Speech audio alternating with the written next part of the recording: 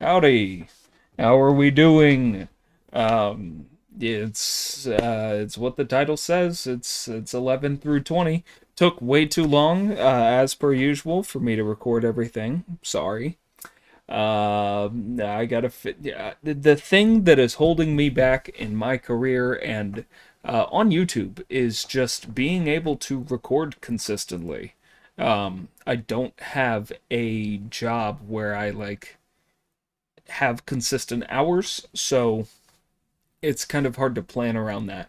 But also, I'm making excuses for myself. If I wanted it that bad, I could just do it.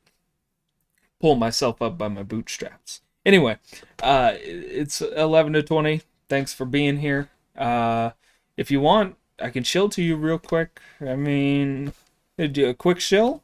Yeah? You want that? You want me to chill to you? Okay, I'll do it. Bam! Wow! Sondley.printful.me. We've got merch. Check it out. Chairman Mao loves me. Bottom text. Now, isn't that just a beautiful shirt? Look at this man. He's killing that shirt. You want some propaganda merch? Awesome. You want some propaganda merch? I got it here. We got the monkey hat. We got the little red book embroidered hat. We got the embroidered shirt. I mean, we just got good stuff over here. Eventually, there will be Three Kingdoms merch. There's not right now. I don't even know what it would look like, other than us doing something with the guys on the thumbnail. But maybe we can come up with something. Maybe we could do something with that guy that got an arrow shot into his eye and then he ate it. Maybe maybe we can do something hopefully not gross with that. But yeah, that's it. Thanks for being here. Um, yeah, enjoy the compilation. Bye. Three Kingdoms, Chapter 11. Liu Bei rescues Kong Rong at Beihai. Lu Bu defeats Cao Cao near Puyong. It was one Mi Zhu who said he knew how to defeat Cao Cao utterly. Mi Zhu came from a wealthy family of merchants in Donghai and trading in Luoyang. One day, traveling homeward from that city in a carriage, he met an exquisitely beautiful lady trudging along the road, who asked him to let her ride. He stopped and yielded his place to her. She invited him to share the seat with her. He mounted, but sat rigidly upright, never even glancing in her direction. They traveled thus for some miles when she thanked him and alighted. Just as she left, she said, "I am the goddess of fire from the southern land. I am on my way to execute a decree of the supreme god to burn your dwelling, but your extreme courtesy has so deeply touched me that I now warn you. Hasten homeward, remove your valuables, for I must arrive tonight." Thereupon she disappeared. Mi Zhu hastily finished his journey and, as soon as he arrived, moved everything out of his house. Sure enough, that night a fire started in the kitchen and involved the whole house. After this, he devoted his wealth to relieving the poor and comforting the afflicted. Chao Chon gave him the magistracy office he then held. The plan Mi Zhu proposed was this. "I will go to Beihai and beg Governor Kong Rong to help. Another should go to Qingzhou on a similar mission to get the help from Imperial Protector Tian Kai. If the armies of these two places march on Cao Cao, he will certainly retire." Cao Qian accepted the plan and wrote 2 letters. He asked for a volunteer to go to Qingshao, and a certain Qin Deng offered himself, and after he had left, Mi Zhu was formally entrusted with the mission to the north. Meanwhile, Cao Chun and his generals would hold the city as they could. Kong Rong was a native of Chufu in the old state of Le. He was one of the 20th generation in descent from the great teacher Confucius. Kong Rong had been noted as a very intelligent lad, somewhat precocious. When 10 years old, he had gone to sing Li Ying, the governor of Henan, but the doorkeeper demurred to letting him in. But when Kong Rong said, "I am Minister Li Ying's intimate friend," he was admitted. Li Ying asked Kong Rong what relations had existed between their families that might justify the term intimate. The boy replied, "Of old, my ancestor Confucius questioned your ancestor, the Taoist sage Lao Tzu, concerning ceremonies. So our families have known each other for many generations." Li Ying was astonished at the boy's ready wit. Presently, High Minister Qin Wei visited, to whom Li Ying told the story of his youthful guest. "He is a wonder, this boy," said Li Ying, pointing to Kong Rong. Qin Wei replied, "It does not allow that a clever boy grows up into a clever man." The lad took him up at once, saying, "By what you say, sir, you were certainly one of the clever boys." The minister advisor and governor all laughed, saying, "The boy is going to be a noble vessel." Thus, from boyhood, Kong Rong was famous. As a man, he rose to be an imperial commander and was sent as governor to Beihai, where he was renowned for hospitality. He used to quote the lines, "Let the rooms be full of friends, and the cups be full of wine. That is what I like." After 6 years at Beihai, the people were devoted to him. That day, Miju arrived. Kong Rong was, as usual, seated among his guests, and the messenger was ushered in without delay. In reply to a question about the reason of the visit, Miju presented Tao Chun's letter, which said that Cao Cao was pressing on Zhuzhou city, and the imperial protector prayed for help. Then said Kong Rong, "Your master and I are good friends, and your presence here constrains me to go to his aid. However, I have no quarrel with Cao Cao either, so I will first write to him to try to make peace. If he refuses my offer, then I must set the army in motion." "Cao Cao will not listen to proposals of peace. He is too certain of his strength," said Miju. Kong Rong wrote his letter and also gave orders to muster his troops. Just at this moment happened another rising of the Yellow of Scarves, 10,000 of them, and the ruffians began to rob and murder at Beihai. It was necessary to deal with them first, and Kong Rong led his army outside the city. The rebel leader, Guanhai, rode out to the front, saying, "I know this country is fruitful and can well spare 10,000 carts of grain. Give me that and we retire. Refuse and we will batter down the city walls and destroy every soul." Kong Rong shouted back, "I am a servant of the great Hans, entrusted with the safety of their land. Think you I will feed the rebels?" Guanhai whipped his steed, whirled his sword around his head, and rode forward. Zhong Bao, one of Kong Rong's generals, set his spear and rode out to give battle, but after a very few bouts, Zhongbao was cut down. Soon the soldiers fell into panic and rushed pell-mell into the city for protection. The rebels then laid siege to the city on all sides. Kongrong was very downhearted, and Miju, who now saw no hope for the success of his mission, was grieved beyond words. The sight from the city wall was exceeding sad, for the rebels were there in enormous numbers.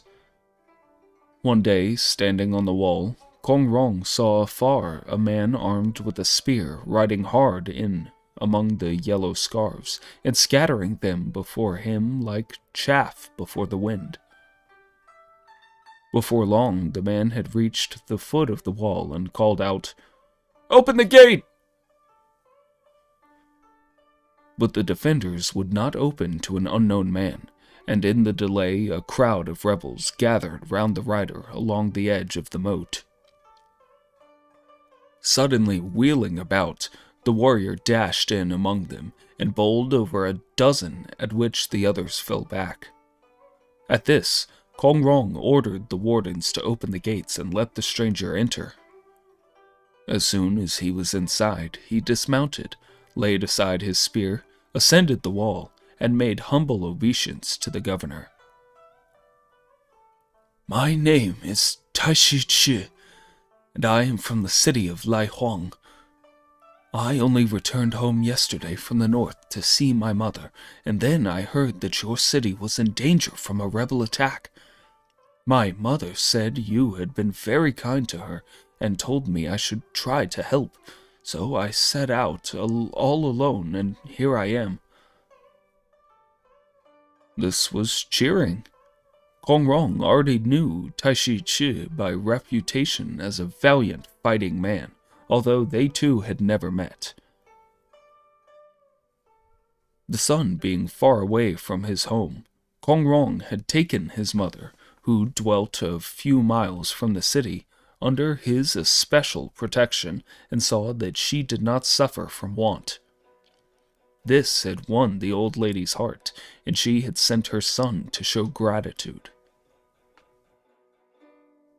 Kongrong showed his appreciation by treating his guest with the greatest respect, making him presents of clothing and armor, saddles and horses. Presently, said Taishi Chi, "Give me 1,000 soldiers, and I will go out and drive off these fellows."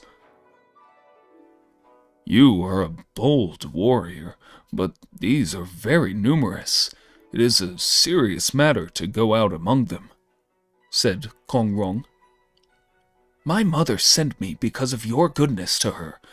How shall I be able to look her in the face if I do not raise the siege? I would prefer to conquer or perish." "I have heard Liu Bei is one of the heroes in the world, and if we could get his help, there would be no doubt of the result, but there is no one to send." "I will go as soon as I have received your letter." So, Kongrong wrote letters and gave them to his helper. Taishi Chi put on his armor, mounted his steed, attached his bow and quiver to his girdle, took his spear in his hand, tied his packed haversack firmly to his saddle bow, and rode out at the city gate. He went quite alone. Along the moat, a large party of the besiegers were gathered, and they came to intercept the solitary rider. But Taishi Chi dashed in among them and cut down several, and so finally fought his way through. Guanhai, hearing that a rider had left the city, guessed what his errand would be, and followed Taishi Chi with a party of horsemen. Guanhai spread them out so that the messenger rider was entirely surrounded. Then Taishi Chi laid aside his spear, took his bow, adjusted his arrows one by one, and shot all round him. And as a rider fell from his steed with every tang of Tai Chi's bowstring, the pursuers dared not close in. Thus he got clear away and rode in hot haste to Liu Bei. Tai Chi reached Pingguan, and after greeting his host in proper form, he told how Kong Rong was surrounded and had sent him for help. Then he presented the letter which Liu Bei read. "And who are you?" asked Liu Bei. "I am Tai Chi, a fellow from Lai Huang. I am not related by ties of kin to Kong Rong, nor even by ties of neighborhood, but I am by the bonds of sentiment, and I share his sorrows and misfortunes. The Yellow Scars have invested his city, and he is distressed with none to turn to, and destruction is very near. You are known as humane, righteous, and eager to help the distressed. Therefore, at his command, I have braved all dangers and fought my way through his enemies to pray you save him." Liu Bei smiled, saying, "And does he know there is a Liu Bei in this world?"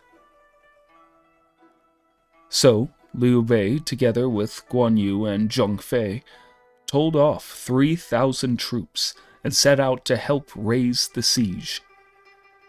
When the rebel leader Guan Hai saw these new forces arriving, he led out his army to fight them, thinking he could easily dispose of so small a force.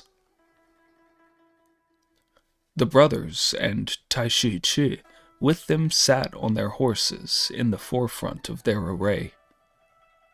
Guan Hai hastened forward.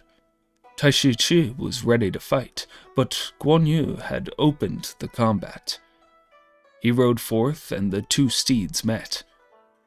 The soldiers set up a great shout, for how could there be any doubt of the result? After a few bouts, Guan Yu's green dragon saber rose and fell, and with the stroke, felled the rebel leader. This was the signal for Zheng Fei and Tai Chi to take a share, and they advanced side by side.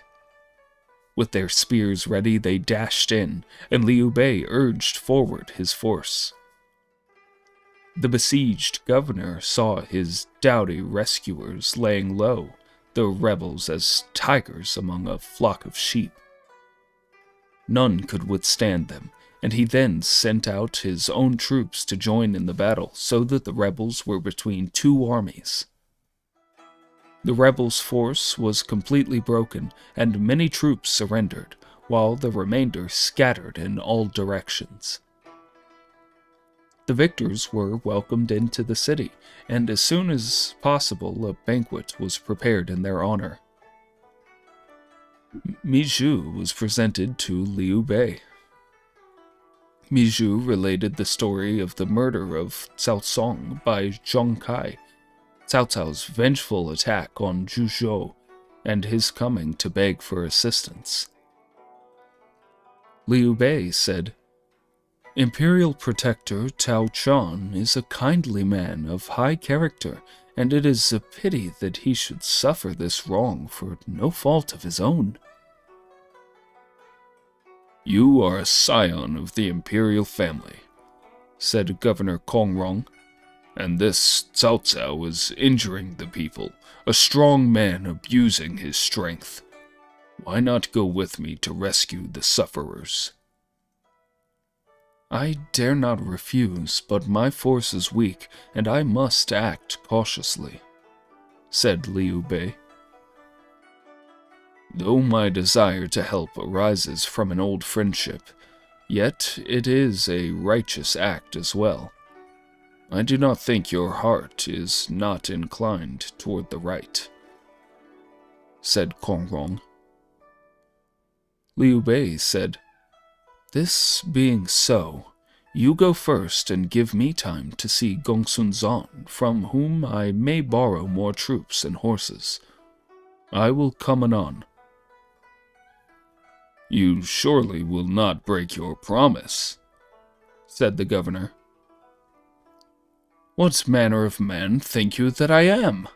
Said Liu Bei. The wise one said, Death is common to all. The person without truth cannot maintain the self. Whether I get the troops or not, certainly I shall myself come. So the plan was agreed to. Mi Zhu set out to return forthwith while Kong Rong prepared for his expedition. Taishi Chi took his leave, saying, My mother bade me to come to your aid, and now, happily, you are safe. Letters have come from my fellow townsmen, Liu Yao, imperial protector of Yongzhou, calling me thither, and I must go. I will see you again. Kong Rong pressed rewards upon Taishi Chi, but he would not accept nothing, and departed. When his mother saw him, she was pleased at his success, saying she rejoiced that he had been able to prove his gratitude, and after this he departed for Yongzhou. Liu Bei went away to his friend Gongsun Zan, and laid before Gongsun Zan his design to help Zhu Zhou. Cao Cao and you are not enemies. Why do you spend yourself for the sake of another? Said Gongsun Zan. I have promised, Liu Bei replied, and dare not break faith. I will lend you 2,000 horse and foot, said Gongsun Zan. I also wish to have the services of Zhao Yun, said Liu Bei. Gongsun Zan agreed to this also. They marched away, Liu Bei's own troops being in front, and Zhao Yun, with the borrowed troops, being in rear. In due course, Mi Zhu returned, saying that Kong Rong had also obtained the services of Liu Bei. The other messenger, Chen Deng, came back and reported that Tian Kai would also bring help. Then was Tao Chun's heart set at ease. But both the leaders, though they had promised aid, greatly dreaded their antagonist, and camped along the hills at a great distance, fearful of coming to close quarters. Cao Cao knew of their coming, and divided his army into parts to meet them, so postponing the attack on the city itself. Presently, Liu Bei came up and went to see Kong Rong, who said, The enemy is very powerful, and Cao Cao handles his army skillfully. We must be cautious. Let us make most careful observations before we strike a blow. What I fear is famine in the city, said Liu Bei. They cannot hold out very long. I will put my troops with yours under your command, while I, with Zhong Fei, make a dash through to see Tao Chun and consult with him. Kong Rong approved of this, so he and Tian Kai took up positions on the Oxhorn Formation, with Guan Yu and Zhao Yun on either side to support them. When Liu Bei and Zhong Fei, leading 1,000 troops, made their dash to get through Cao Cao's army, they got as far as the flank of his camp, when there arose a great beating of drums, and horse and foot rolled out like billows on the ocean. The leader was Yu Jin. He checked his steed and called out, You madmen from somewhere! Where are you going? Zhong Fei heard Yu Jin, deigned no reply. He only rode straight to attack the speaker. After they had fought a few bouts, Liu Bei waved his double swords as signal for his troops to come on, and they drove Yu Jin before them. Zhong Fei led the pursuit, and in this way they reached the city wall.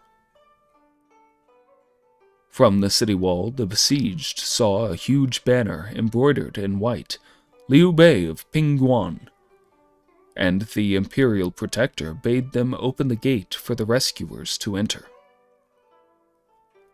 Liu Bei was made very welcome, conducted to the residence, and a banquet prepared in his honor. The soldiers also were feasted. Tao Chun was delighted with Liu Bei, admiring his high-spirited appearance and clear speech. Tao Chun bade Mi Zhu offer Liu Bei the seal and insignia of the protectorship office, but Liu Bei shrank back, startled. "What does this mean?" said Liu Bei. Tao Chun said, "There is trouble on every side, and the kingly rule is no longer maintained. You, sir, are a member of the family and eminently fitted to support them and their prerogatives. I am verging on senility, and I wish to retire in your favor. I pray you not to decline, and I will report my action to the court." Liu Bei started up from his seat and bowed before his host, saying, "Scion of the family I may be, but my merit is small and my virtue meager. I doubt my fitness even for my present post, and only a feeling of doing right sent me to your assistance. To hear such speech makes me doubt. Surely you think I came with greed in my heart. May God help me no more if I cherished such a thought." "It is a poor old man's real sentiment," said Tao Chun. Time after time, Tao Chun renewed his offer to entrust the region of Zhuzhou to Liu Bei, but Liu Bei kept refusing. In the midst of this came Mi Zhu, saying, "The enemies had reached the wall, and something must be done to drive them off. The present matter could await a more tranquil time." Said Liu Bei, "I ought to write to Cao Cao to press him to raise the siege. If he refuses, we will attack forthwith." Orders were sent to the three camps to remain outside, quiescent till the letter could reach Cao Cao. It happened that Cao Cao was holding a council when a messenger with a war letter was announced. The letter was brought in and handed to him, and when he opened it and looked at it, he found it was from Liu Bei. This is the letter, very nearly. "Since meeting you outside the pass, fate has assigned us to different quarters of the world, and I have not been able to pay my respects to you. Touching the death of your noble father, it was owing to the vicious nature of Zhong Kai, and due to no fault of Tao Chun. Now, while the remnant of the Yellow Scarves is disturbing the lands, and Dong Zhuo's partisans have the upper hand in the capital, I wish that you, illustrious sir, would regard the critical position of the court rather than your personal grievances, and so divert your forces from the attack on Zhuzhou to the rescue of the state. Such would be for the happiness of that city and the whole world." Cao Cao gave vent to a torrent of abuse. "Who is this Liu Bei that dares write and exhort me? Besides, he means to be satirical." Cao Cao issued orders to put the bearer of the letter to death and to press on the siege. But Guojia remonstrated, saying, "Liu Bei has come from afar to help Cao Chun, and he is trying the effect of politeness before resorting to arms. I pray you, my lord, reply with fair words that his heart may be lulled with a feeling of safety. Then attack with vigor, and the city will fall." Cao Cao found this advice good, so he spared the messenger, telling him to wait to carry back his reply. While this was going on, a horseman came with news of misfortune. Lu Bu has invaded Yongzhou, now holding Puyang. The 3 counties left, Wansheng, Fengxia, and Dongjun, are under severe attacks. When Li Jue and Guosi, the 2 partisans of Dongzhuo, succeeded in their attack on the capital, Lu Bu had fled to Wanshu. However, Wanshu looked askance at him for his instability and refused to receive him. Then Lu Bu went to try Wan Shao, who was a brother of Wan Shu. Wan Shao accepted the warrior and made use of him in an attack upon Zhongyan in Changshan. But his success filled him with pride, and his arrogant demeanor so annoyed the other commanders that Wan Shao was on the point of putting him to death. To escape this, Lu Bu had gone away to Zhongyang, governor of Shandong, who accepted his services. About this time, Hong Shu, who had been hiding and protecting Lu Bu's family in Chang'an since his disappearance, restored them to him. This deed angered Li Jue and Guosi so that they put Peng Shu to death and wrote to Lu Bu's protector to serve him the same. To escape this, Lu Bu once again had to flee, and this time joined himself to Zhong Mao. Lu Bu arrived just as Zhong Mao's brother, Zhong Qiao, was introducing Chen Gong. Chen Gong said to Zhong Mao, "The rupture of the empire has begun, and warriors are seizing what they can. It is strange that you, with all the advantages of population and provisions you enjoy, do not strike for independence. Cao Cao has gone on an expedition against the east, leaving his own territory defenseless. Lu Bu is one of the fighting people of the day. If you and he together attacked and got Yongzhou, you could then proceed to the Dominion." Zhong Mao was pleased and resolved to try. He ordered an attack, and soon Lu Bu was in possession of Yongzhou and its neighborhood, all but 3 small counties of Wansheng, Fengxia, and Dongjun, which were vigorously and desperately defended by Zun Yu and Chen Yu in concert. Cao Cao's cousin, Cao Ren, had fought many battles but was repeatedly defeated, and the messenger with evil tidings had come from him asking prompt help. Cao Cao was greatly disturbed by this and said, "If my own region be lost, I have no home to return to. I must do something at once." The best thing to do would be to become friends with Liu Bei at any cost and return to Yongzhou, said Guo Xia. Then Cao Cao wrote to Liu Bei, gave the letter to the waiting messenger, and broke camp.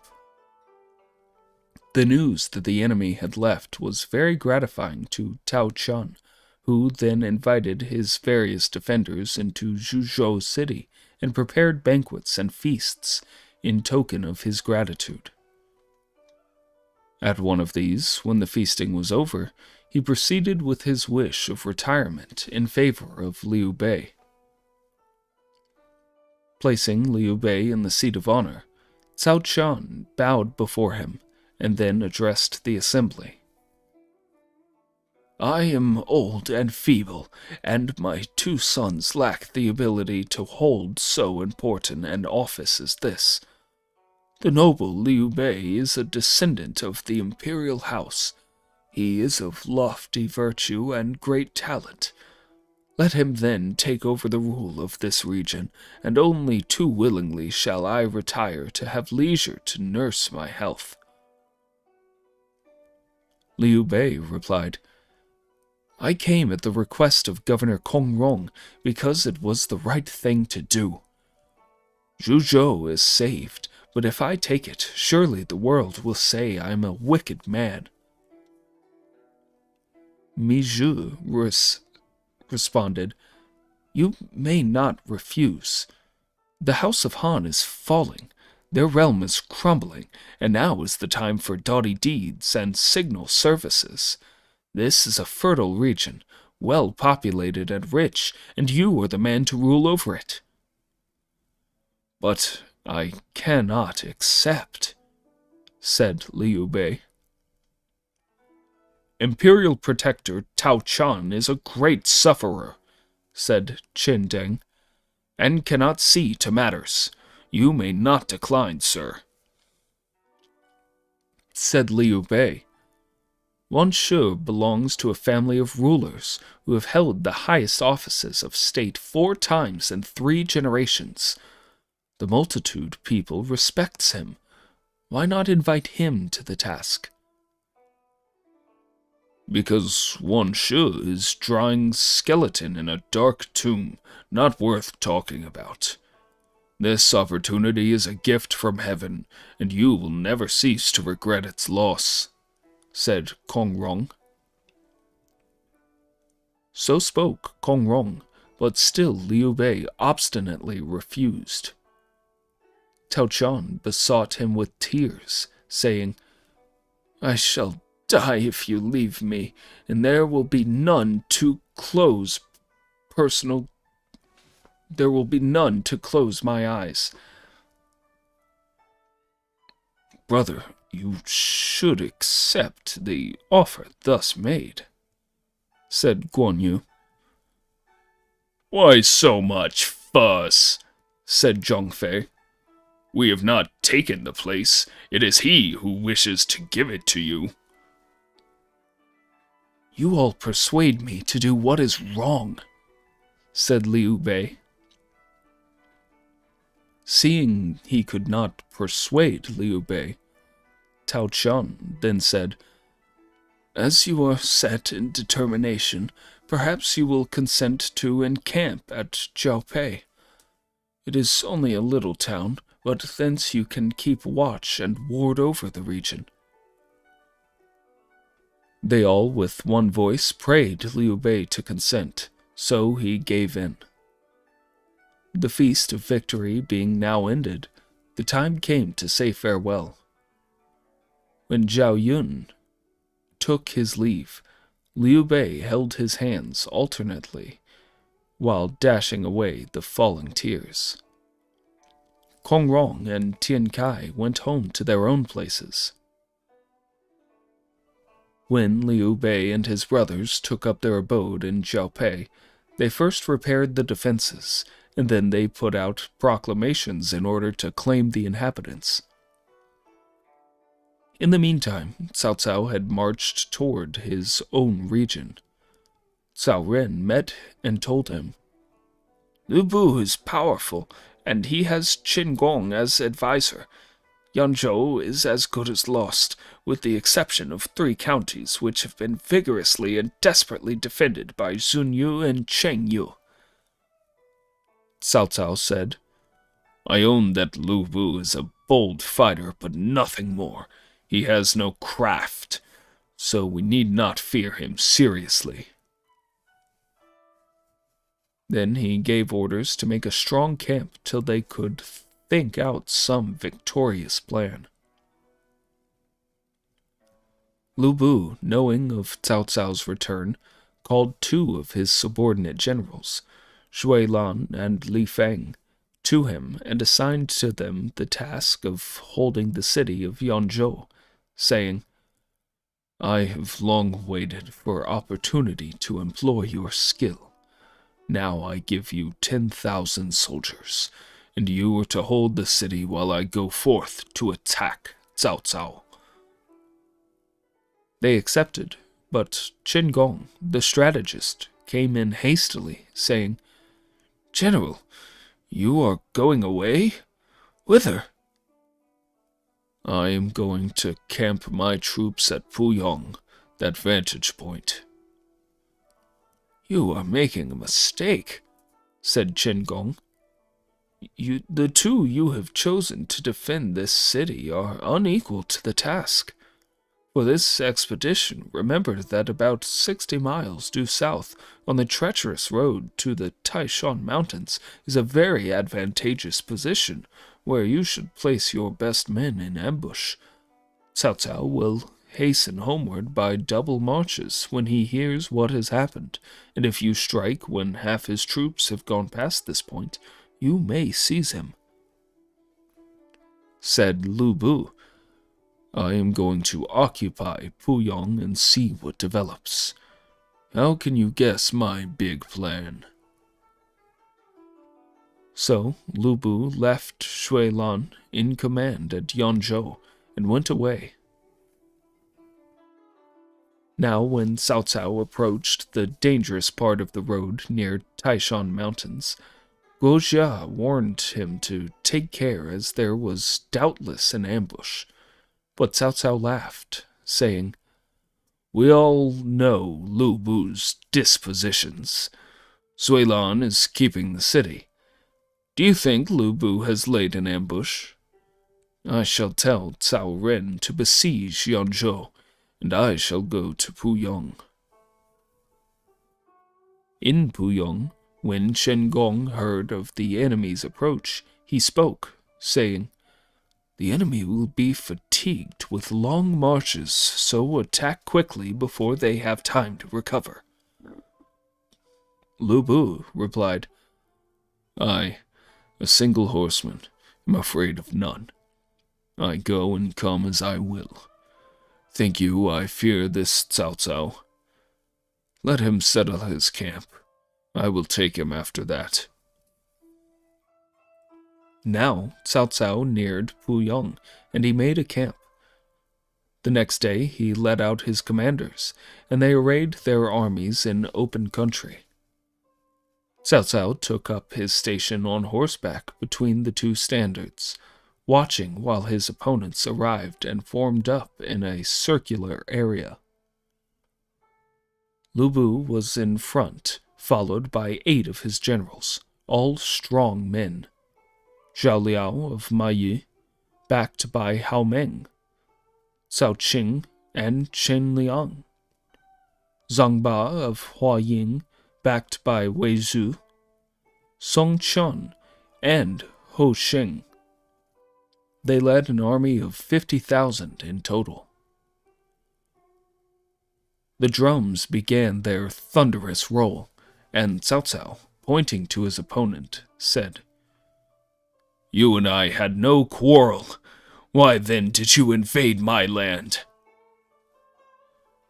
"The Empire of Han is the possession of all. What is your special claim?"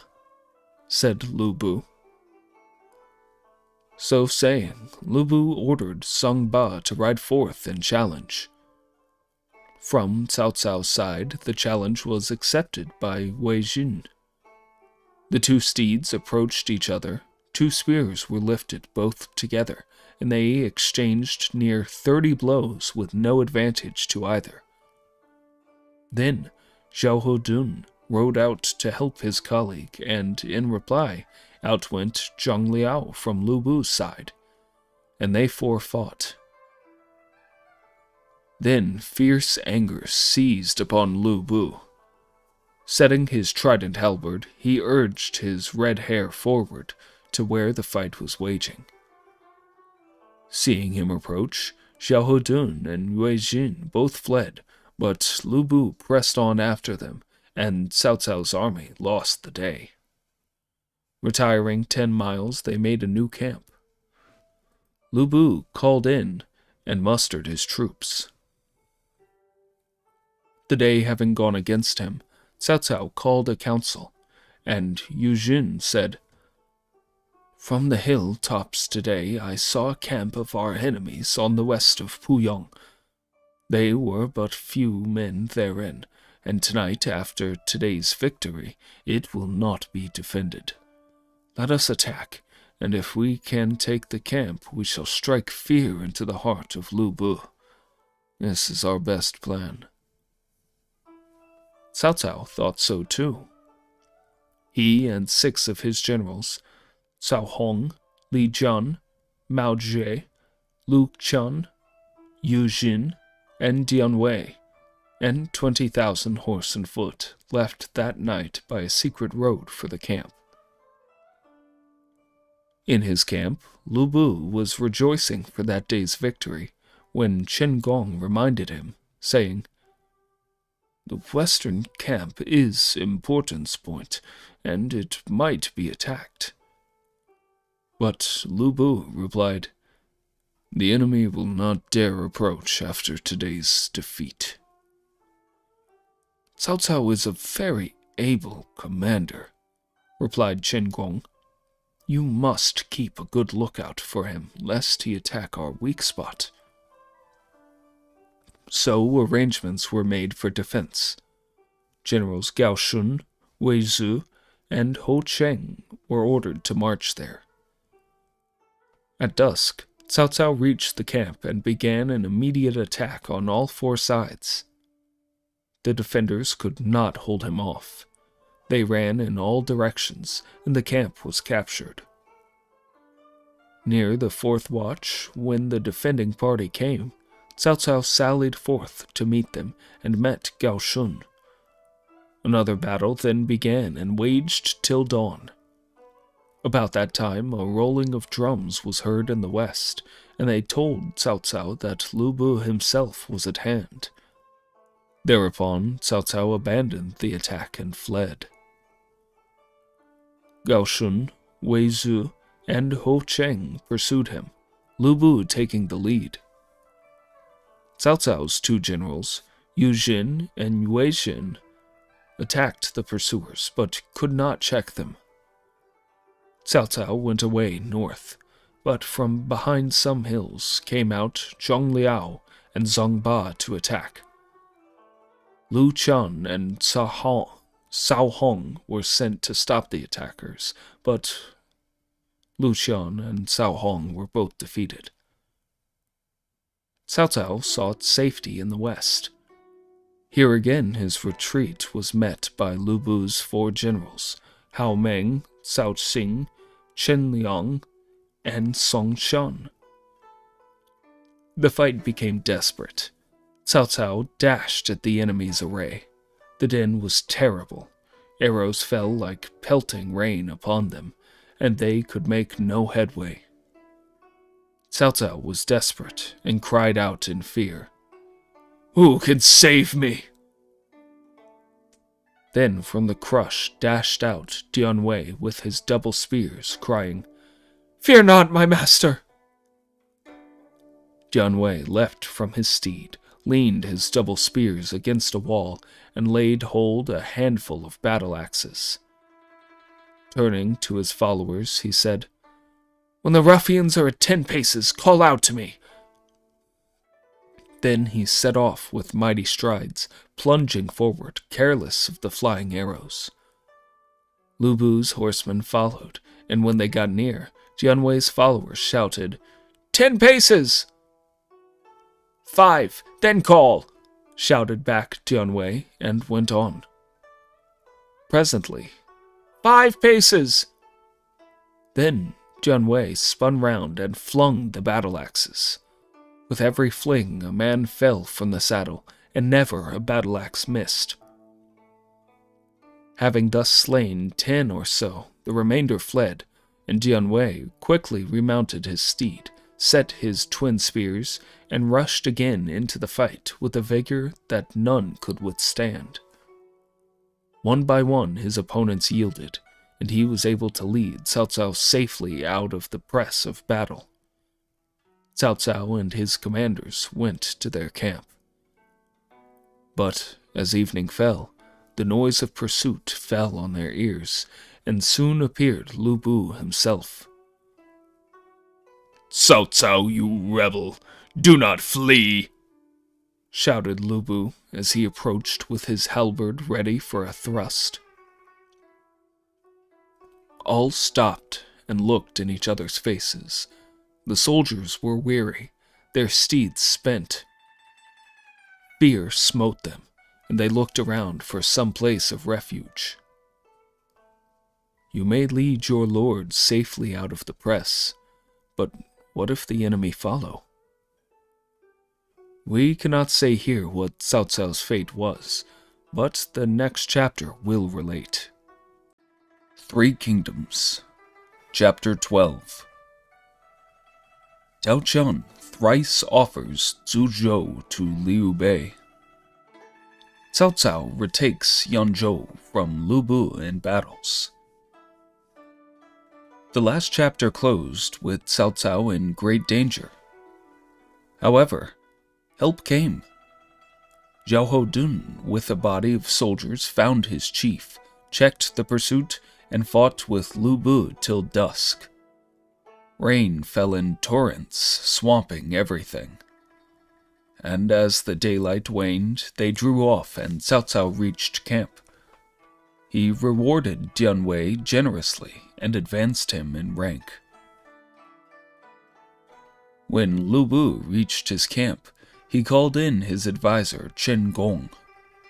Then Chen Gong proposed a new stratagem. He said, "In Puyang there is a rich leading family, Tian by name, who number thousands, enough to populate a whole country in themselves. Make one of these people go to Cao Cao's camp with a pretended secret letter about Lu Bu's ferocity and the hatred of the people and their desire to be rid of him. End by saying that only Gao Shun is left to guard the city, and they would help anyone who would come to save them.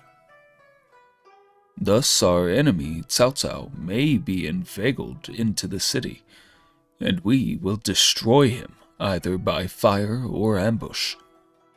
His skill may be equal to encompassing the universe, but he will not escape." Lu Bu thought this trick might be tried, and they arranged for the Tian family letter to be sent. Coming soon after the defeat, when Cao Cao felt uncertain what step to take next, the secret letter was read with joy. It promised interior help, and said the sign should be a white flag with the word rectitude written thereon. "Heaven is going to give me Puyang," said Cao Cao joyfully. So he rewarded the messenger very liberally and began to prepare for the expedition. Then came Liu Ye, saying, "Lu Bu is no strategist, but Chen Gong is full of guile. I fear treachery in this letter, and you must be careful.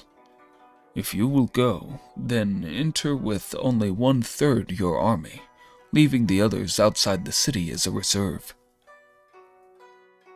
Cao Cao agreed to take this precaution. He went to Puyang, which he found gay with fluttering flags.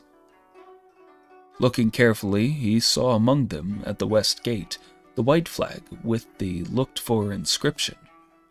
His heart rejoiced. That day, just about noon, the city gates opened, and 2 bodies of soldiers appeared as if to fight. Gao Shun was the front commander, and Ho Cheng the rear commander.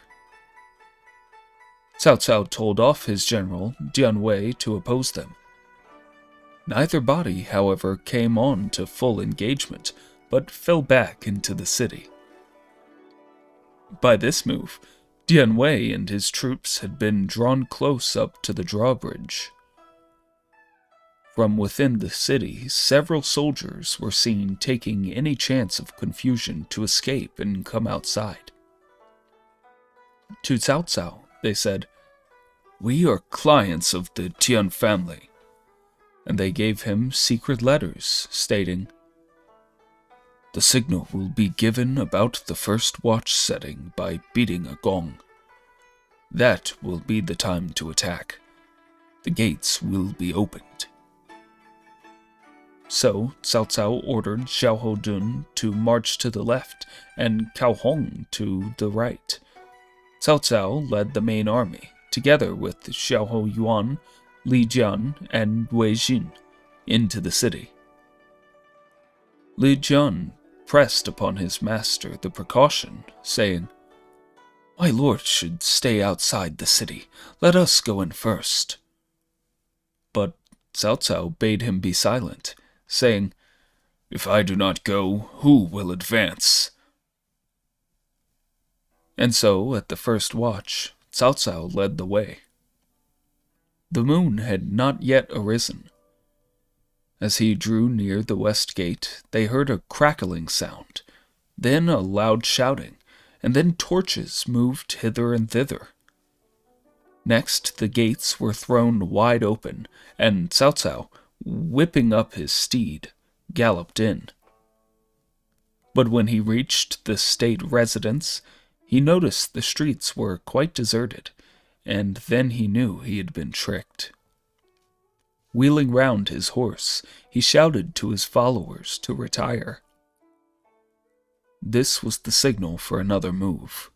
An explosion of a signal bomb was heard close at hand, and it was echoed from every side in a deafening roar. Gongs and drums beat all around with a roar like rivers rushing backward to their source, and the ocean boiling up from its depths. From two sides, east and west, came bodies of soldiers eager to attack, led by Lu Bu's generals, Zhang Liao and Zhang Ba. Cao Cao dashed off toward the north, only to find his way barred by Hao Meng and Cao Qing. Cao Cao tried for the south gate, but met enemies led by Gao Shun and Ho Cheng. Cao Cao's trusty commander, Dian Wei, with fierce eyes and gritting teeth, at last burst through and got out, with the enemy close after him. But when Dian Wei reached the drawbridge, he glanced behind him and missed his master. Immediately, Dian Wei turned back and cut an artillery alley aside. Just within, he met Li Jian. "Where is our lord?" cried Dian Wei. "I'm looking for him," said Li Jian. "Quick, get help from outside," shouted Dian Wei. "I will seek him." So Li Jian hastened for aid, and Dian Wei slashed his way in, looking on every side for Cao Cao. He was not to be found. Dashing out of the city, Dian Wei ran up against Wei Jun, who asked where their lord was. "I have entered the city twice in search of him, but cannot find him," said Dian Wei. "Let us go in together," said Wei Jun. They rode up to the gate, but the noise of bombs from the gate tower frightened Wei Jun's horse so that it refused to pass. Wherefore Dian Wei alone went in, butting through the smoke and dashing through the flames. But he got in and searched on every side. When Cao Cao saw his sturdy protector Dian Wei cut his way out and disappear, leaving him surrounded, he again made an attempt to reach the north gate. On the way, sharply outlined against the glow, he saw the figure of Lu Bu coming toward him with his trident halberd, ready to kill. Cao Cao covered his face with his hand, whipped up his steed, and galloped past. But Lu Bu came galloping up behind him, and tapping him on the helmet with the halberd, cried, "Where is Cao Cao?" Cao Cao turned and, pointing to a dun horse well ahead, cried, "There, on that dun, that's he." Hearing this, Lu Bu left pursuing Cao Cao to gallop after the rider of the dun. Thus relieved, Cao Cao, set off for the east gate. Then he fell in with Jianwei, who took him under his protection and fought through the press, leaving a trail of death behind till they reached the gate. Here the fire was raging fiercely, and burning beams were falling on all sides. The earth element seemed to have interchanged with the fire element. Jianwei warded off the burning pieces of wood with his lance and rode into the smoke, making a way for his lord. Just as they were passing through the gate, a flaming beam fell from the gate tower. Cao Cao just warded it off with his arm, but it struck his steed on the quarters and knocked the steed down. Cao Cao's hand and arm were badly burned, and his hair and beard singed. Jianwei turned back to his rescue. Luckily, Xiaohou Yuan came along just then, and the two raised Cao Cao and set him on Xiaohou Yuan's horse. And thus they got him out of the burning city. But they had to go through heavy fighting till daybreak. Cao Cao returned to his camp. His officers crowded around his tent, anxious for news of his health. He soon recovered and laughed when he thought of his escape. "I blundered into that fool's trap, but I will have my revenge," said he. "Let us have a new plan soon," said Guozha. "I will turn his trick to my own use. I will spread the false report that I was burned in the fire and that I died at the 5th watch. He will come to attack as soon as the news gets abroad, and I will have an ambush ready for him in Meiling Hills. I will get him this time." "Really a fine stratagem," said Guozha. So the soldiers were put into mourning, and the report went everywhere that Cao Cao was dead. And soon Lu Bu heard it, and he assembled his army at once to make a surprise attack, taking the road by Meiling Hills to his enemy's camp. As he was passing the hills, he heard the drums beating for an advance, and the ambushing soldiers leapt out all round him. Only by desperate fighting did he get out of the melee, and with a sadly diminished force returned to his camp at Fuyong. There he strengthened the fortifications and could not be tempted forth to battle. This year locusts suddenly appeared, and they consumed every green blade. There was a famine, and in the northeast grain rose to 50 strings of cash a cart. People even took to cannibalism. Cao Cao's army suffered from want, and he marched them to Wancheng. Lu Bu took his troops to Shangyang. Perforce, therefore, the fighting ceased. In Zhuzhou, Imperial Protector Tao Chun, over 60 years of age, suddenly fell seriously ill, and he summoned his confidant, Mi Zhu, to his chamber to make arrangements for the future.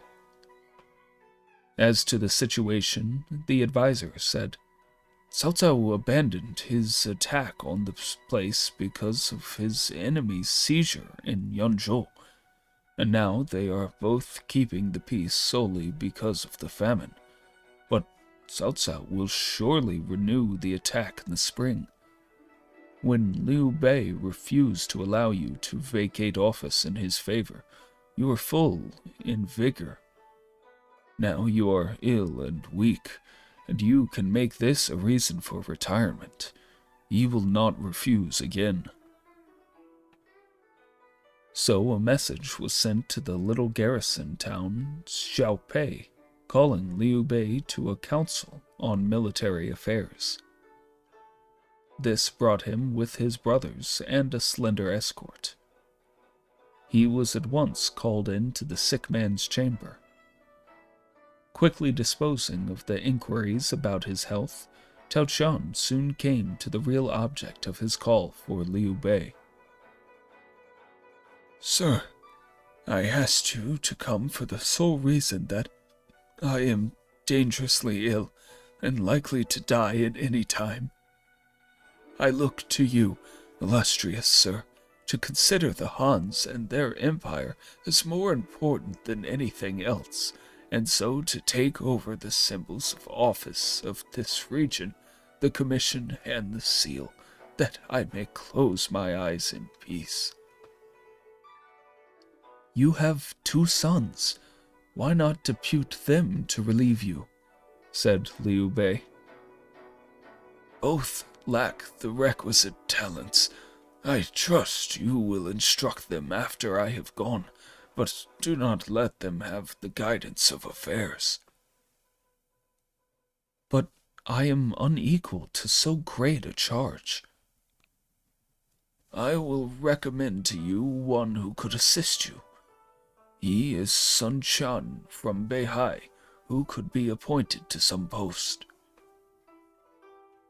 Turning to Mi Zhu, Tao Qian said, "The noble Liu Bei here is the most prominent man of the time, and you should serve him well."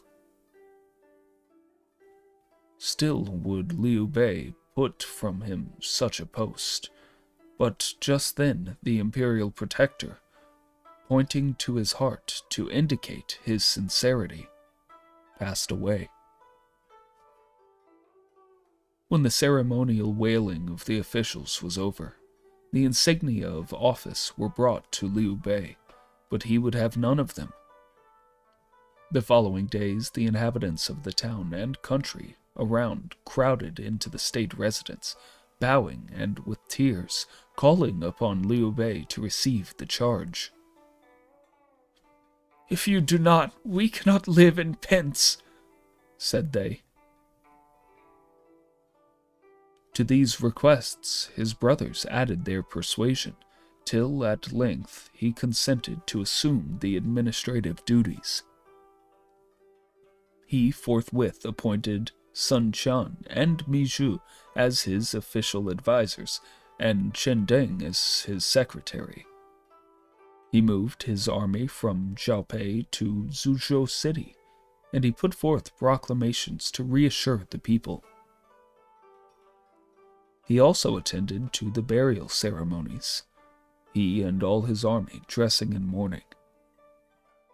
After the fullest sacrifices and ceremonies, a burial place for the late imperial protector was found close to the source of the Yellow River. The dead man's testament was forwarded to court. The news of the events in Zhuzhou duly reached the ears of Cao Cao. Then in Guancheng, said he angrily, "I have missed my revenge. This Liu Bei has simply stepped into command of the region without expending half an arrow. He sat still and attained his desire. But I will put him to death, and then dig up Tao Qian's corpse in revenge for the death of my noble father." Orders were issued for the army to prepare for a new campaign against Zhuzhou.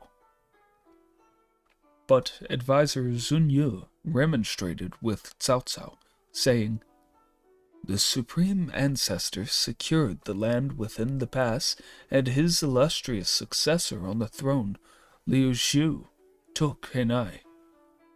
They both first consolidated their position, whereby they could command the whole empire. Their whole progress was from success to success, hence they accomplished their great designs in spite of difficulties. Illustrious sir, your land within the pass, and your Henai, are Yonzhou and the Yellow River, which you had first, and which is of the utmost strategic point of the empire. If you undertake this expedition against Zhuzhou, leaving many troops here for defense, you will not accomplish your design.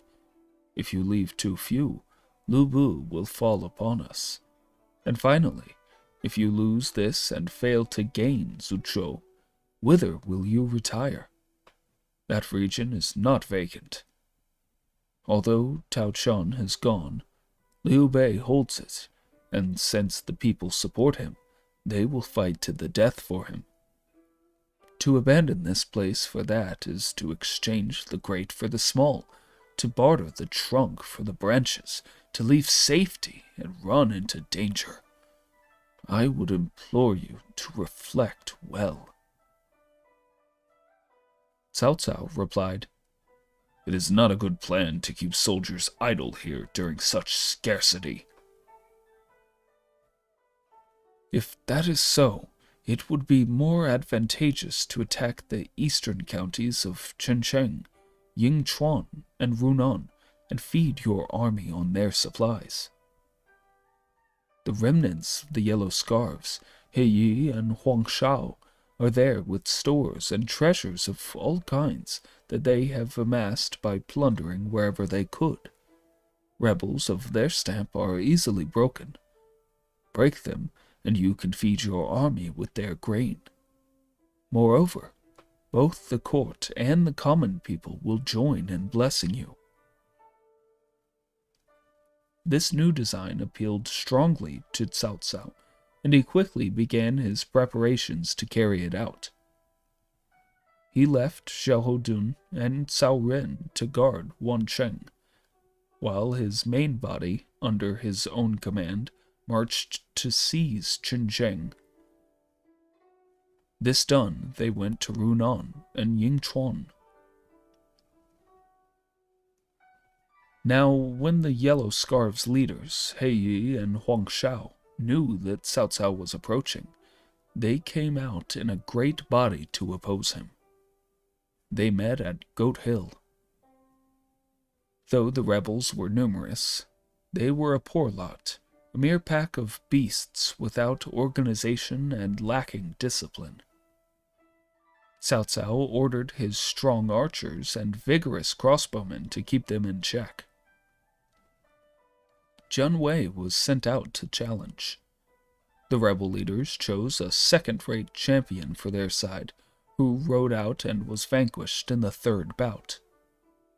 Then Cao Cao's army pushed forward, and they made a camp at Goat Hill. The following day, the rebel Huang Shao himself led forth his army and made his battle array along a circle. A leader advanced on foot to offer combat. He wore a yellow turban on his head and a green robe. His weapon was an iron mace. He shouted, I am He-Man, the devil who shoots across the sky. Who dare fight with me? Cao Hong uttered a great shout and jumped from the saddle to accept the challenge. Sword in hand, he advanced on foot, and the two exchanged in fierce combat in the face of both armies. They exchanged some 50 blows, neither gaining the advantage. Then Cao Hong feigned defeat and ran away. He-Man went after him. Just as he closed, Cao Hong tried a feint and then suddenly wheeling about, wounded his adversary. Another slash, and He-Man lay dead.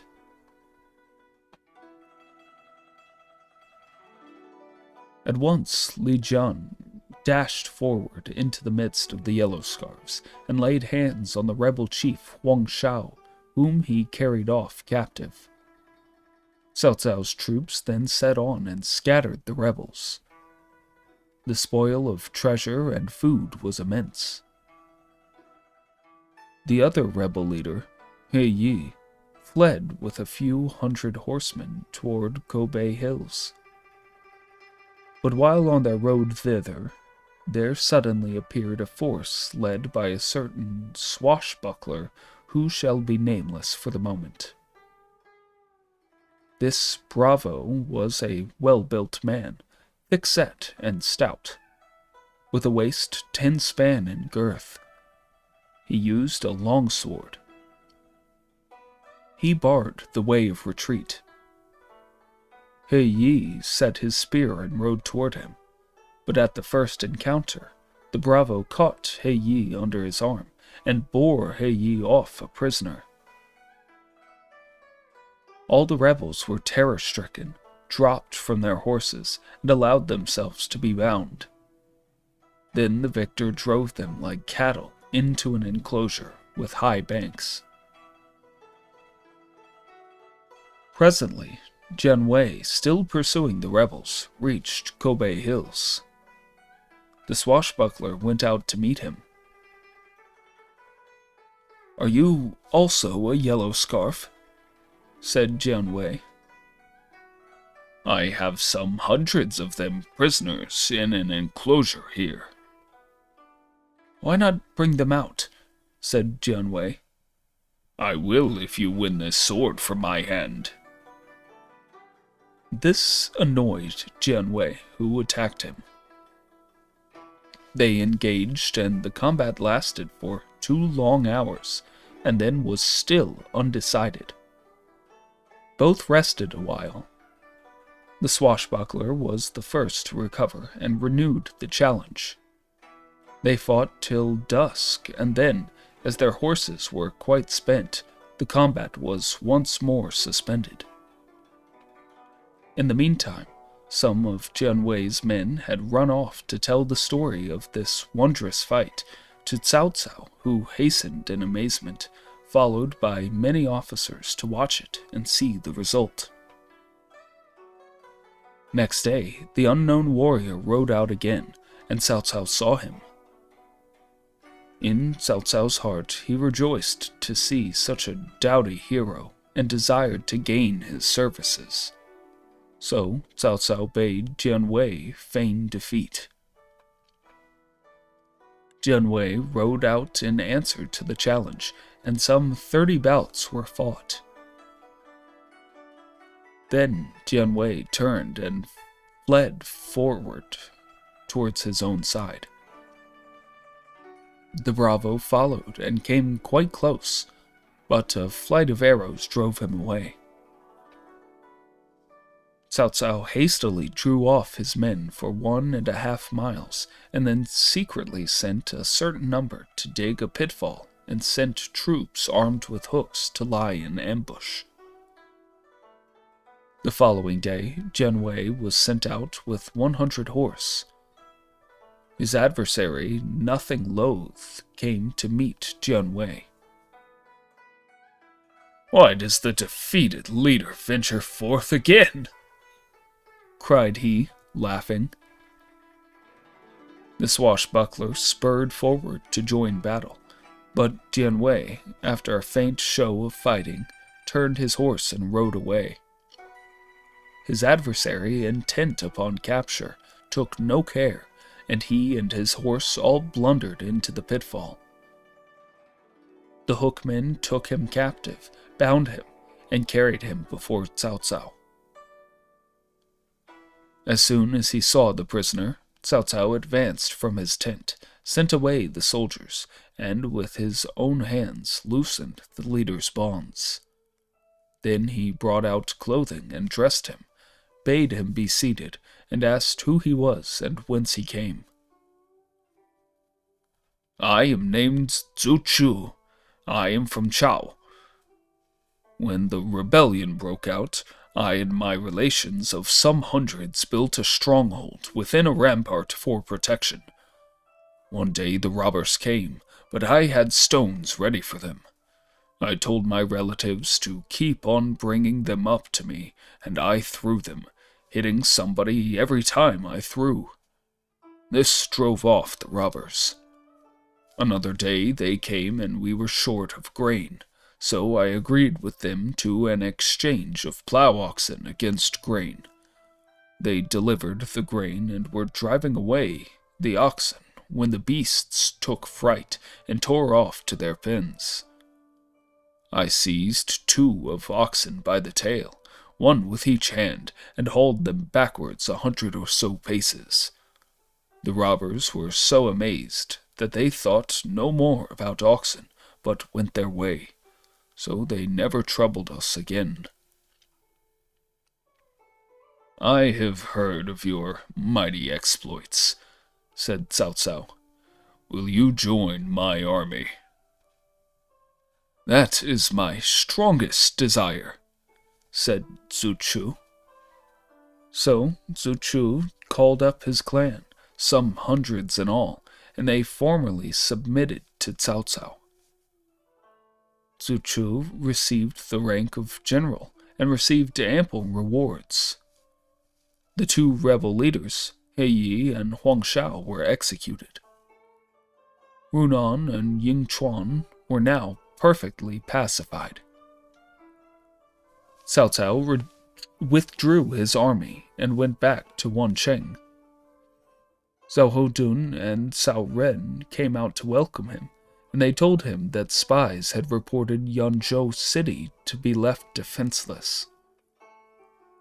Lu Bu's generals, Zui Lan and Li Feng, had given up all its garrison to plundering the surrounding county. They wanted him to go against it without loss of time. With our soldiers fresh from victory, the city will fall at a tap of the drum, said they. So Cao Cao marched the army straight to the city. An attack was quite unexpected, but the two leaders, Zui Lan and Li Feng, hurried out their few soldiers to fight. Zhu Chu, the latest recruit, said he wished to capture these two, and he would make of them an introductory gift. The task was given him, and he rode forth. Li Feng, with his halberd, advanced to meet Zhu Chu. The combat was brief, as Li Feng fell in the second bout. His colleague, Sui Lan, retired with his troops, but he found the drawbridge had been seized by Li Jian, so that he could not get shelter within the city. Sui Lan led his men towards Shuye, but Lu Qian pursued and killed him with an arrow. His soldiers scattered to the four winds, and thus Yanzhou was recaptured. Next, Cheng Yu proposed an expedition to take Puyang. Cao Cao marched his army out in perfect order. The van leaders were Jian Wei and Zhu Chu. Zhao Hodun and Zhao Yuan led the left wing. Li Jian and Wei Jin led the right wing. Yu Jin and Lu Qian guarded the rear. Cao Cao himself commanded the center. When they approached Puyang, Lu Bu wished to go out in person and alone to attack, but his advisor Qin Gong protested, saying, "General, you should not go out until the arrival of the other officers." "Whom do I fear?" said Lu Bu. So he threw caution to the winds and went out of the city. He met his foes and he began to revile them. The redoubtable Zhu Shu went to fight with him, but after 20 bouts, neither combatant was any the worse. "He is not the sort that one man can overcome," said Cao Cao. And he sent Jian Wei to attack Lu Bu from another direction. Lu Bu stood the double onslaught. Soon after, the flank commanders joined in, Zhao Hodun and Zhao Yuan attacking the left, Li Jian and Wei Jin surrounding the right. Lu Bu had 6 opponents. These proved really too many for him, so he turned his horse and rode back to the city. But when the members of the Tian family saw him coming back beaten, they raised the drawbridge. Lu Bu shouted, "Open the gates! Let me in!" But the Tian said, "We have gone over to Cao Cao. This was hard to hear, and the beaten man abused them roundly before he left. Chen Gong got away through the east gate, taking with him the general's family. Thus Puyong came into Cao Cao's hands, and for their present services the Tian family were pardoned their previous fault. However, Liu Ye said, "Lu Bu is a savage beast. If led alive, he will be a great danger. Hunt him down." Liu Ye was ordered to keep Puyong, wherefore Cao Cao determined to follow Lu Bu to Dingtao, whither he had gone for refuge. Lu Bu, Zheng Miao, and Zheng Chao were assembled in the city. Gao Shun and other generals were out foraging. Cao Cao's army arrived but did not attack for many days, and presently he withdrew 15 miles and made a stockade. It was the time of harvest, and he set his soldiers to cut wheat for food. The spies reported this to Lu Bu, who came over to see. But when he saw that Cao Cao's stockade lay near a thick wood, he feared an ambush and retired. Cao Cao heard that Lu Bu had come and gone and guessed the reason. "He fears an ambush in the wood," said Cao Cao. "We will set up flags there and deceive him. There is a long embankment near the camp, but behind it there is no water. There we will lay an ambush to fall upon Lu Bu when he comes to burn the wood."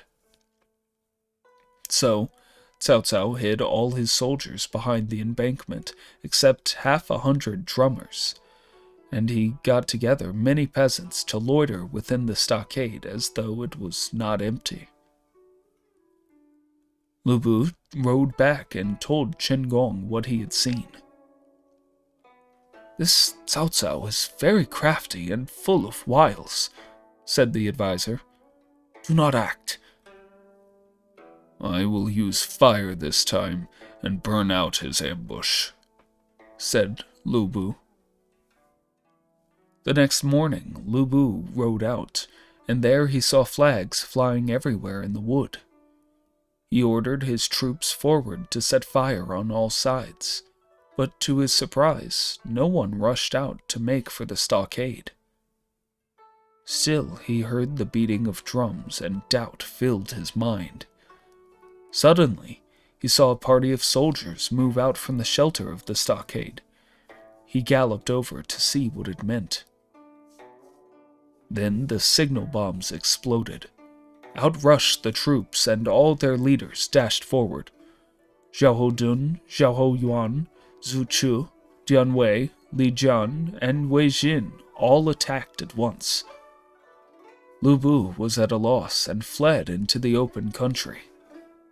One of his generals, Cheng Liang, was killed by an arrow of Wei Jin.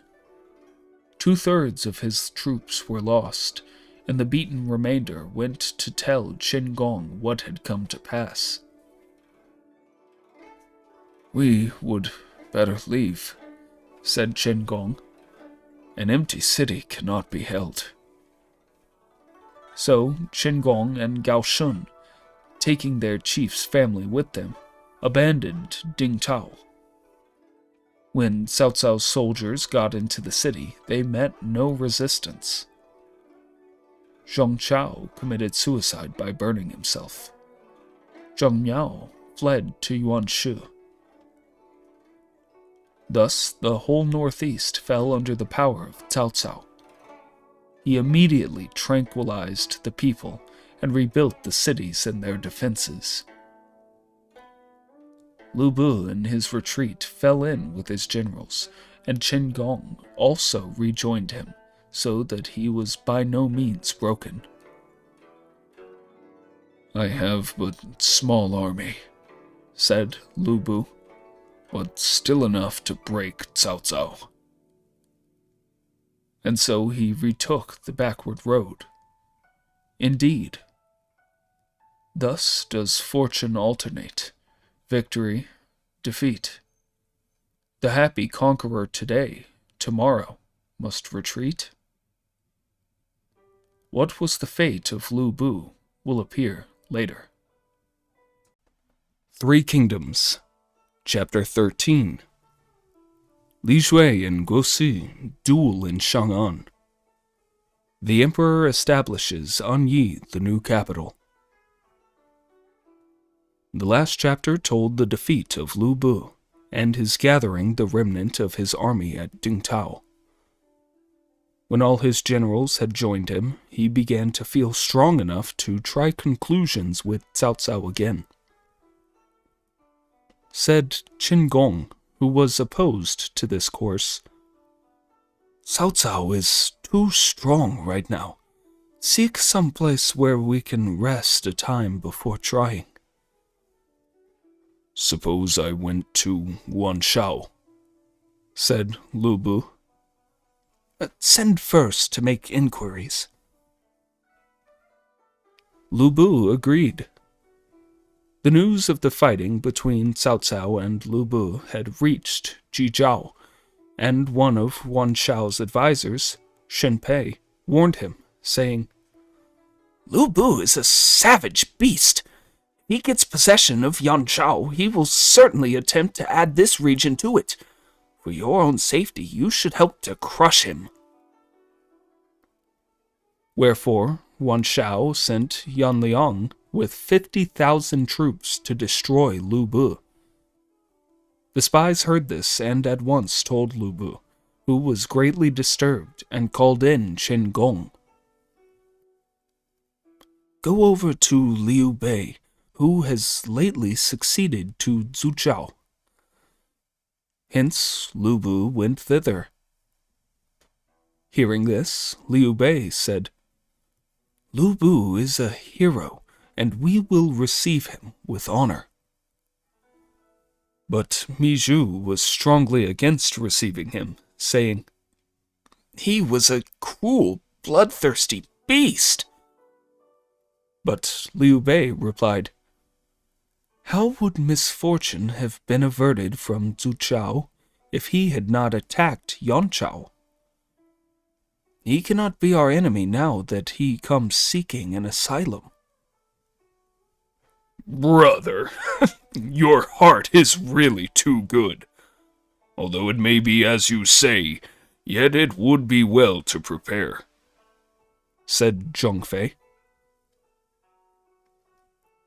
The new imperial protector with a great following met Lu Bu 10 miles outside the city gates, and the two chiefs rode in side by side. They proceeded to the residence, and there, after the elaborate ceremonies of reception were over, they sat down to converse.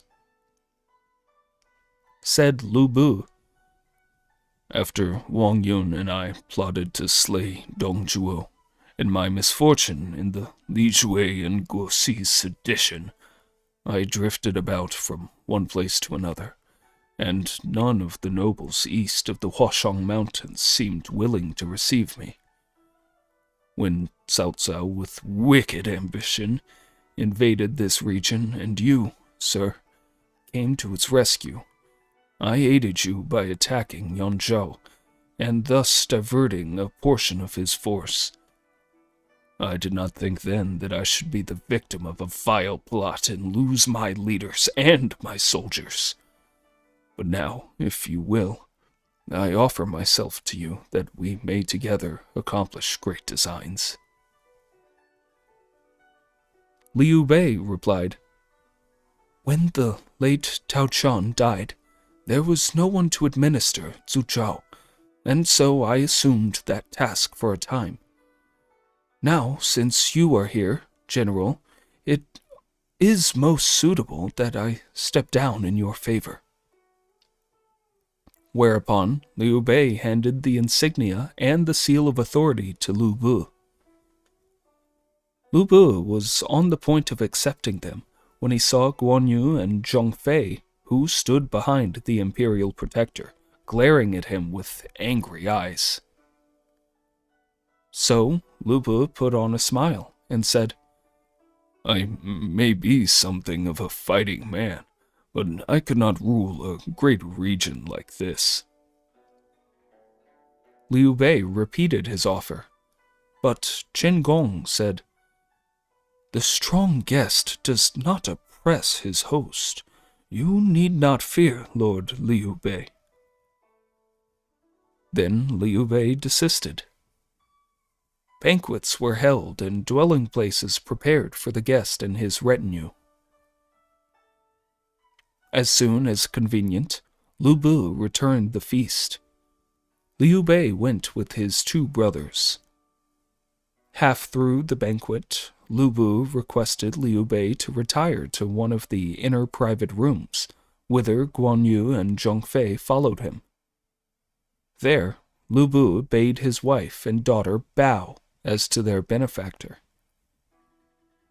Here also Liu Bei showed excessive modesty.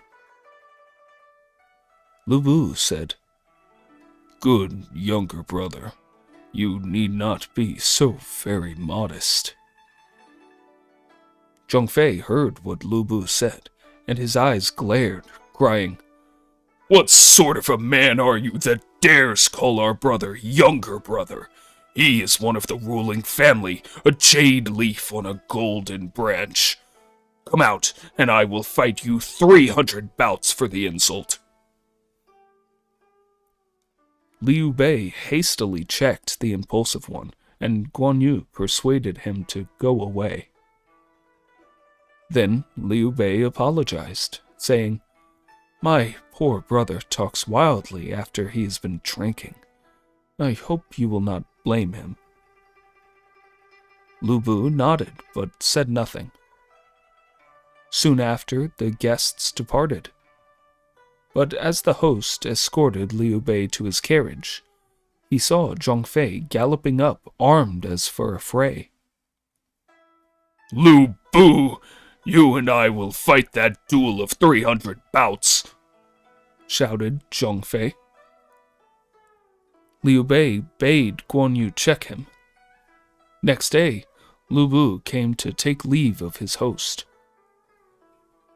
"You, O Lord, kindly received me, but I fear your brothers and I cannot agree, so I will seek some other asylum."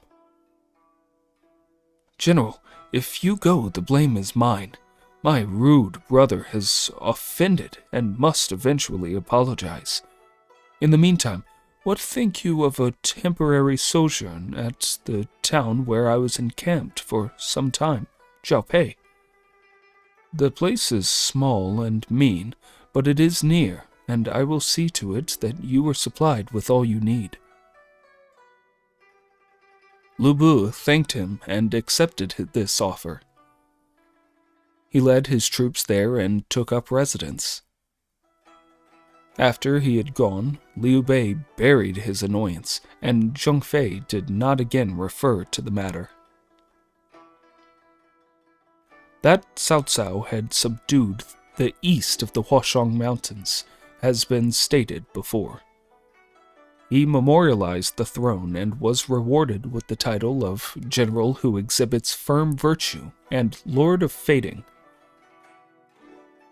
At this time, the rebellious Li Shui was commanding the court, and he had made himself regent marshal, and his colleague Guo Si styled himself Grand Commander. Their conduct was abominable, but no one dared to criticize them.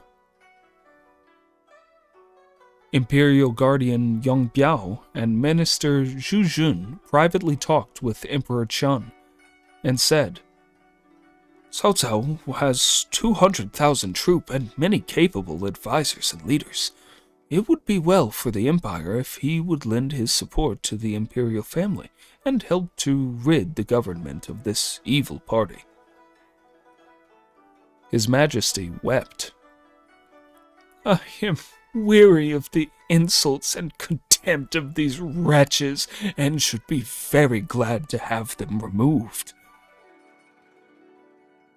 I have thought of a plan to estrange Li Shui and Guo Si, and so make them destroy each other. Then Cao Cao could come and cleanse the court," said Yong Biao. "How will you manage it?" asked the emperor. "Guo Si's wife, Lady Qiong, is very jealous, and we can take advantage of her weakness to bring about a quarrel." So, Yong Biao received instruction to act with a secret edict to support him. Yong Biao's wife, Lady Kai, made an excuse to visit Lady Qiong at her place, and, in the course of conversation, said, "There is talk of secret liaison between the general, your husband, and the wife of Minister Li Jue. It is a great secret, but if Minister Li Jue knew it, he might try to harm your husband. I think you ought to have very little to do with that family."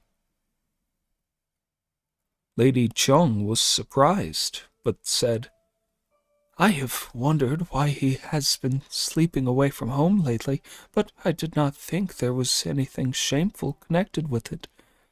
I should never have known if you had not spoken. I must put a stop to it." By and by, when Lady Kai took her leave, Lady Qiong thanked her warmly for the information she had given. Some days passed, and Guo Si was going over to the dwelling of Li Jue to a dinner. Lady Qiong did not wish him to go, and said, "This Li Jue is very deep, and one cannot fathom his designs. You two are not of equal rank, and if he made away with you, what would become of your poor handmaid?" Guo Si paid no attention, and his wife could not prevail on him to stay at home. Late in the afternoon, some presents arrived from Li Jue's palace, and Lady Qiong secretly put poison into the delicacies before she set them before her lord. Guo Si was going to taste at once, but she said, "It is unwise to consume things that come from outside. Let us try on a dog first." They did, and the dog died. This incident made Guo Si doubt the kindly intentions of his colleague.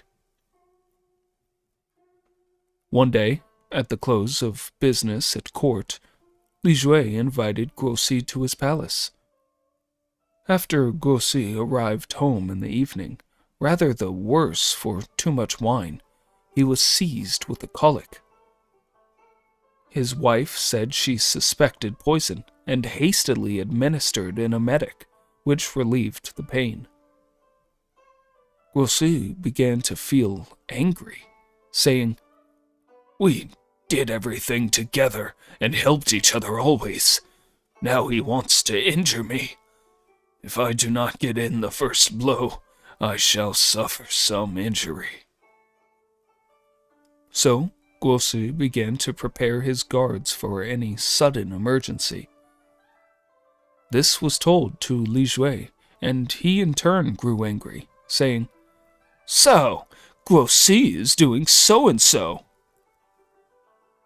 Then Li Jue got his guards under way and came to attack Guo Si. Both houses had 10,000, and the quarrel became so serious that they fought a pitched battle under the city walls. When that was over, both sides turned to plunder the people.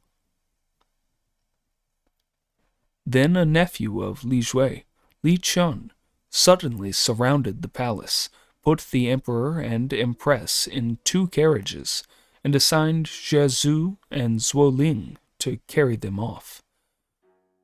The palace attendants were made to follow on foot.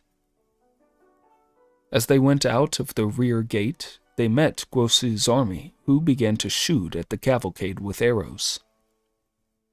They killed many attendants before Li Jue's army came up and forced them to retire.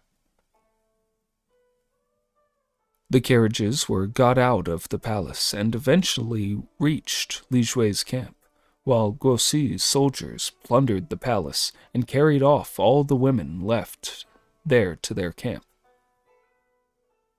Then the palace was set on fire. As soon as Guosi heard of the whereabouts of the emperor, he came over to attack the camp of Li Shui. The emperor, between these two opposing factions, was greatly alarmed. Indeed, slowly the Hans had declined, but renewed their vigor with Liu Shu. 12 were the rulers before him. Followed him also 12 others. Foolish were 2 of the latest. Dangers surrounded the altars. These were degenerate days, with authority given to eunuchs. Then did He Jin the simple, the inept, who commanded the army. Warriors called to the capital, wishing to drive out the vermin. Though they drove out the leopards, tigers, and wolves quickly entered. All kinds of evil were wrought by a low-class creature from Zichao. Wang Yun, honest of heart, beguiled this wretch with a woman, much desired of his henchmen, thus sowing seeds of dissension. Strife resulted, and peace no longer dwelt in the empire. No one suspected that Li Shui and Guosi would continue the evil, much to the sorrow of the Middle Empire, yet they stove for a trifle. Famine stalked in the palace, grief for the clashing of weapons. Why did the warriors strive? Why was the land thus partitioned? They had turned aside from the way appointed of heaven. Kings must ponder these things. Heavy the burden lies on them. Chiefest in all the realm, theirs is no common appointment. Should the king falter or fail, calamities fall on the multitude people. The empire is drenched with their blood, grisly ruin surrounds them. Steeped in sorrow and sad, read you the ancient records. Long is the tale of years, the tale of sorrow is longer. Wherefore one would rule, chiefly must exercise forethought. This, and a keen-edged blade, these must suffice to maintain one. Guosi's army arrived, and Li Shui went out to give battle. Guosi's troops had no success and retired. Then Li Shui removed the imperial captives to Meiwo with his nephew, Li Shan, as gaoler. Supplies were reduced, and famine showed itself on the faces of the eunuchs. The emperor sent to Li Shui to request 5 carts of rice and 5 sets of bullock bones for his attendants. Li Shui angrily replied, "The court gets food morning and evening. Why do they ask for more?" He sent putrid meat and rotten grain, and the emperor was very vexed at the new insult. Imperial counselor Yang Qi counseled patience, saying, "Li Shui is a base creature, but under the present circumstances, your majesty must put up with it. You may not provoke him." The emperor bowed and was silent, but the tears fell on his garments. Suddenly, someone came in with the tidings that a force of cavalry, their sabers glittering in the sun, was approaching to rescue them. Then they heard the gongs beat and the roll of the drums. The emperor sent out to find out who it was. But it was Guosi, and the sadness fell again. Presently arose a great din, for Li Shui had gone out to do battle with Guosi, whom he abused by name. "I treated you well, and why did you try to kill me?" said Li Shui. "You are a rebel. Why should I not slay you?" cried Guosi. You call me rebel when I am guarding the Emperor? You have abducted him. Do you call that guarding? Why so many words? Let us forego a battle and settle the matter in single combat, the winner to take the Emperor and go. The two generals fought in front of their armies, but neither could prevail over the other. Then they saw Yong Biao come riding up to them, crying, Rest a while, O commanders, for I have invited a party of officers to arrange a peace. Wherefore the two leaders retired to their camps. Soon Yong Biao, Zhu Jun, and 60 other officials came up and went to Guoxi's camp. They were all thrown into confinement. We came with good intentions, they moaned, and we're treated like this. Li Shui has run off with the Emperor. I have to have the officers, said Guoxi. What does it mean? One has the Emperor, the other his officers. What do you want? Said Yong Biao. Guoxi lost patience and drew his sword, but Commander Yong Mi persuaded him not to slay the speaker.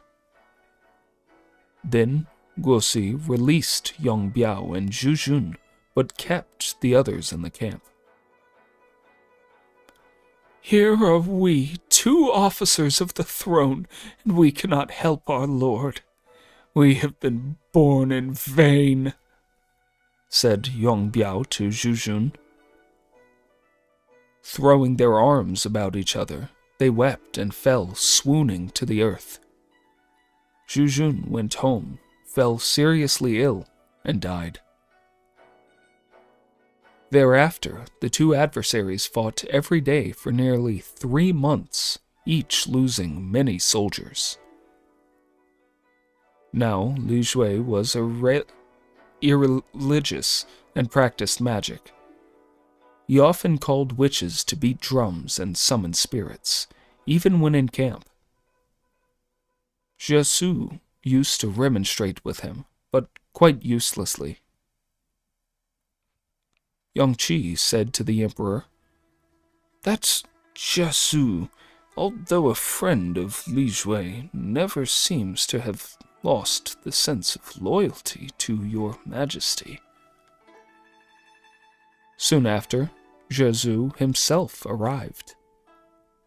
The emperor sent away his attendants and said to Jesu, while weeping, "Can you not pity the Hans and help me?"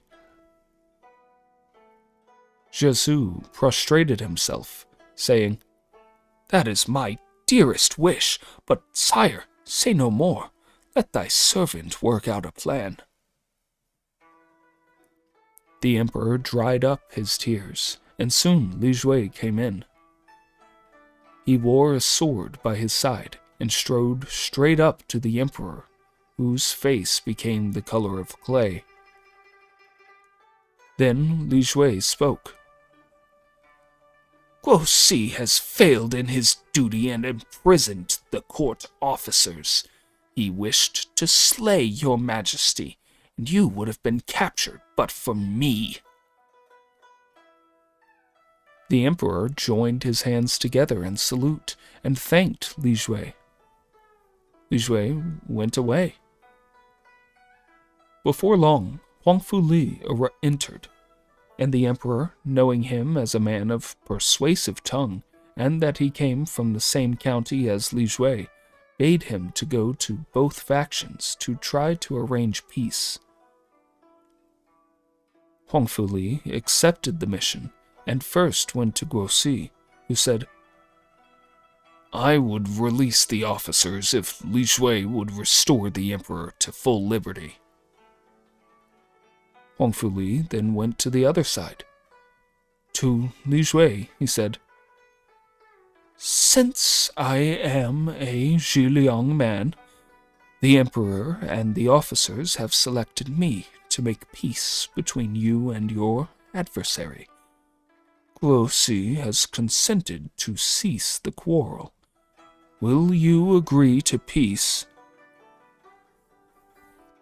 I overthrew Lu Bu.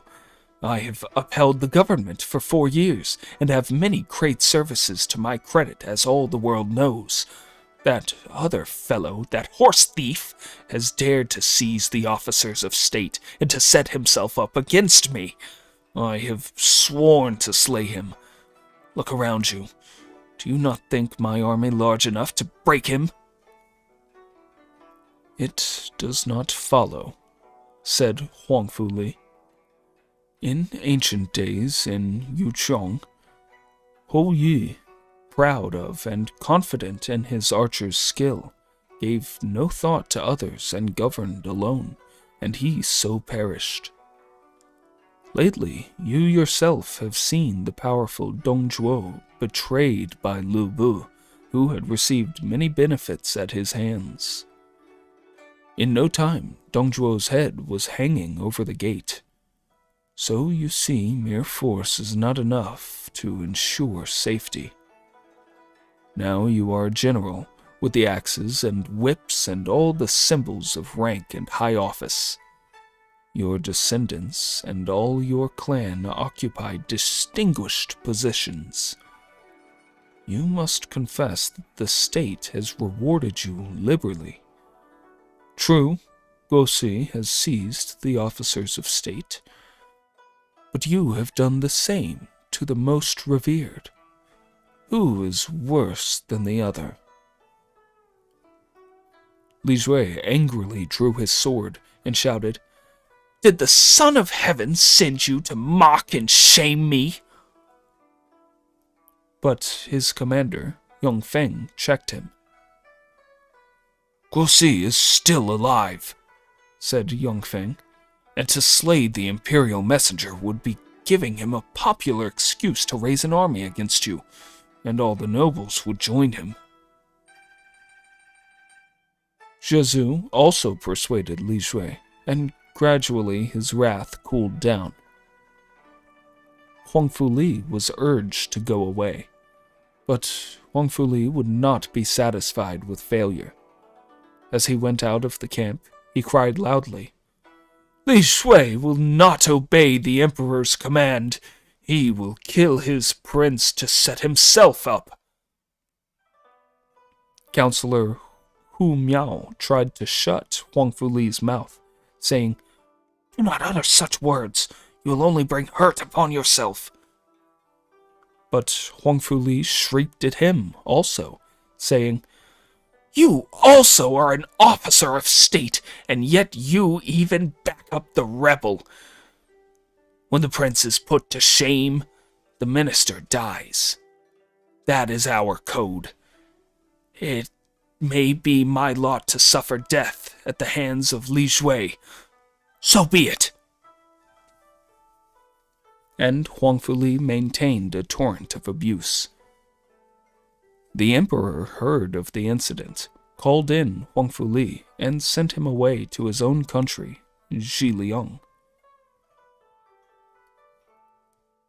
Now more than half Li Jue's troops were from Zhiliang, and he had also the assistance of the Qiangs, the tribespeople beyond the border. When Huang Fu Li spread that Li Jue was a rebel, and so were those who helped him, and that there would be a day of heavy reckoning, those stories disturbed the soldiers.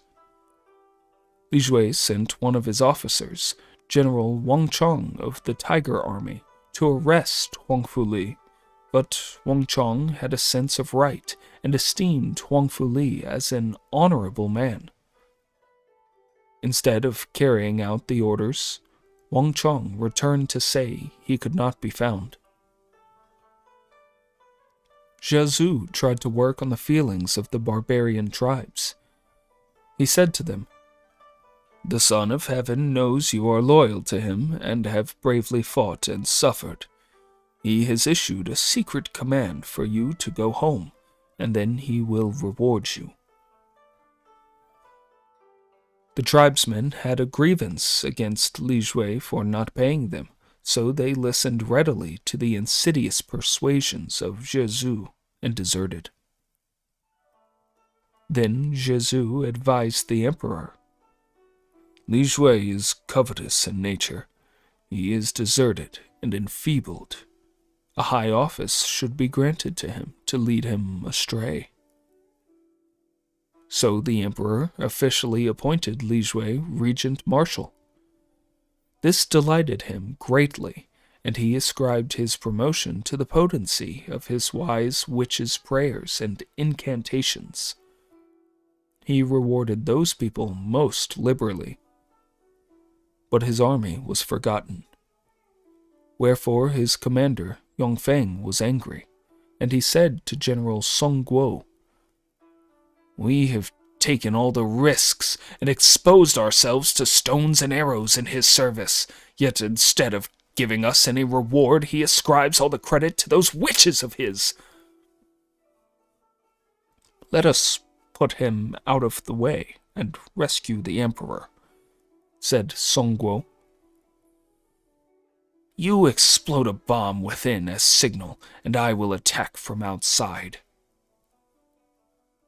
So the two agreed to act together that very night in the second watch. But they had been overheard, and the eavesdropper told Li Shui. Song Guo was seized and put to death. That night, Yongfeng waited outside for the signal while waiting. Out came Li Shui himself. Then a melee began, which lasted till the fourth watch. But Yongfeng got away and fled to Xi'an. But from this time, Li Shui's army began to fall away, and he felt more than ever the losses caused by Guoxi's frequent attacks.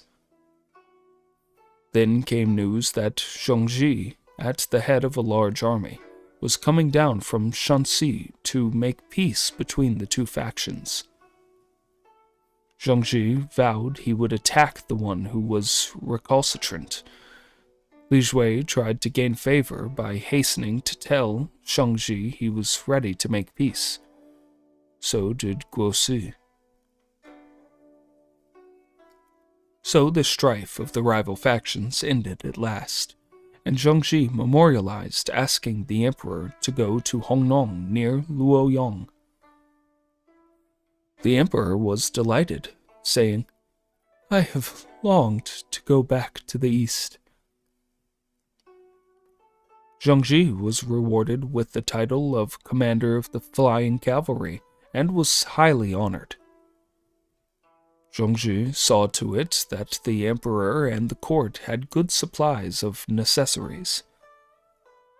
Guoxi set free all his captive officers, and Li Shui prepared transport for the court to move to the east. Li Shui told off companies of his royal guard to escort the cavalcade.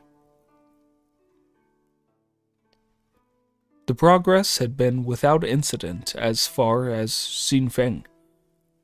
Near Baling Bridge, the west wind of autumn came on to blow with great violence, but soon above the howling of the gale was heard the trampling of a large body of force. They stopped at a bridge and barred the way. "Who comes?" cried a voice. "The imperial chariot is passing, and who dares stop it?" said Yongqi, riding forward. Two leaders of the barring party advanced to Yongqi, saying, "General Guoxi has ordered us to guard the bridge and stop all spies. You say the emperor is here, we must see him, and then we will let you pass." So the pearl curtain was raised, and the emperor said, "I, the emperor, am here. Why do you not retire to let me pass, gentlemen?" They all shouted, "Long life! Long life!" and fell away to allow the cortege through. But when they reported what they had done, Guoxi was very angry, saying, I meant to outwit Shang-Chi, seize the Emperor, and hold him in Mei Wo. Why have you let him get away? He put the 2 officers to death, set out to persuade the cavalcade, and overtook it just at the county of Huaying. The noise of a great shouting arose behind the travelers, and a loud voice commanded, "Stop the train!" The emperor burst into tears. "Out of the wolf's den into the tiger's mouth," said he. No one knew what to do. They were all too frightened. But when the rebel army was just upon them, they heard the beating of drums from behind some hills. Came into open a cohort of 1,000 soldiers, preceded by a great flag bearing the name Han General Yongfeng. Having defeated by Li Shui, Yongfeng fled to the foothills of the Qian, and he came up to offer his services as soon as he heard the emperor's journey. Seeing it was necessary to fight now, he drew up his line of battle. Guoxi's general, Sui Yong, rode out and began a volley of abuse. Yongfeng turned and said, "Where is Zhu Huang?" In response, out came a valiant warrior, gripping a heavy battle axe. He galloped up on his fleet bay, making directly for Sui Yong, whom he felled at the first blow. At this, the whole force dashed forward and routed Guoxi. The defeated army went back some 7 miles, while Yongfeng rode forward to see the emperor, who graciously said, "It is a great service you have rendered. You have saved my life." Yongfeng bowed and thanked him, and the emperor asked to see the actual slayer of the rebel leader. So Zhu Huang was led to the chariot, where he bowed and was presented as Zhu Huang of Hedong. The emperor recognized the achievement of the warrior. Then the cavalcade went forward, Yongfeng acting as escort as far as the city of Huaying, the halting place for the night. The commander of the place, Duanwei, supplied them with clothing and food, and the emperor passed the night in Yongfeng's camp. Next day, Guoxi, having mustered his troops, appeared in front of the camp, and Zhu Huang rode out to engage. But Guoxi threw his army out so that they entirely surrounded the camp, and the emperor was in the middle. The position was very critical, and when help appeared, in the person of a galloping general from the southeast, all the rebels fell away at his assault. Then Zhu Huang smote them, and so scored a victory. When they had time to see their helper, they found him to be Dong Cheng, the uncle of the emperor, or the state uncle. The emperor wept as he related his sorrows and dangers. Said Dong Cheng, "Be of good courage, sire. General Yongfeng and I have pledged ourselves to kill both rebels Li Shui and Guoxi, and so purified the world." The emperor bade them travel east as soon as possible, and so they went on night and day till they reached their destination, Hongnong. Guoxi led his defeated army back. Meeting Li Shui, he told Li Shui of the rescue of the emperor and whither they were going. "If they reach the Huashang Mountains and get settled in the east, they will send out proclamations to the whole country, calling up nobles to attack us, and we and our families will be in danger," said Guoxi. "Shang-Chi is holding Chang'an, and we must be careful. There's nothing to prevent a joint attack on Hongnong when we can kill the emperor and divide the empire between us," said Li Shui. Guosi found this a suitable scheme, so their armies came together in one place and united in plundering the countryside. As they proceeded to Hongnong, they left destruction behind them. Yongfang and Dongcheng heard of the rebels' approach when they were yet a long way off, so Yongfang and Dongcheng turned back and decided to meet them at Dongzhan. Li Jue and Guosi had previously made their plan. Since the loyal troops were few as compared with their own horde, they would overwhelm the loyal troops like a flood. So when the day of battle came, they poured out, covering the hills and filling the plains. Yongfang and Dongcheng devoted themselves solely to the protection of the emperor and empress. The officials, the attendants, the archives and records, and all the paraphernalia of the court were left to care for themselves. The rebels ravaged Hongnong, but the two protectors got the emperor safely away into Shanbei. When the rebel generals showed signs of pursuit, Yongfeng and Dongcheng had to play a double-edged sword. They sent to offer to discuss terms of peace with Li Jue and Guosi. At the same time, they sent a secret edict to enlist the help from the leaders of the Old White Wave rebels, Han Shan, Li Yue, and Hu Sai. Li Yue was actually a brigand and had inspired rebels throughout the country, but the need for help was so desperate. These three, being promised pardon for their faults and crimes and a grant of official rank, naturally responded to the call, and thus the loyal side was strengthened so that Hongnong was recaptured. But meanwhile, Li Jue and Guosi laid waste whatever place they reached, slaying the aged and weakly, forcing the strong to join their ranks. When going into a fight, they forced these people soldiers to the front, and called them the Dare-to-Die soldiers. Li Jue and Guosi's force was overwhelming. When Li Yue, the White Wave leader, approached with his army, Guosi bade his soldiers scatter clothing and valuables along the road. The late robbers could not resist the temptation, so a scramble began. Then Guosi's soldiers fell upon the disordered ranks and did much damage. Yongfeng and Dongcheng had to take the emperor away to the north. Li Jue and Guosi pursued. Li Yue said, "The danger is grave. I pray your majesty mount a horse and go in advance."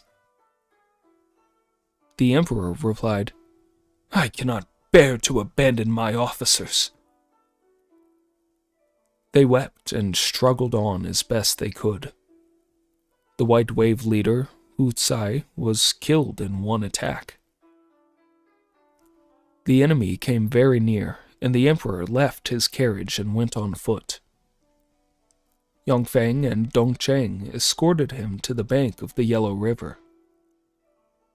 Li Yue sought a boat to ferry him to the other side.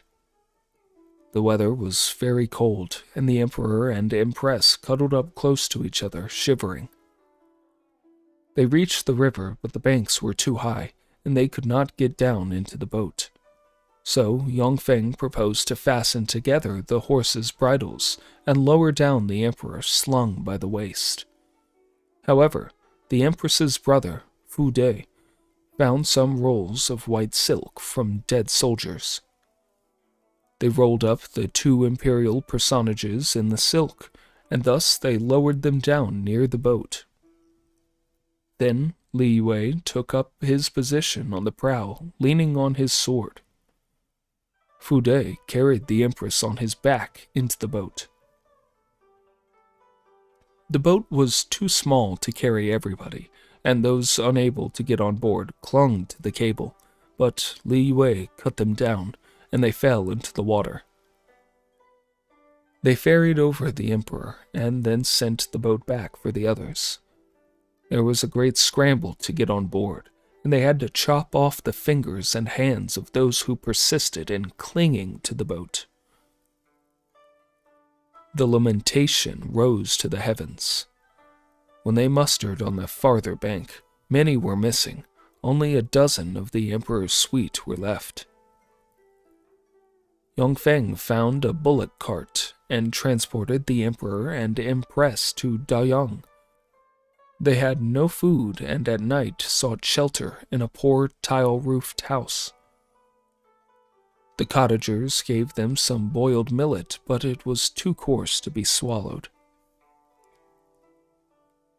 Next day, the Emperor conferred titles on those who had protected him. Li Yue was made General who conquers the north, and Han Shan was appointed General who conquers the east.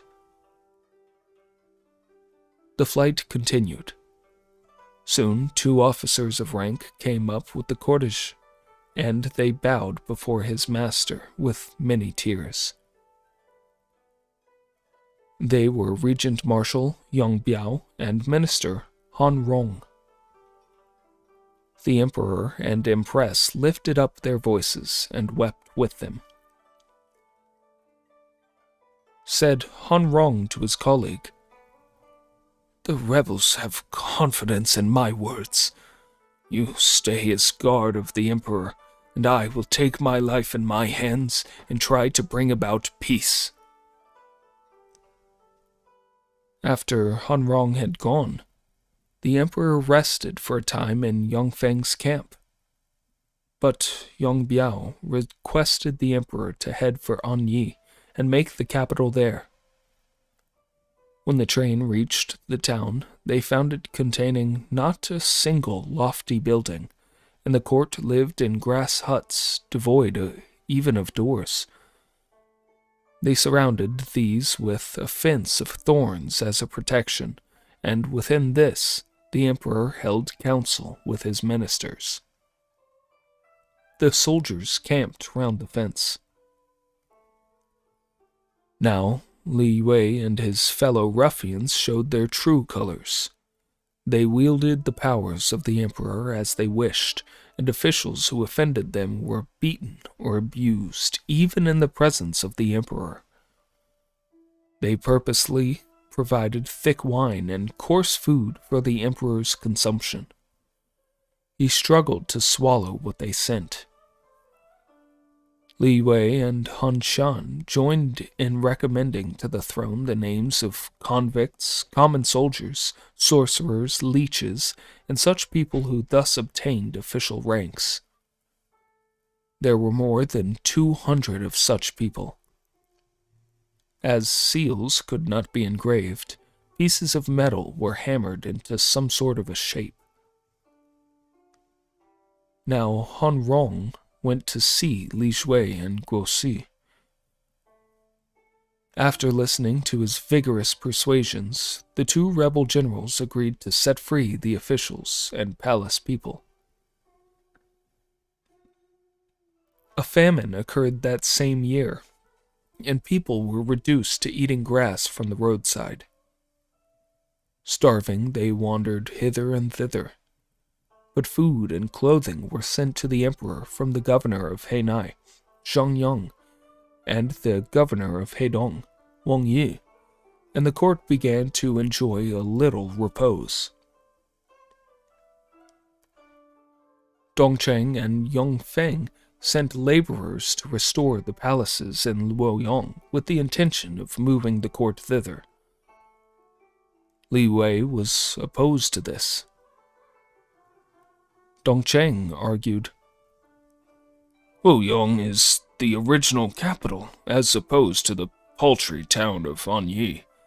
Removal would be but reasonable. Li Yue wound up by saying, You may get the court to move, but I shall remain here. But when the consent of the emperor had been given and a start made, Li Wei secretly sent to arrange with Li Jue and Guo Si to capture the emperor. However, this plot leaked out, and the escorts so arranged as to prevent such a thing, and they pressed on to the pass at Zhiguan Hills as rapidly as possible. Li Wei heard this, and, without waiting for his rebel colleagues to join him, set out to act alone. About the fourth watch, just as the cavalcade was passing Zhiguan Hills, a voice was heard shouting, "Stop those carriages! Li Jue and Guo Si are here!" This frightened the emperor greatly, and his terror increased when he saw the whole mountainside suddenly light up. Indeed, the rebel party, erstwhile split in twain, to work their wicked, will now join three again. How the Son of Heaven escaped this peril will be told in the next chapter. Three Kingdoms, Chapter 14. Cao Cao moves the court to Zuchang. Lu Bu night raids Zuzhou. The last chapter closed with the arrival of Li Wei, who shouted out falsely that the army was that of the two arch-rebels, Li Jue and Guo Si, come to capture the imperial cavalcade. But Yang Feng recognized the voice of Li Wei and bade Zhu Huang to go out to fight him. Zhu Huang went in, and in the first bout the traitor fell. The White Wave rebels scattered, and the travelers got safely through Zhiguan Hills. Here the governor of Heinai, Zheng Yang, supplied them plentifully with food and other necessaries, and escorted the emperor to Jidao. For his timely help, the emperor conferred upon Zheng Yang the rank of a grand commander. Yongfeng moved his army to the northeast of Luoyang and camped at Yewang. Capital Luoyang was presently entered. Within the walls, all was destruction. The palaces and halls had been burned. The streets were overgrown with grass and brambles and obstructed by heaps of ruins. The palaces and courts were represented by broken roofs and toppling walls. A small palace, however, was soon built, and therein the officers of court presented their congratulations, standing in open air among thorn bushes and brambles. The reign style was changed from prosperous stability to rebuilt tranquility, the first year, AD 196. The year was a year of grievous famine. The Luoyang people, even reduced in numbers as they were to a few hundreds, had not enough to eat, and they prowled about stripping the bark off trees and grubbing up the roots of plants to satisfy their starving hunger. Officers of the government of all but the highest ranks went out into the country to gather fuel. Many people were crushed by the falling walls of burned houses.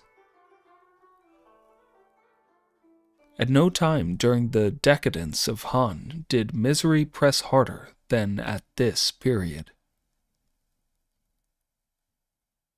A poem written in pity for the sufferings of that time says, "Mortally wounded, the white serpent poured forth its lifeblood at Mengdong Hills. Blood-red pennons of war waved then in every quarter. Chieftain with chieftain strove and raided each other's borders. Midst the turmoil and strife, the kingship even was threatened. Wickedness stalks in a country when the king is a weakling. Brigandage is always rife when a dynasty's failing. Had one a heart of iron, wholly devoid of feeling, yet would one surely grieve at the sight of such desolation. Regent Marshal Yang Biao memorialized the throne, saying, "The decree issued to me some time ago has never been acted upon. Now Cao Cao is very strong in the east of Huashang Mountains, and it would be well to associate him in the government that he might support the ruling house." The emperor replied, "There was no need to refer to the matter again. Send a messenger when you will." So the decree went forth, and a messenger bore it into the east of Huashang. Now when Cao Cao had heard that the court had returned to capital Luoyang, he called together his advisers to consult. Sun Yu laid the matter before Cao Cao and the council thus: 800 years ago, Lord Wen of Yin supported Prince Xiang of the declining Shang dynasty, and all the feudal lords backed Lord Wen. The founder of the Hans, Liu Bang, won the popular favor by wearing mourning for Emperor Yi of Qin. Now Emperor Xian has been a fugitive on the dusty roads. To take the lead in offering an army to restore him to honor is to have an unrivaled opportunity to win universal regard. But you must act quickly, or someone will get in before you. Cao Cao understood and at once prepared his army to move. Just at this moment, an imperial messenger was announced with the very command Cao Cao wanted, and Cao Cao immediately set out. At Luoyang, everything was desolate. The walls had fallen, and there were no means of rebuilding them, while rumors and reports of the coming Li Shui and Guosi kept up a state of constant anxiety. The frightened emperor spoke with Yongfeng, saying, "What can be done? There is no answer from the east of Huashang, and our enemies are near." Then Yongfeng and Han Shan said, "We, your ministers, will fight to the death for you." But Dongcheng said, "The fortifications are weak and our military resources small, so that we cannot hope for victory. And what does defeat mean? I see nothing better to propose than a move into the east of Huashang Mountains." The emperor agreed to this, and the journey began without further preparation. There being few horses, the officers of the court had to march afoot. Hardly a bow shot outside the gate, they saw a thick cloud of dust out of which came all the clash and clamor of an advancing army. The emperor and his consorts were dumb with fear. Then appeared a horseman. He was the messenger returning from the east of Huashang. He rode up to the chariot, made an obeisance, and said, "General Cao Cao, as commanded, is coming with all the military force of the east of Huashang, but hearing that Li Shui and Guosi had approached the capital, he has sent Xiao Hodun in advance. With Xiao Hodun are many capable leaders and 50,000 of proved soldiers. They will guard your majesty." All fear was swept away. Soon after, Zhao Hodun and his staff arrived. Zhao Hodun, Zhu Chu, and Dian Wei were presented to the emperor, who graciously addressed them. Then one came to say a large army was approaching from the east, and at the emperor's command, Zhao Hodun went to ascertain who these were. He soon returned, saying they were Cao Cao's infantry. In a short time, Cao Hong, Li Jian, and Wei Jin came to the imperial chariot, and their names having been duly communicated. Cao Hong said, "When my brother, Cao Cao, heard of the approach of the rebels, he feared that the advance guard he had sent might be too weak, so he sent me to march quickly for reinforcement." "General, Cao Cao is indeed a trusty servant," said the emperor. Orders were given to advance, Cao Hong leading the escort. By and by, scouts came to say that the rebels were coming up very quickly. The emperor bade Zhao Hodun divide his force into 2 parts to oppose them. Zhao Hodun and Cao Hong's army threw out 2 wings with cavalry in front and foot behind. They attacked with vigor and beat off the Li Shui and Guoxi's rebels with severe loss of 10,000. Then Zhao Hodun and Cao Hong begged the emperor to return to Luoyang, and Zhao Hodun guarded the city. Next day, Cao Cao came with his great army, and having got them duly camped, he went into the city to audience. He knelt at the foot of the steps, but was called up hither to stand beside the emperor and be thanked. Cao Cao replied, "Having been the recipient of a great bounty, thy servant owes the state much gratitude. The measure of evil of the 2 rebels is full. I have 200,000 of good soldiers to oppose them, and those soldiers are fully equal to securing the safety of your majesty and the throne. The preservation of the state sacrifice is the matter of real moment." High honors were conferred on Cao Cao. He was appointed commander of Capital District, Minister of War, and granted military insignia. The 2 rebels, Li Shui and Guoxi, wished to attack Cao Cao's army while fatigued from its long march, but their advisor, Zhu, opposed this, saying, "There was no hope of victory. He has both strong soldiers and brave leaders. Submission may bring us amnesty."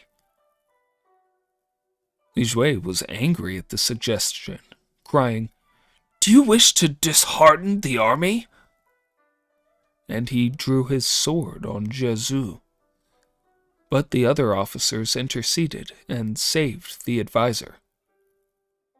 That same night, Zhu stole out of the camp and, quite alone, took his way home to his native village. Soon the rebels decided to offer battle. In reply, Cao Cao sent out Zhu Chu, Cao Ren, and Dian Wei with 300 horse. These 3 leaders dashed into the rebels' army, but quickly retired. This maneuver was repeated, and again repeated, before the real battle array was formed. Then Li Shan and Li Bie, nephews of Li Shui, rode out. At once from Cao Cao's side dashed out Zhu Chu and cut down Li Qian. Li Bie was so startled that he fell out of the saddle. He too was slain. The victor, Zhu Chu, rode back to his own side with the 2 heads. When he offered them to the chief, Cao Cao patted him on the back, crying, "You really are my Fan Kuai." Next, a general move was made forward. Zhao Hodun and Cao Hong leading the two wings, and Cao Cao in the center. They advanced to the roll of the drum. The rebels fell back before them and presently fled. They pursued, Cao Cao himself leading, sword in hand. The slaughter went on till night.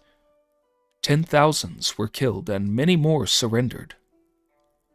Li Jue and Guosi went west, flying in panic like dogs from a falling house. Having no place of refuge, they took to the hills and hid among the brushwood. Cao Cao's army returned and camped again near the capital. Then Yang Feng and Han Shan said one to another, "This Cao Cao has done a great service, and he will be the man in power. There will be no place for us." So they represented to the emperor that they wished to pursue the rebels, and under this excuse withdrew their army and camped at Dailiang. One day the emperor sent to summon Cao Cao to audience. The messenger was called in. Cao Cao noticed that the messenger looked remarkably well and could not understand it, seeing that everyone else looked hungry and famine-stricken. So Cao Cao said, "You look plump and well, sir. How do you manage it?" "Only this. I've lived meager for 30 years. Cao Cao nodded. "What office do you hold?" "I am a graduate recommended for filial piety and honesty. I had offices under Wan Shao and Zhongyang, but came here when the emperor returned. Now I am one of the secretaries. I am native of Dingtao, and my name is Dong Zhao." Cao Cao got up from his place and crossed over, saying, "I have heard of you. How happy I am to meet you." Then wine was brought into the tent, and Zun Yu was called in and introduced. While they were talking, a man came in to report that a party was moving eastward. Cao Cao ordered to find out whose people these were, but Dong Zhao knew at once. "They are old leaders under the rebels, Yang Feng and the White Wave General Han Shan. They are running off because you have come, illustrious sir." "Do they mistrust me?" said Cao Cao. "They are not worthy of your attention. They are a poor lot." "What is this departure of Li Jue and Guosi?" "Tigers without claws, birds without wings. They will not escape you very long. They are not worth thinking about."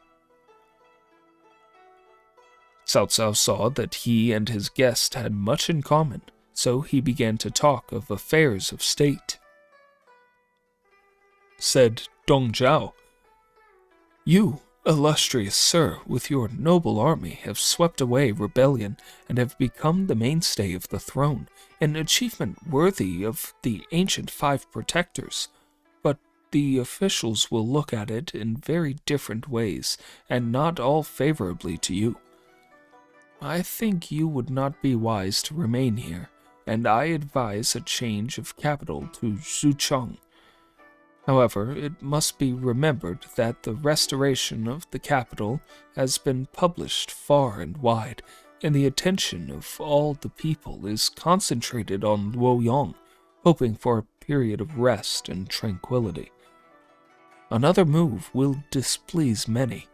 However, the performance of extraordinary deed may mean the acquisition of extraordinary merit. It is for you to decide." "Exactly my own inclination," said Cao Cao, seizing his guest's hand. "But are there not dangers? Yang Feng at Daling and the court officials." "That is easily managed. Write to Yang Feng and set his mind at rest. Then say to the high officials plainly that there is no food in the capital here, and so you are going to another place where there is, and where there is no danger of scarcity. When they hear it, they will approve." Cao Cao had now decided, and as his guest took leave, Cao Cao seized his hands once more, saying, "I shall need your advice in future affairs." Dong Zhao thanked and left. Thereafter, Cao Cao and his advisors secretly discussed the change of capital. Now as to that court counselor, Wang Li, who was an astrologer, said to Liu Ai, chair of the imperial office, "I have been studying the stars. Since last spring, Venus has been nearing the guard star in the neighborhood of the Measure, and the cowherd, the Great Bear and Vega, crossing the River of Heaven. Mars has been retrograding and come into conjunction with Venus in the Gate of Heaven, so that metal and fire are mingled. Thence must emerge a new ruler. The aura of the Hans is exhausted, and the ancient states of Jin and Wei must increase." A secret memorial was presented to the emperor, saying, "The mandate of heaven has its course, and the 5 elements, metal, wood, water, fire, and earth, are out of proportion. Earth attacking fire is Wei attacking Han, and the successor to the empire of Han is in Wei." Cao Cao heard of these sayings and memorials and sent a man to the astrologer to say, "Your loyalty is well known, but the ways of heaven are past finding out. The less said, the better." Then Cao Cao discussed with Sun Yu. The advisor expounded the meaning thus: "The virtue of Han was fire. Your element is earth. Zuchong is under the influence of earth, and so your fortune depends on getting there. Fire can overcome earth, as earth can multiply wood. Dong Zhao and Wang Li agree, and only you have to hide your time." So Cao Cao made up his mind. Next day at court, he said, "The capital is deserted and cannot be restored, nor can it be supplied easily with food. Zuchong is a noble city, resourceful, and close to Luyong, a grain basin. It is everything that a capital should be. I venture to request that the court move thither." The emperor dared not oppose, and the officials were too overawed to have any independent opinion, so they chose a day to set out. Cao Cao commanded the escort, and the officials all followed. When they had traveled a few stages, they saw before them a high mound, and from behind this there arose the beating of drums. Then Yang Feng and Han Shan came out and barred the way. In front of all stood Zhu Huang, who shouted, "Cao Cao is stealing away the emperor!" Cao Cao rode out and took a good look at this man. He seemed a fine fellow, and in his secret soul Cao Cao greatly admired him, although he was an enemy. Then Cao Cao ordered Zhu Chu to go and fight Zhu Huang. The combat was battle-axe against broadsword, and the two men fought more than 100 bouts without advantage to either side. Cao Cao then beat the gongs and drew off his troops. In the camp, a council was called. Cao Cao said, "The two rebels themselves need not be discussed, but Zhu Huang is a fine general, and I was unwilling to use any great force against him. I want to win him over to our side." Then stepped out Man Chong, replying, "Do not let that trouble you. I will have a word with him. I shall disguise myself as a soldier this evening and steal over to the enemy's camp to talk to him. I shall incline his heart toward you." That night, Man Chong, duly disguised, got over to the other side and made his way to the tent of Zhu Huang, who sat there by the light of a candle. Zhu Huang was still wearing his coat of mail. Suddenly, Man Chong ran out in front and saluted, saying, "You have been well since we parted, old friend." Zhu Huang jumped up in surprise, gazed into the face of the speaker a long time, and presently said, "What? You are Man Chong of Shanyang? What are you doing here?" "I am an officer in General Cao Cao's army. Seeing my old friend out in front of the army today, I wanted to say a word to him. So I took the risk of stealing in this evening, and here I am." Zhu Huang invited Man Chong in, and they sat down. Then said Man Chong, "There are very few as bold as you on the earth. Why then do you serve such as your present chiefs, Yong Feng and Han Shan? My master is the most prominent man in the world, a man who delights in wise people and appreciates soldiers, as everyone knows. Your valor today won his entire admiration, and so he took care that the attack was not vigorous enough to sacrifice you. Now he has sent me to invite you to join him. Will you not leave darkness for light and help him in his magnificent task?" Zhu Huang sat a long time pondering over the offer.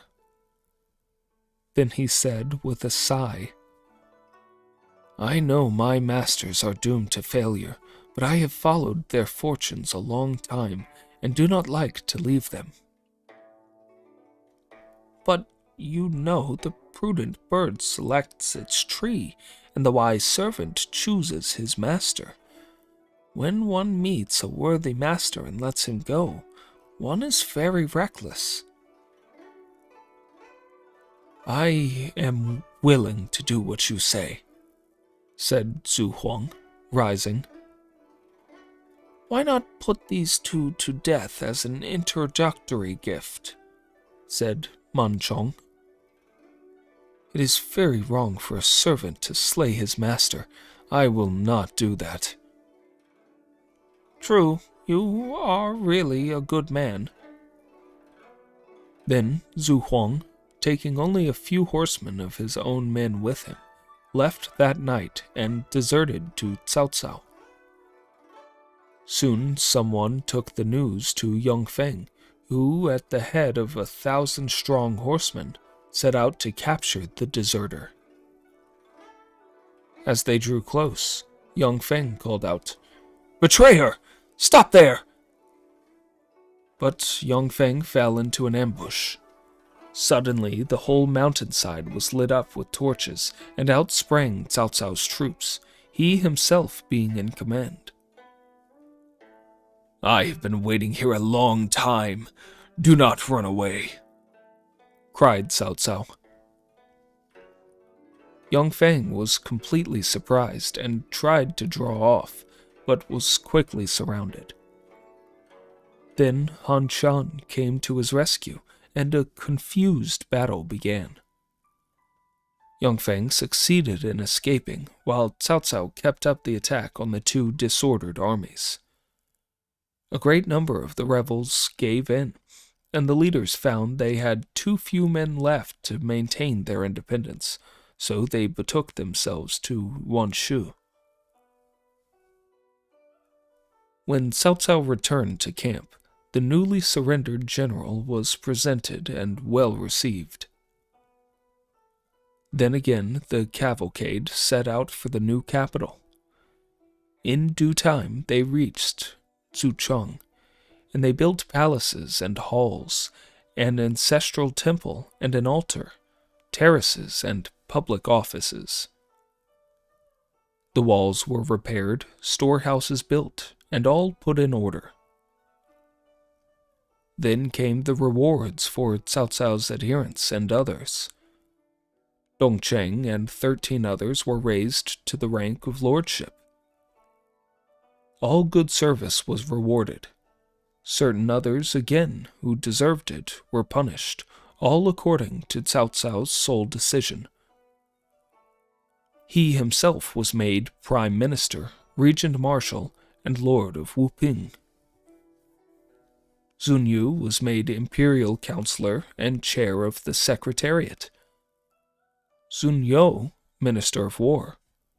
Guo Jia, minister of rights and religion. Liu Ye, minister of works. Mao Jie, minister of agriculture, and together with Ren Jun, they were put over the military stores. Cheng Yu was appointed lord of Dongping. Dong Zhao, magistrate of Luoyang. Man Chong, magistrate of Suchong. Zhao Hodun, Zhao Ho Yuan, Cao Ren, Cao Hong, Lu Qian, Lu Dian, Wei Jin, Yu Xin, and Zhu Huang were made commanders. Zhu Chu and Jian Wei, commanders of Capital District. All good service received full recognition. Cao Cao was then the one man of the court. All memorials went first to him and were then submitted to the throne. When state matters were in order, Cao Cao gave a great banquet in his private quarters to all his advisors, and affairs outside the capital were subject of discussion. Then Cao Cao said, "Liu Bei has his army at Suzhou, and he carries on the administration of the region. Lu Bu fled to Liu Bei when defeated, and Liu Bei gave Lu Bu Zhao Pei to live in. If these two agreed to join forces and attack, my position would be most serious. What precautions can be taken?" Then rose Zhu Chu, saying, "Give me 50,000 of picked soldiers, and I will give the prime minister both their heads." Zun Yu said, "O leader, you are brave, but we must consider the present circumstance. We cannot start sudden war just as the capital has been changed. However, there is a certain ruse known as rival tigers and one prey. Liu Bei has no decree authorizing him to govern the region. You, Sir Prime Minister, can procure one for him, and when sending it, and so conferring upon him right in addition to his might, you can enclose a private note telling him to get rid of Lu Bu. If he does, then he will have lost a vigorous warrior from his side, and he could be dealt with as occasions serve. Should he fail, then Lu Bu will slay him. This is rival tigers and one prey ruse. They wrangle and bite each other." Cao Cao agreed that this was a good plan, so he memorialized for the formal appointment, which he sent to Liu Bei. Was created general who conquers the east, lord of Yicheng, and imperial protector of Zhuchao as well. At the same time, a private note was enclosed. In Zhuchao, when Liu Bei heard of the change of capital, he began to prepare a congratulatory address. In the midst of this, an imperial messenger was announced, and was met with all ceremony outside the gate. When the epistle had been reverently received, a banquet was prepared for the messenger. The messenger said, "This decree was obtained for you by Prime Minister Cao Cao." Liu Bei thanked him. Then the messenger drew forth his secret letter. After reading it, Liu Bei said, "This matter can be easily arranged." The banquet over and the messenger conducted to his lodging to seek repose. Liu Bei, before going to rest, called in his counselors to consider the letter. "There need be no compunction about putting him to death," said Zhang Fei. "Lu Bu is a bad man." "But he came to me for protection in his weakness. How can I put him to death? That would be immoral," said Liu Bei. "If he was a good man, it would be difficult," replied Zhang Fei. Liu Bei would not consent. Next day, when Lu Bu came to offer congratulations, he was received as usual. He said, "I have come to felicitate you on the receipt of the imperial bounty." Liu Bei thanked him in due form, but then he saw Zhang Fei draw his sword and come up the hall as if to slay Lu Bu. Liu Bei hastily interfered and stopped Zhang Fei. Lu Bu was surprised and said, "Why do you wish to slay me, Zhang Fei?" "Cao Cao says you are immoral and tells my brother to kill you," shouted Zhang Fei. Liu Bei shouted again and again to Zhang Fei to go away, and he led Lu Bu into the private apartments out of the way. Then he told Lu Bu the whole story and showed him the secret letter. Lu Bu wept as he finished, reading, "This is that miscreant's scheme for sowing discord between us." "Be not anxious, elder brother," said Liu Bei. "I pledge myself not to be guilty of such an infamous crime." Lu Bu again and again expressed his gratitude, and Liu Bei kept him for a time. They remained talking and drinking wine till late. Said Guan Yu and Zhong Feng later, "Why not kill him?" Liu Bei said, "Because Cao Cao fears that Lu Bu and I may attack him. He is trying to separate us and get us to swallow each other, while he steps in and takes the advantage. Is there any other reason?" Guan Yu nodded assent, but Zhang Fei said, "I want to get him out of the way, lest he trouble us later." "That is not what a noble man should do," said his elder brother. Soon the messenger was dismissed and returned to the capital with the reply from Liu Bei. The letter only said the instruction would take time to plan and implement, but the messenger, when he saw Cao Cao, told him the story of Liu Bei's pledge to Lu Bu. Then said Cao Cao, "The plan has failed. What next?" Sun Yu replied, "I have another trick called Tiger Against Wolf, in which the tiger is made to gobble up the wolf." "Let us hear it," said Cao Cao. "Send Wan Shu to say that Liu Bei has sent up a secret memorial to the throne that he wishes to subdue the southern regions around the Huai River.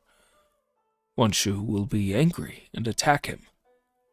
Then you will order Liu Bei to dispose of Wan Shu, and so set them destroying each other. Lu Bu will certainly think that this is his chance and turn traitor. This is the tiger against wolf trick." Cao Cao thought this good and sent the messenger, and also sent a false edict to Liu Bei. When this came, the messenger was received with all the ceremonies, and the edict ordered the capture of Wan Shu. After the departure of the bearer, Liu Bei called Mi Zhu, who pronounced it a ruse. "It may be," said Liu Bei, "but the royal command is not to be disobeyed." So the army was prepared, and the day fixed. Sun Quan said, "A trusty man must be left on guard of the city." And Liu Bei asked which of his brothers would undertake this task. "I will guard the city," said Guan Yu. "I am constantly in need of your advice, so how can we part?" said Liu Bei. "I will guard the city," said Zhang Fei. "You will fail," said Liu Bei. "After one of your drinking bouts, you will get savage and flog the soldiers. Besides, you are rash and will not listen to anyone's advice. I shall be uneasy all the time." "Henceforth I drink no more wine. I will not beat the soldiers, and I will always listen to advice," said Zhang Fei. "I fear the mouth does not correspond to the heart," said Mi Zhu. "I have followed my elder brother these many years and never broken faith. Why should you be contemptuous?" said Zhang Fei. Liu Bei said, "Though you say this, I do not feel quite satisfied. I will order advisor Chen Dang to help you and keep you sober. Then you will not make any mistake." Chen Dang was willing to undertake this duty, and the final orders were given. The army of 30,000, horse and foot, left Suzhou and marched toward Nanyang. When Wan Shu heard that a memorial had been presented proposing to take possession of his territories, he broke out into abuse of Liu Bei.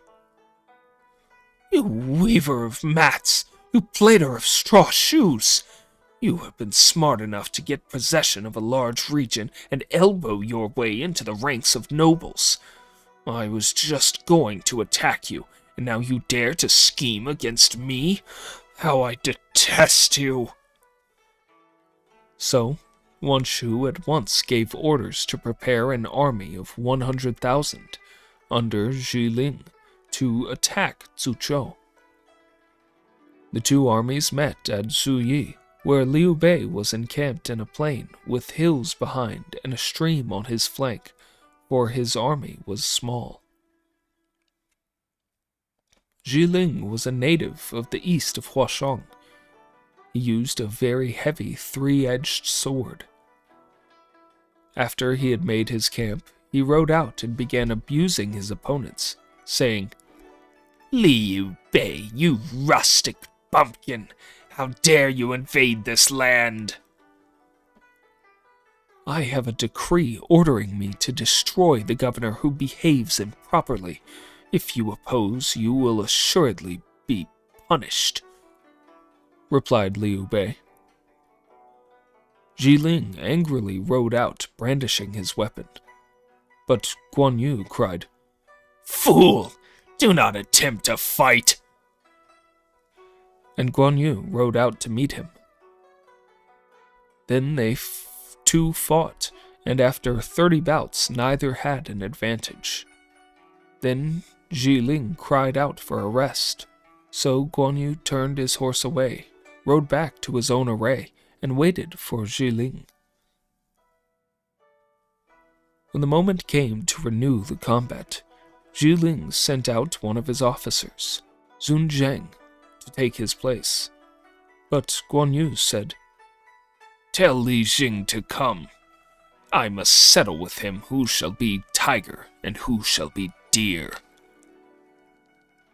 "You, a reputationless leader and unworthy to fight with our general," replied Sun Zheng.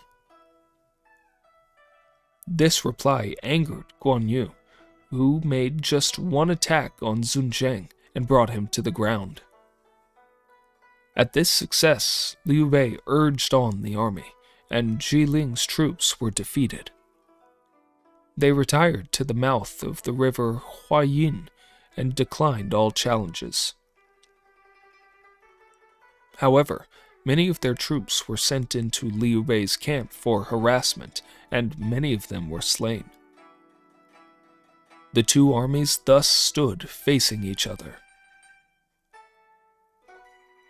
In Suzhou, after Liu Bei started on his expedition, Zhang Fei placed his colleague and helper, Chen Deng, in charge of the administration of the region, keeping military affairs under his own supervision. After thinking over the matter for some time, he gave a banquet to all the military officers, and when they were all seated, he made a speech. Before my brother left, he bade me keep clear of the wine cup for fear of accidents. Now, gentlemen, you may drink deep today, but from tomorrow, wine is forbidden. For me, we must keep the city safe. So take your fill. And with this, he and all his guests rose to drink together. The wine-bearer came to Cao Bao, who declined it, saying, "I never drink, as I am forbidden of heaven." What? A fighting man does not drink wine? Said the host. I want you to take just one cup. Cao Bao was afraid to offend, so he drank. Now Zhang Fei drank huge goblets with all his guests on every hand, and so swallowed a huge quantity of liquor. He became quite intoxicated. Yet he would drink more, and insisted on a cup with every guest. It came to the turn of Cao Bao, who declined. "Really, I cannot drink," said Cao Bao. You drank just now. Why refuse this time? Zhang Fei pressed him, but still Cao Bao resisted. Then Zhang Fei, in his drunken madness, lost control of his temper, and said, If you disobey the orders of your general, you shall be beaten 100 strokes. And he called in his guards. Here, Chen Deng interfered, reminding him of the strict injunctions of his brother. You civilians attend to your civil business and leave us alone, said Zhang Fei. The only way of escape for the guest was to beg remission, and Cao Bao did so. Sir, if you saw my son-in-law's face, you would pardon me. Who is your son-in-law? Lu Bu. I did not mean to have you really beaten, but if you think to frighten me with Lu Bu, I will. I will beat you as if I was beating him, said Zhang Fei. The guests interposed to beg him off, but their drunken host was obdurate, and the unhappy guest received 50 blows. Then, at the earnest prayers of the others, the remainder of the punishment was remitted. The banquet came to an end, and the beaten Cao Bao went away burning with resentment. That night he sent a letter to Zhao Pei relating the insults he had received from Zhang Fei. The letter told Lu Bu of Liu Bei's absence and proposed that a sudden raid should be made that very night before Zhang Fei had recovered from his drunken fit. Lu Bu at once summoned Chen Gong and told him, Zhao Pei is only a place to occupy temporarily, said Chen Gong. If you can seize Suzhou, do so. It is a good chance. Lu Bu got ready at once, and soon on the way with 500 cavalrymen, ordered Chen Gong and Gao Shun to follow him with the main body. Zhao Pei was being only 15 miles away. Lu Bu was under the walls, the fourth watch. It was clear moonlight. No one on the ramparts saw him. Lu Bu came up close to the wall and called out, Liu Bei's secret messenger has arrived. The guards on the wall were Cao Bao's people, and they called him. Cao Bao came, and when he saw who was there, he ordered the gates to be opened. Lu Bu gave the secret signal, and the soldiers entered, shouting. Zhang Fei was in his apartment, sleeping off the fumes of wine. His servants hastened to arouse him and told him an enemy had got the gates open. They said, Lu Bu got in, and there is the city fighting. Zhang Fei savagely got into his armor and laid hold of his mighty octane serpent halberd. But as he was mounting his horse at the gate, the attacking soldiers came up. He rushed at them, but, being still half intoxicated, made but a poor fight. Lu Bu, knowing Zhang Fei's prowess, did not press him hard, and Zhang Fei made his way, with 18 leading guards of Yan, to the east gate, and there went out, leaving Liu Bei's family to their fate. Cao Bao, seeing Zhang Fei had but a very small force and was still half drunk as well, came in pursuit. Zhang Fei saw who it was and was mad with rage. He galloped toward Cao Bao and drove him off after a few passes. He followed Cao Bao to the moat and wounded him in the back. Cao Bao's frightened steed carried its master into the moat, and he was drowned. Once well outside the city, Zhang Fei collected his troops, and they rode off toward the south direction. Lu Bu, having surprised the city, set himself to restore order. He put a guard over the residence of Liu Bei so that no one should disturb the family. Zhang Fei, with his few followers, went to his brother's camp and told his story of treachery and surprise. All were greatly distressed. Success is not worth rejoicing over. Failure is not worth grieving over, said Liu Bei with a sigh. Where are our sisters? Asked Guan Yu. They shared the fate of the city. Liu Bei nodded his head and was silent. Guan Yu, with an effort, controlled his reproaches and said, What did you say when you promised to guard the city, and what orders did our brother give you? Now the city is lost, and therewith our sisters-in-law. Have you done well? Zhang Fei was overwhelmed by remorse.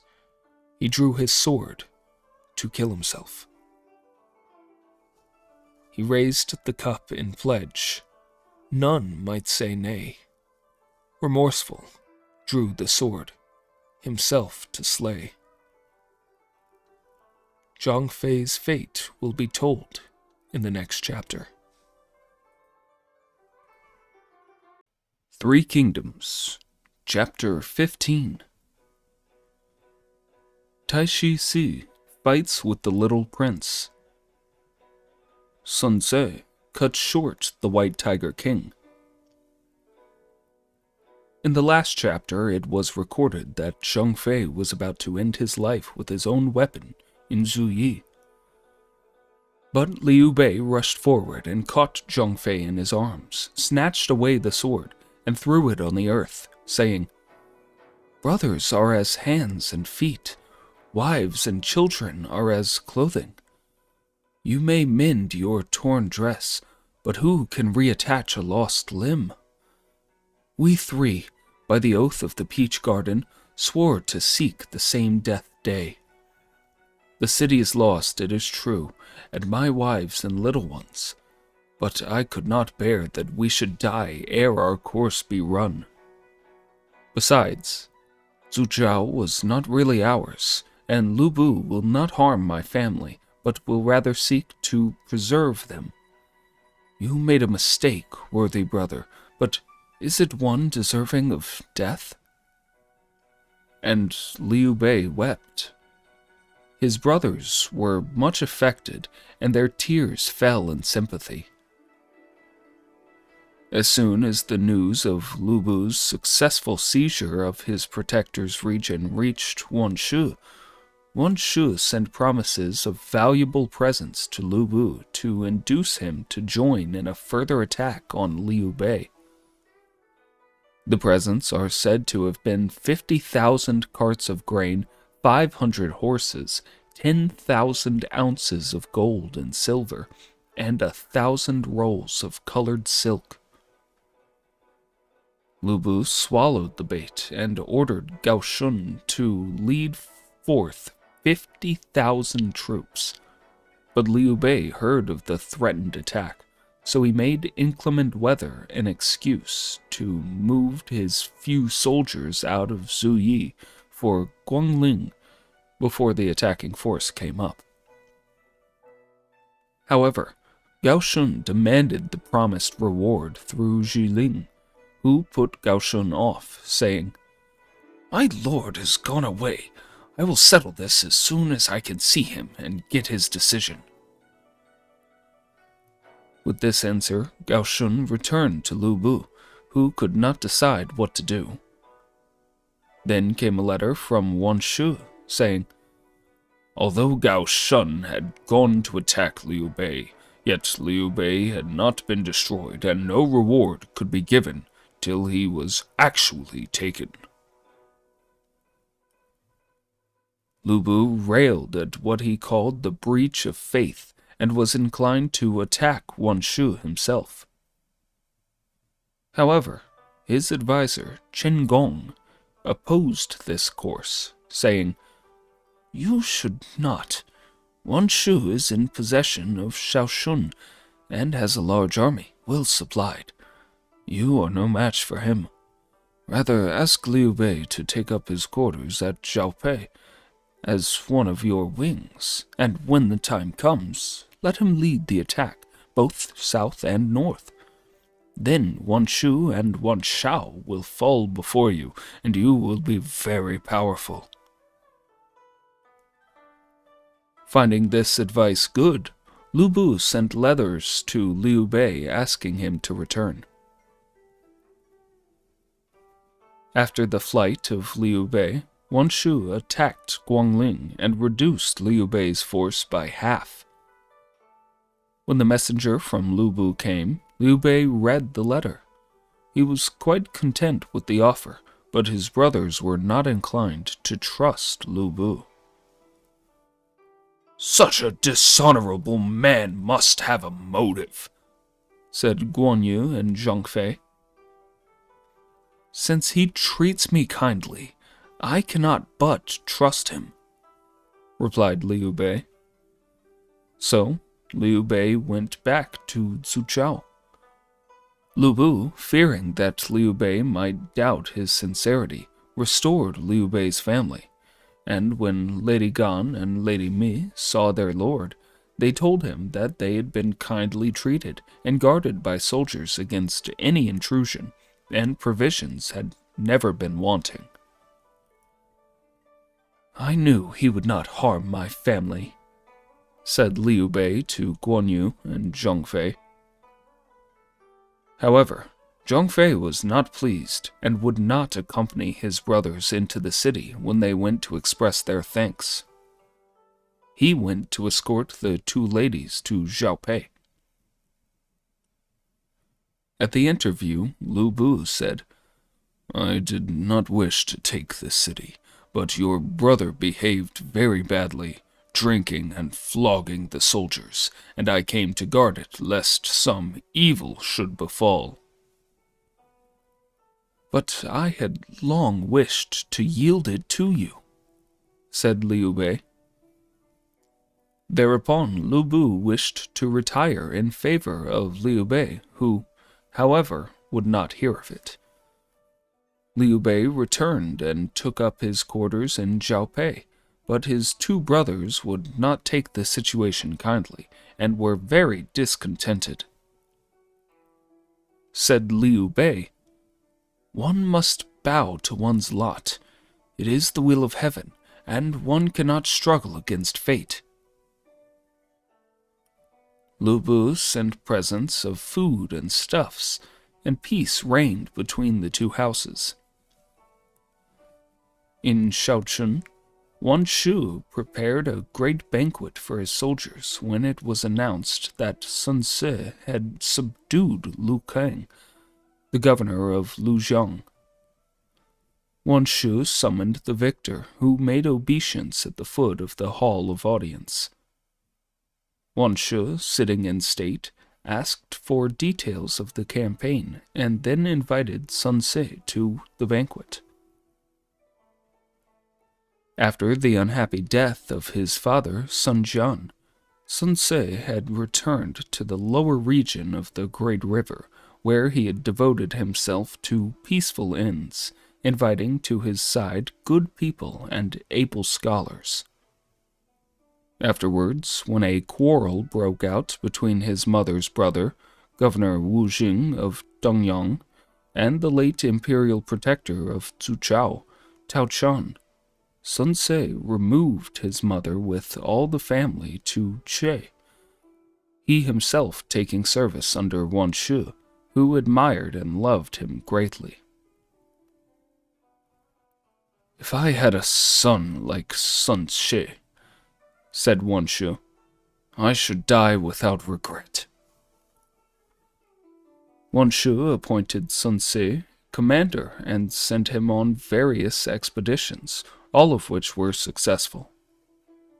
After this banquet, to celebrate the victory over Lu Kang, Sun Ce returned to his camp very bitter over the arrogant and patronizing airs of his patron. Instead of retiring to his tent, Sun Ce walked up and down by the light of the moon. "Here I am, a mere nobody, and yet my father was such a hero!" And he cried out and wept in spite of himself. Then suddenly appeared one who said, laughing loudly, "What is this, Sun Ce?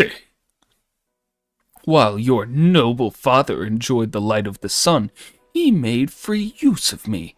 And if his son has any difficulty to resolve, why does he not refer it to me also, instead of weeping here alone?" Looking at the speaker, Sun Ce saw it was Zhu Ji, a native of Dongyang, who had been in Sun Jian's service. Sun Ce then ceased weeping, and they too sat down. "I was weeping from regret at being unable to continue my father's work," said Sun Ce. "Why stay here bound to the service of a master? The governor of Dongyang is in distress. Why not get command of an army under the pretense of an expedition to relieve Wu Jing? Escape the shadow of Wan Shu and take control of Dongyang. Then you can accomplish great things." While these two were talking, another man suddenly entered, saying, "I know what you two are planning, noble sirs. Under my hand is a band of 100 bold fellows ready to help Sun Ce in whatever he wishes to do." The speaker was one of Wan Shu's advisors, named Lu Fan from Runan. They three then sat and discussed schemes. "The one I fear is Wan Shu will refuse to give you troops," said Lu Fan. "I still have the imperial hereditary seal that my father left me. That should be good security." "Wan Shu earnestly desires that jewel," said Zhu Ji. "He will certainly lend you troops on that pledge." The three talked over their plans, gradually settling the details, and not many days after, Sun Ce obtained an interview with his patron. Assuming the appearance of deep grief, Sun Ce said, "I have been unable to avenge my father. Now the imperial protector of Yongzhou, Liu Yao, is opposing my mother's brother, and my mother and her family are in danger in Chui. Wherefore I would borrow a few thousands of fighting men to rescue them. As perhaps, illustrious sir, you may lack confidence in me, I am willing to deposit the imperial hereditary seal left me by my late father as a pledge." "Let me see it if you have it," said Wanshu. "I do not want the jewel really, but you may as well leave it with me. I will lend you 3,000 troops and 500 horses. Return as soon as peace can be made.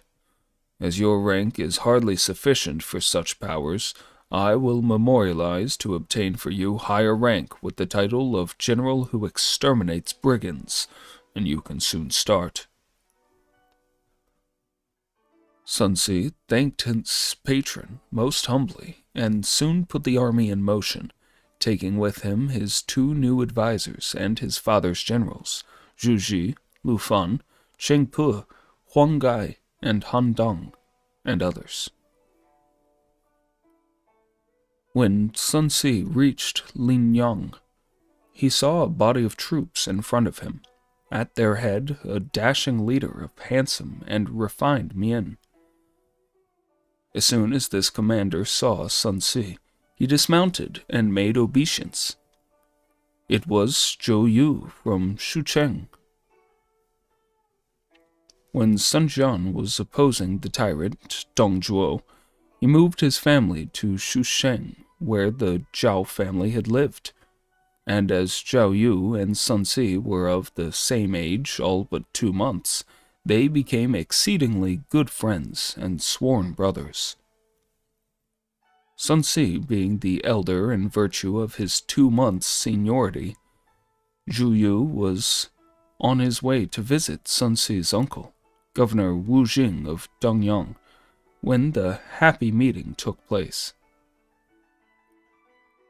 Naturally, Sun Ce confided his projects and inmost ideas to his friend, who at once said, "I shall put my whole life and energy to serve you to reach that grand goal." "Now that you have come, the design is as good as accomplished," said Sun Ce. Zhao Yu was introduced to Zhu Ji and Lu Fan. Zhao Yu said, "Do you know of the 2 Zhangs of Guangling? They would be the most useful people in working out your schemes." "Who are they, the 2 Zhangs?" said Sun Ce. "They are men of transcendent genius, who are living near here for the sake of tranquility in these turbulent times. Their names are Zhang Zhao and Zhang Hong. Why not invite them to help you, brother?" Sun Ce lost no time in sending letters and gifts, but they both declined. Then he visited them in person, was greatly pleased with their speech, and by dint of large gifts and much persuasion, got them to promise to join him. Sun Ce appointed them both counselors and generals. The plan of the attack upon Yangzhou was the next matter for discussion. The imperial protector, Liu Yao, was of Donglai, a scion of the imperial family and brother of the imperial protector of Yangzhou, Liu Dai. Liu Yao had long ruled in Yangzhou and headquartered in Shoshun, but Wanshu had forced him to flee to the southeast of the Great River. He retired to Chui and was now battling with Wu Jing in Linyang. Hearing of the meditated attack on him, Liu Yao summoned his generals to take counsel. Said General Zheng Ying, I will take an army and entrench at Niuzhu. No army can get past that, whatever its strength. Zheng Ying was interrupted by another who shouted, And let me lead the van! All eyes turned to this man. It was Taishi Chi, who, after helping Kong Rong raise the siege of Beihai, had come to serve Liu Yao. Hearing him offer to undertake the hazardous post of van leader, Liu Yao said, But are you still young and not yet equal to such a charge? Rather, stay by my side and await my orders. Taishi Si withdrew in disappointment. Soon, Zheng Ying led his army to Niuzhu, where the stores of grain were located. When Sun Si approached, Zheng Ying went to meet him, and the two armies faced each other above the Bullock Rapid. Zheng Ying roundly abused his opponent, and Huang Gai rode out to attack him.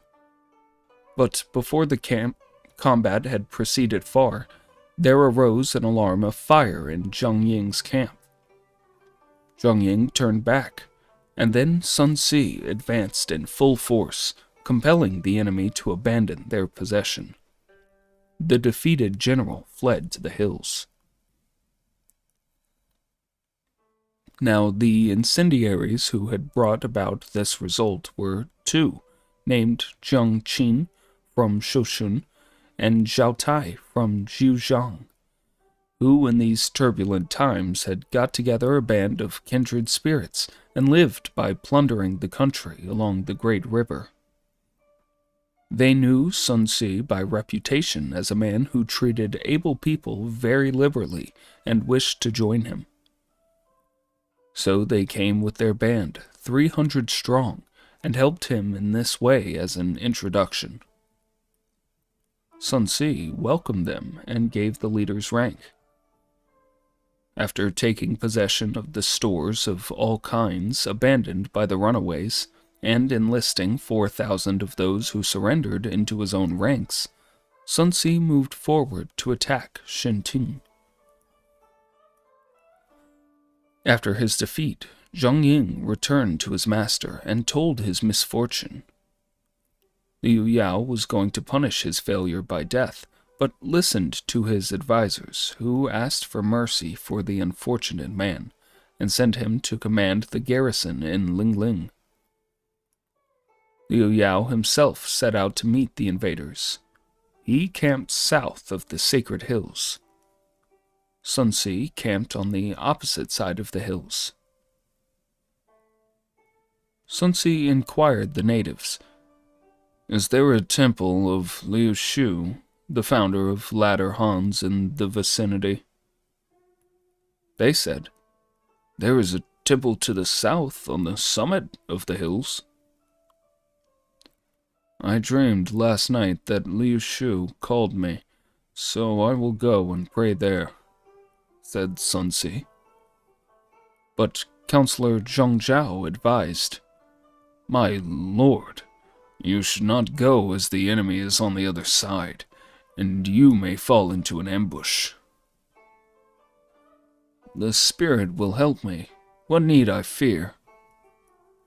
So Sun Si put on his armor, took his spear and mounted, taking with him 12 of his commanders as an escort. They rode up the hills, dismounted, burned incense, and they all bowed in the shrine. Then Sun Si knelt and made a vow, saying, If I, Sun Si, succeed in my task and restore the authority of my late father, then I will restore this temple and order sacrifices at the 4 seasons. When they had remounted, Sun Si said, I am going to ride along the ridge and reconnoiter the enemy's position. His commanders begged him to refrain, but he was obstinate, and they rode there together, noting the villages below. A soldier of the other side, going along a by-road, quickly reported the presence of horsemen on the ridge, and Liu Yao said, "It is certainly Sun Si trying to inveigle us to battle, but do not go out." Taishi Chi jumped up, saying, "What better chance to capture him?" So, without orders, he armed himself and rode through the camp, crying, "If there be any valiant people among you, follow me." No one moved save a subaltern, who said, "He is a valiant man, and I will go with him." So he also went. The others only laughed at the pair. Now, having seen all he wished, Sun Si thought it time to return, and wheeled round his horse. But when he was going over the summit, someone shouted, "Stay, Sun Si!" Sun Si turned. 2 horsemen were coming at full speed down the next hill. Sun Si halted and drew up his little escort right and left, he himself with his spear ready. "Which is Sun Si?" shouted Taishi Chi. "Who are you?" was the reply. "I, Taishi Chi of Lai Huang, come to take him prisoner." "Then I am he," said Sun Si, laughing. "Come together, both of you. I am not afraid of you. If I were, I would not be Sun Si." "You and all your crowd come on, and I will not blench," cried Taishi Chi, putting his horse at a gallop and setting his spear. Sun Si braced himself for the shock, and the battle began. 50 bouts were fought, and still neither combatant had the advantage. Sun Si's commanders whispered to each other their admiration and amazement. Taishi Chi saw that the spearmanship of his opponent showed no weak point whereby he could gain the advantage, so he decided to resort to guile. Feigning defeat, he would lead Sun Si to pursuit. Taishi Chi, however, did not retire along the road by which he had come, but took a path leading around the hill instead of going over it. His antagonist followed, shouting, "He who retreats is no worthy soldier." But Taishi Chi thought within himself, "He has 12 others at his back, and I only 1. If I capture them, the others will retake him. I will inveigle him into some secret spot, and then try." So, flying and fighting by turns, he led Sun Si, an eager pursuer, down to the plain. Here, Taishi Chi suddenly wheeled about and attacked. Again, they exchanged 100 bouts without result. Then Sun Si made a fierce thrust, which his opponent evaded by gripping the spear under his arm, while he himself did the same with his opponent's spear. Neither was wounded, but each exerting his utmost strength to pull the other out of the saddle, they both came to the ground.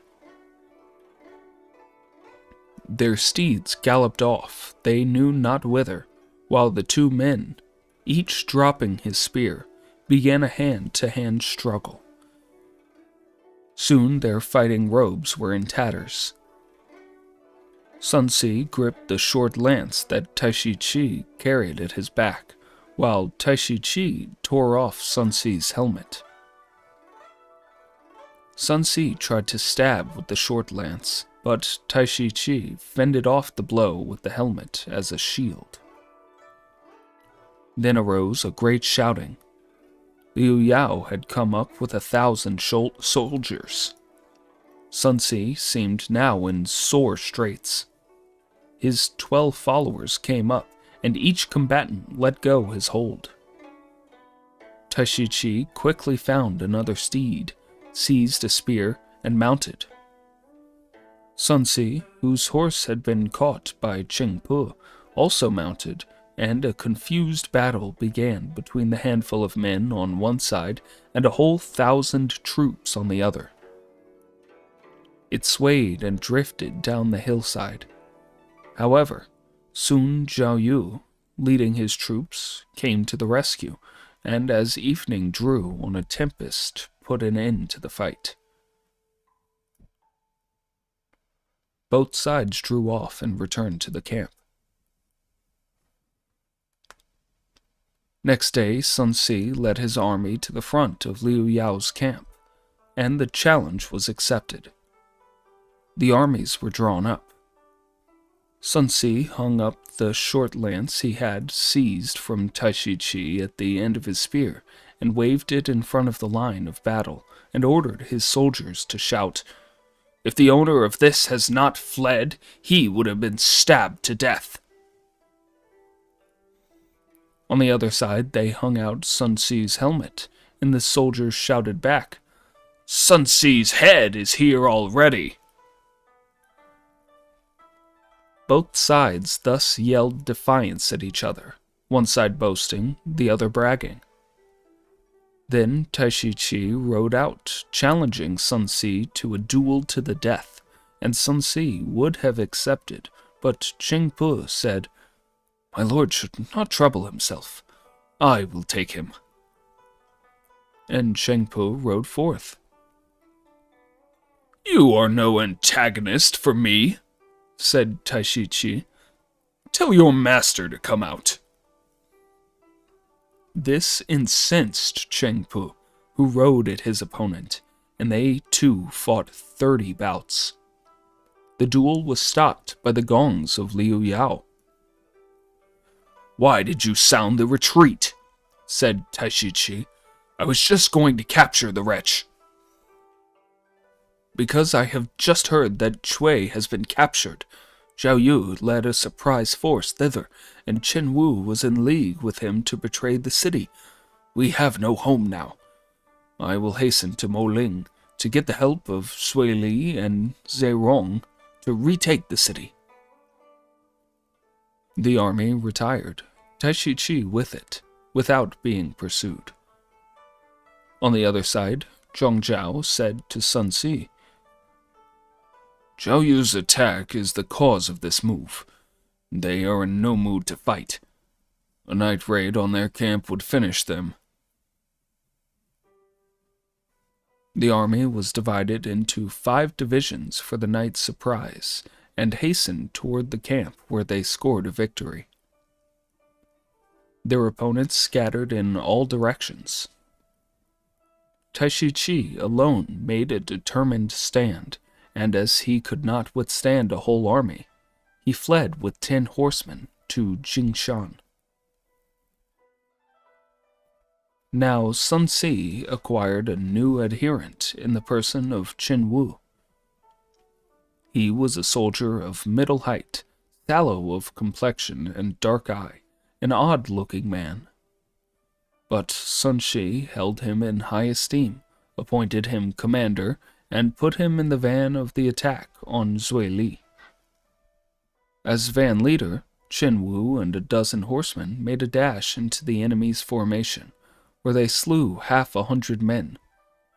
So Sui Li would not fight but remained within his defenses. As Sun Ce was attacking the city, a spy came in with the news that Liu Yao and Zerong had gone to attack Niuzhu, which made Sun Ce move thither in haste. His 2 opponents were ready for battle. "I am here," said Sun Ce. "You would better give in." A general came out from behind Liu Yao to accept the challenge. It was Yu Mi. But in the 3rd bout, Sun Ce made him prisoner and carried him off to the other side. Seeing his colleague thus captured, Fan Neng rode out to the rescue and got quite close.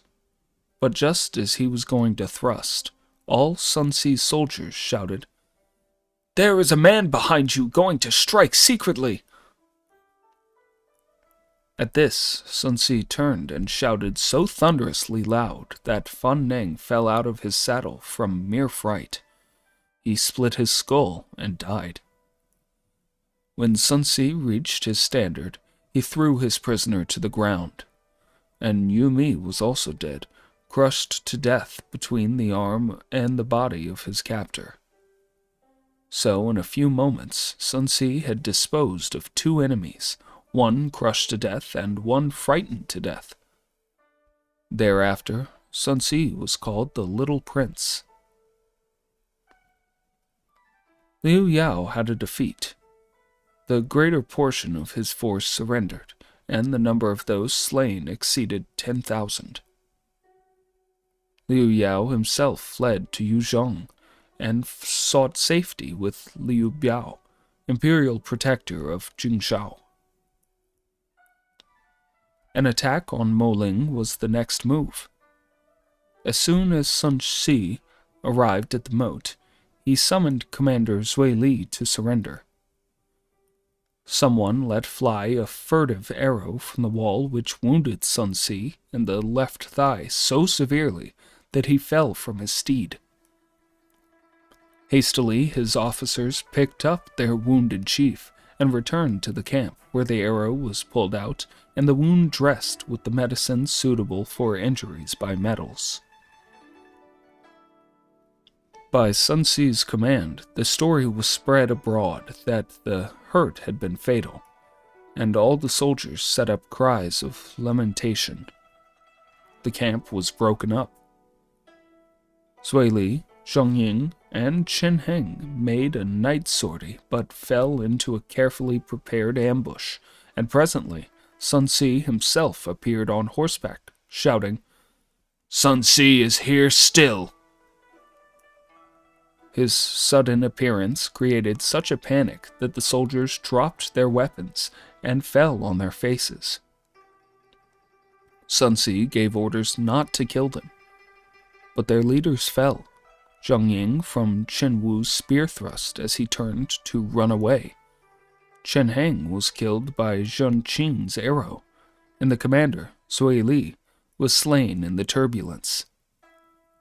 Thus Sun Tzu got possession of Moling. Having calmed the people, he sent his soldiers away to Jingshan, where Taishi Chi was in command. Taishi Chi had assembled 2,000 veterans in addition to his own troops for the purpose of avenging his master. Sun Tzu and Zhao Yu, on the other hand, consulted how to capture him alive.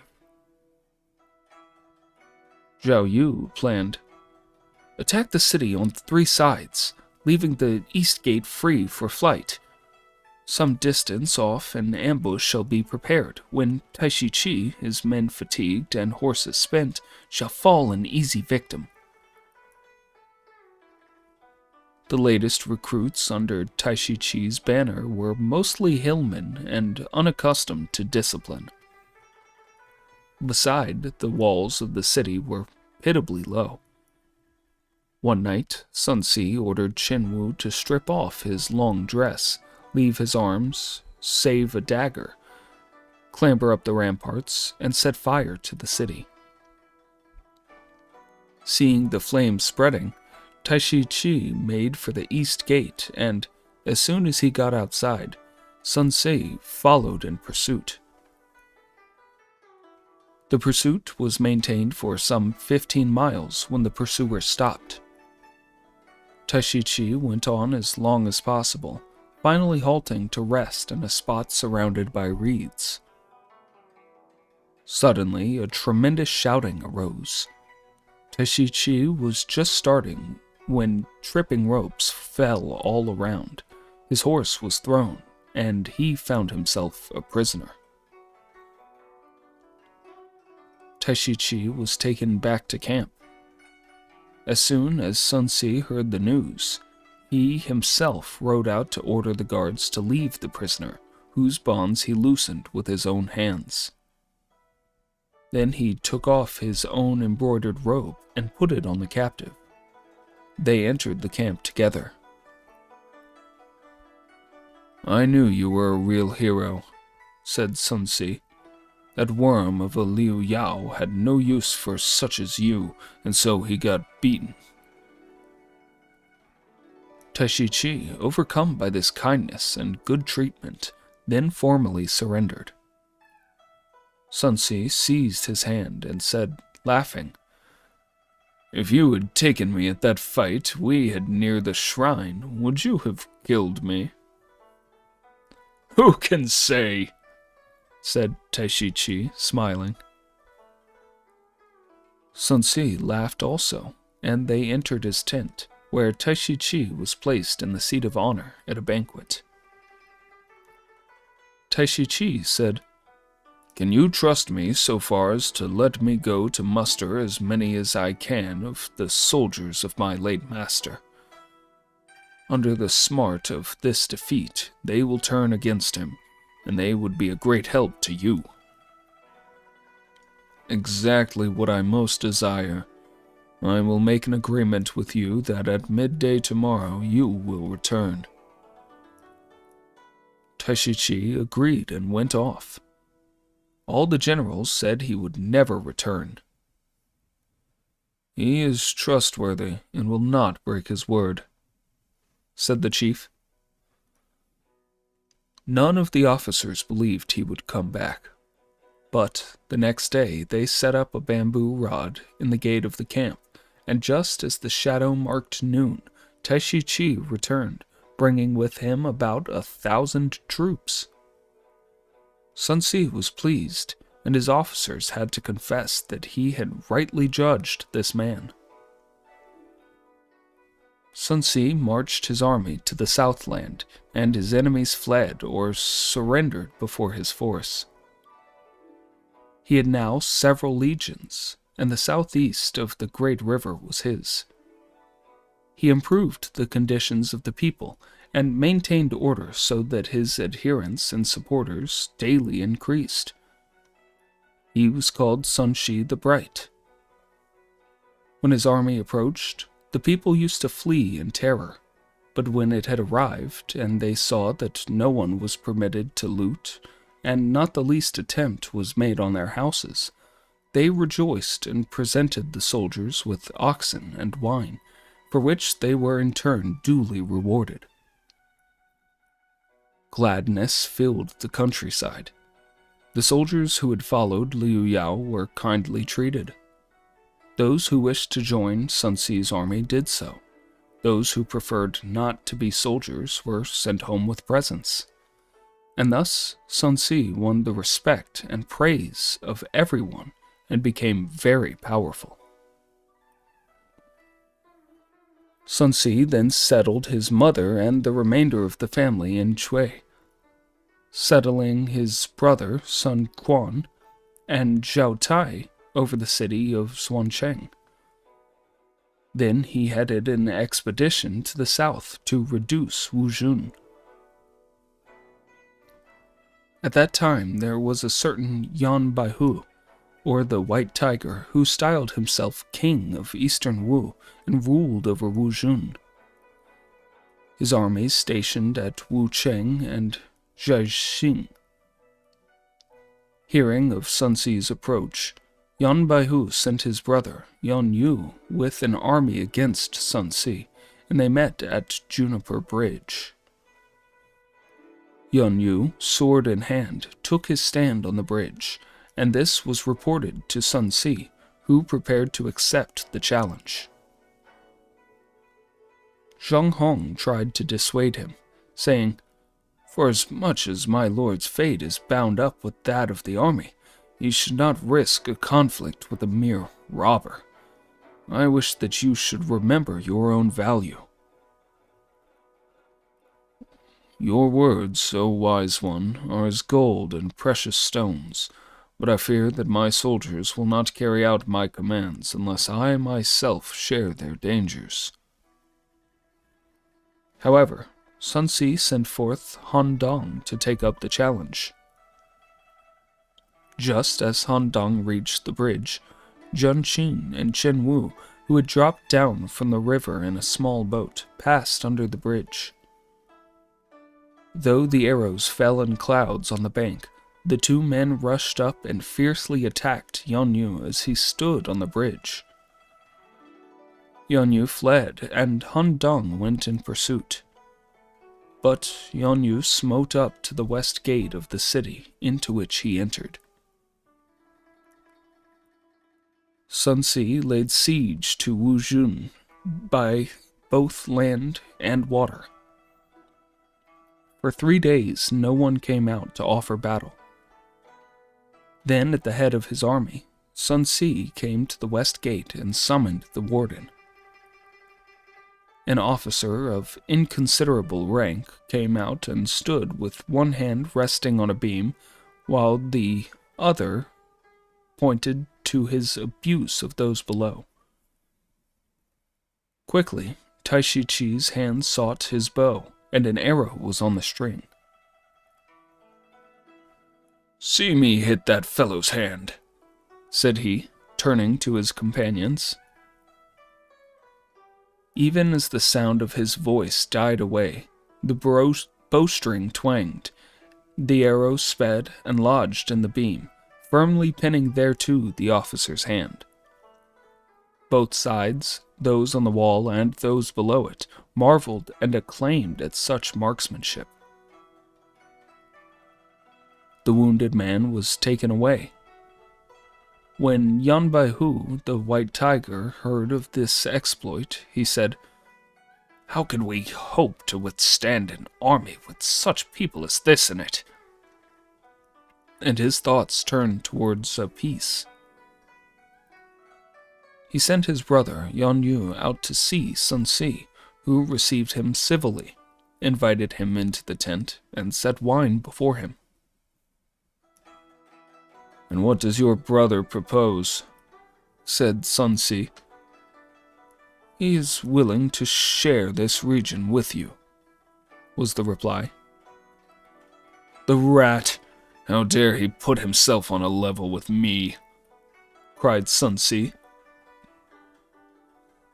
Sun Ce commanded to put the messenger to death. Yan Yu started up and drew his sword, but out flew Sun Ce's blade, and the unhappy messenger fell to the ground. His head was hacked off and sent into the city to his brother. This had its effect. Yan Baihu saw the resistance was hopeless, so he abandoned Wuzhun and fled.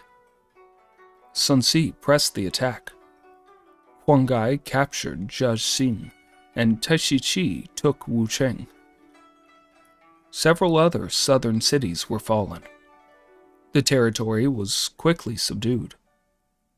Yan Baihu rushed off toward Yuhong in the east, plundering on all sides, till a band of villagers under the leadership of one Ling Cao checked his career of robbery there. Yan Baihu then fled toward Kuaji. Ling Cao and his son then went to meet Sun Ce, who took them into his service and appointed them commanders as a reward for their service, and the joint forces crossed the great river. The White Tiger, Yan Baihu, gathered his scattered forces and took up a position at Western Ford, but Cheng Pu attacked him there and scattered the defenders, chasing them as far as Kuaiji. The governor of the place, Wang Long, was on Yan Baihu's side and inclined to support him actively. But when Wang Long proposed this, one of his officers stood forth, saying, "No, no! Sun Ce as a leader is humane and upright, while the White Tiger is a savage ruffian. Rather capture him and offer his person as a peace offering to Sun Ce." The governor turned angrily toward the speaker, who was an official named Yu Fan from Kuaiji, and bade him be silent. Yufan withdrew, sighing deeply, and the governor went to the help of the White Tiger, with whom he joined forces at Shanyin. Sun Si came up. When both sides were arrayed, Sun Si rode out and addressed Wang Long, saying, "Mine is an army of good soldiers, and my aim is to restore peace to this region, but you give your support to a rebel."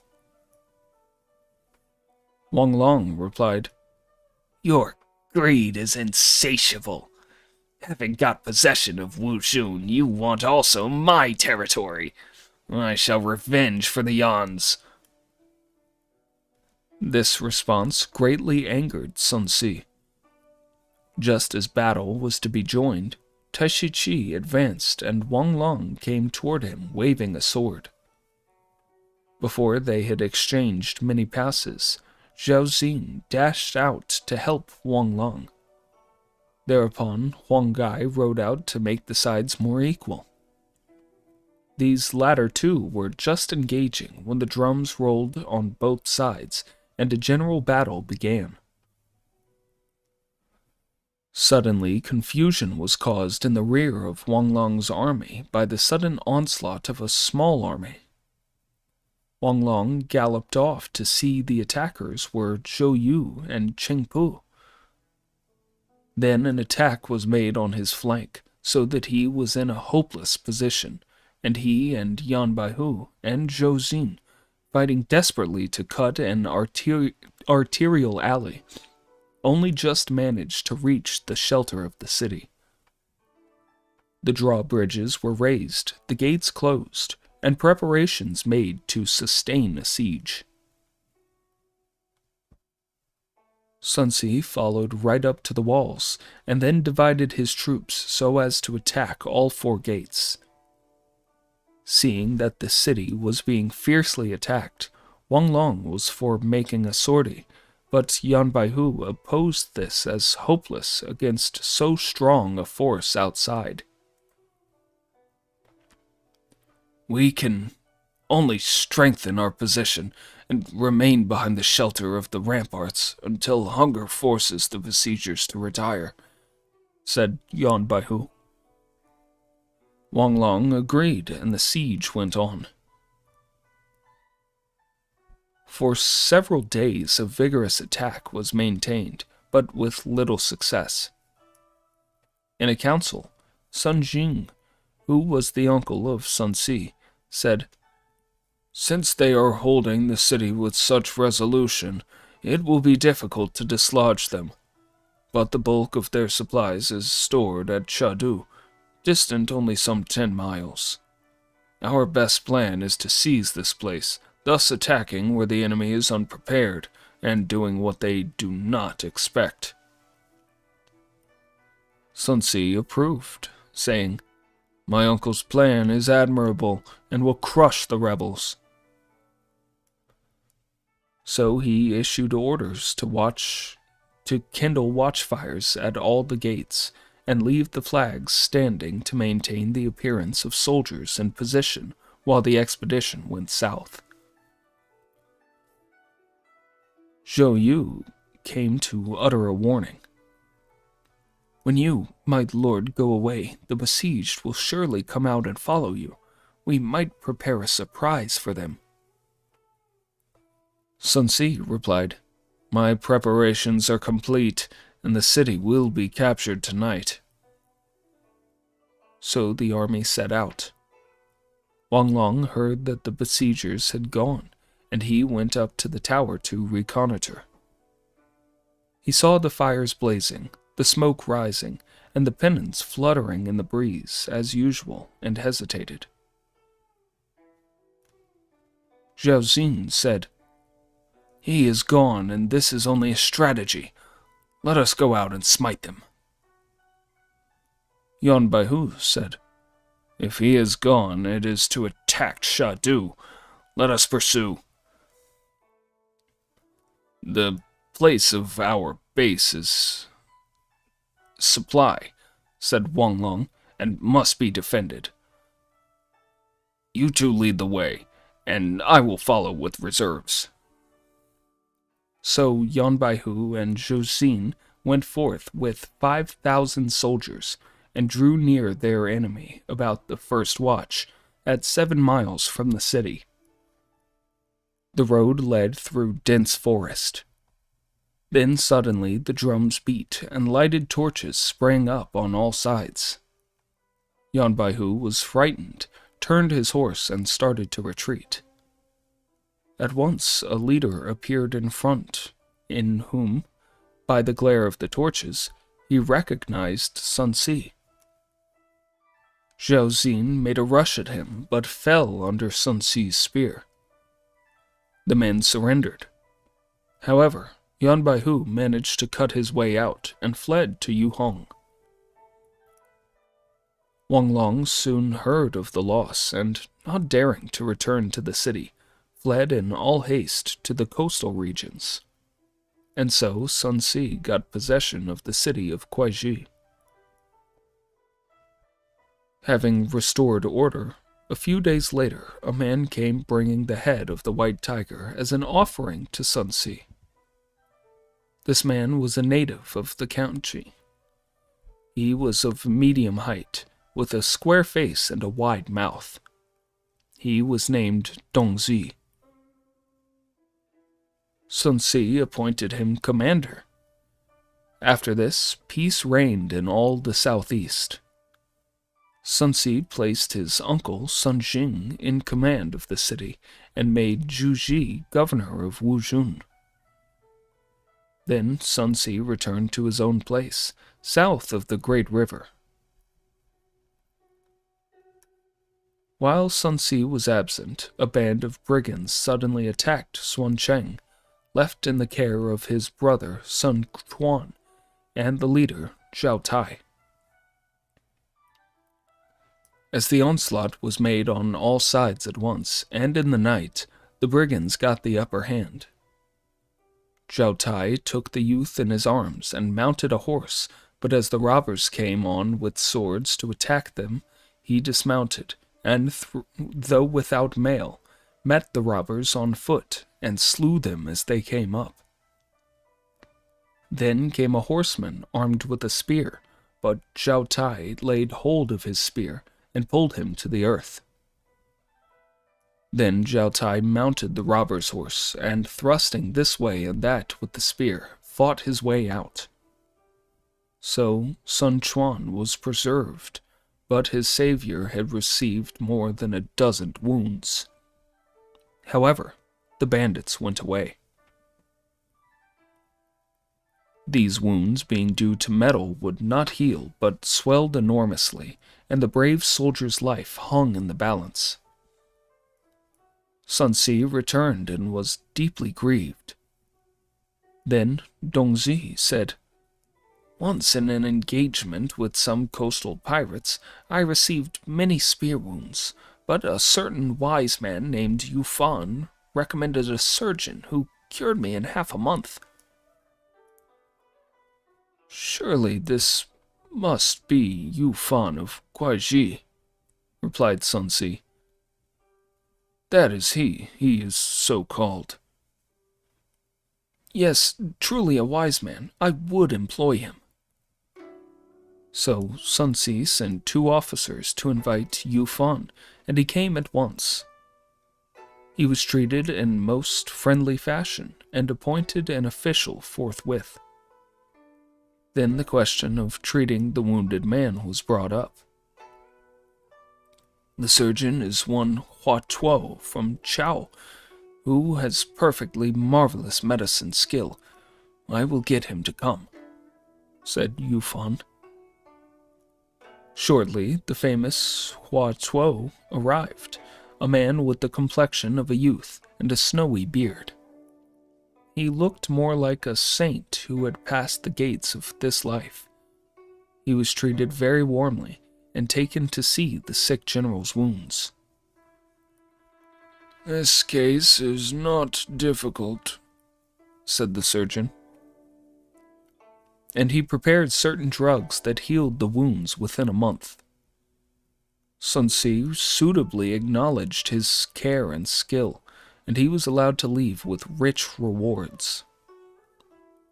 Next, Sun Ce attacked the brigands and destroyed them, so restoring complete tranquility to the Southland. After this, he set garrisons at all the strategic points in the old state of Wu, and this done, memorialized what he had achieved to the throne.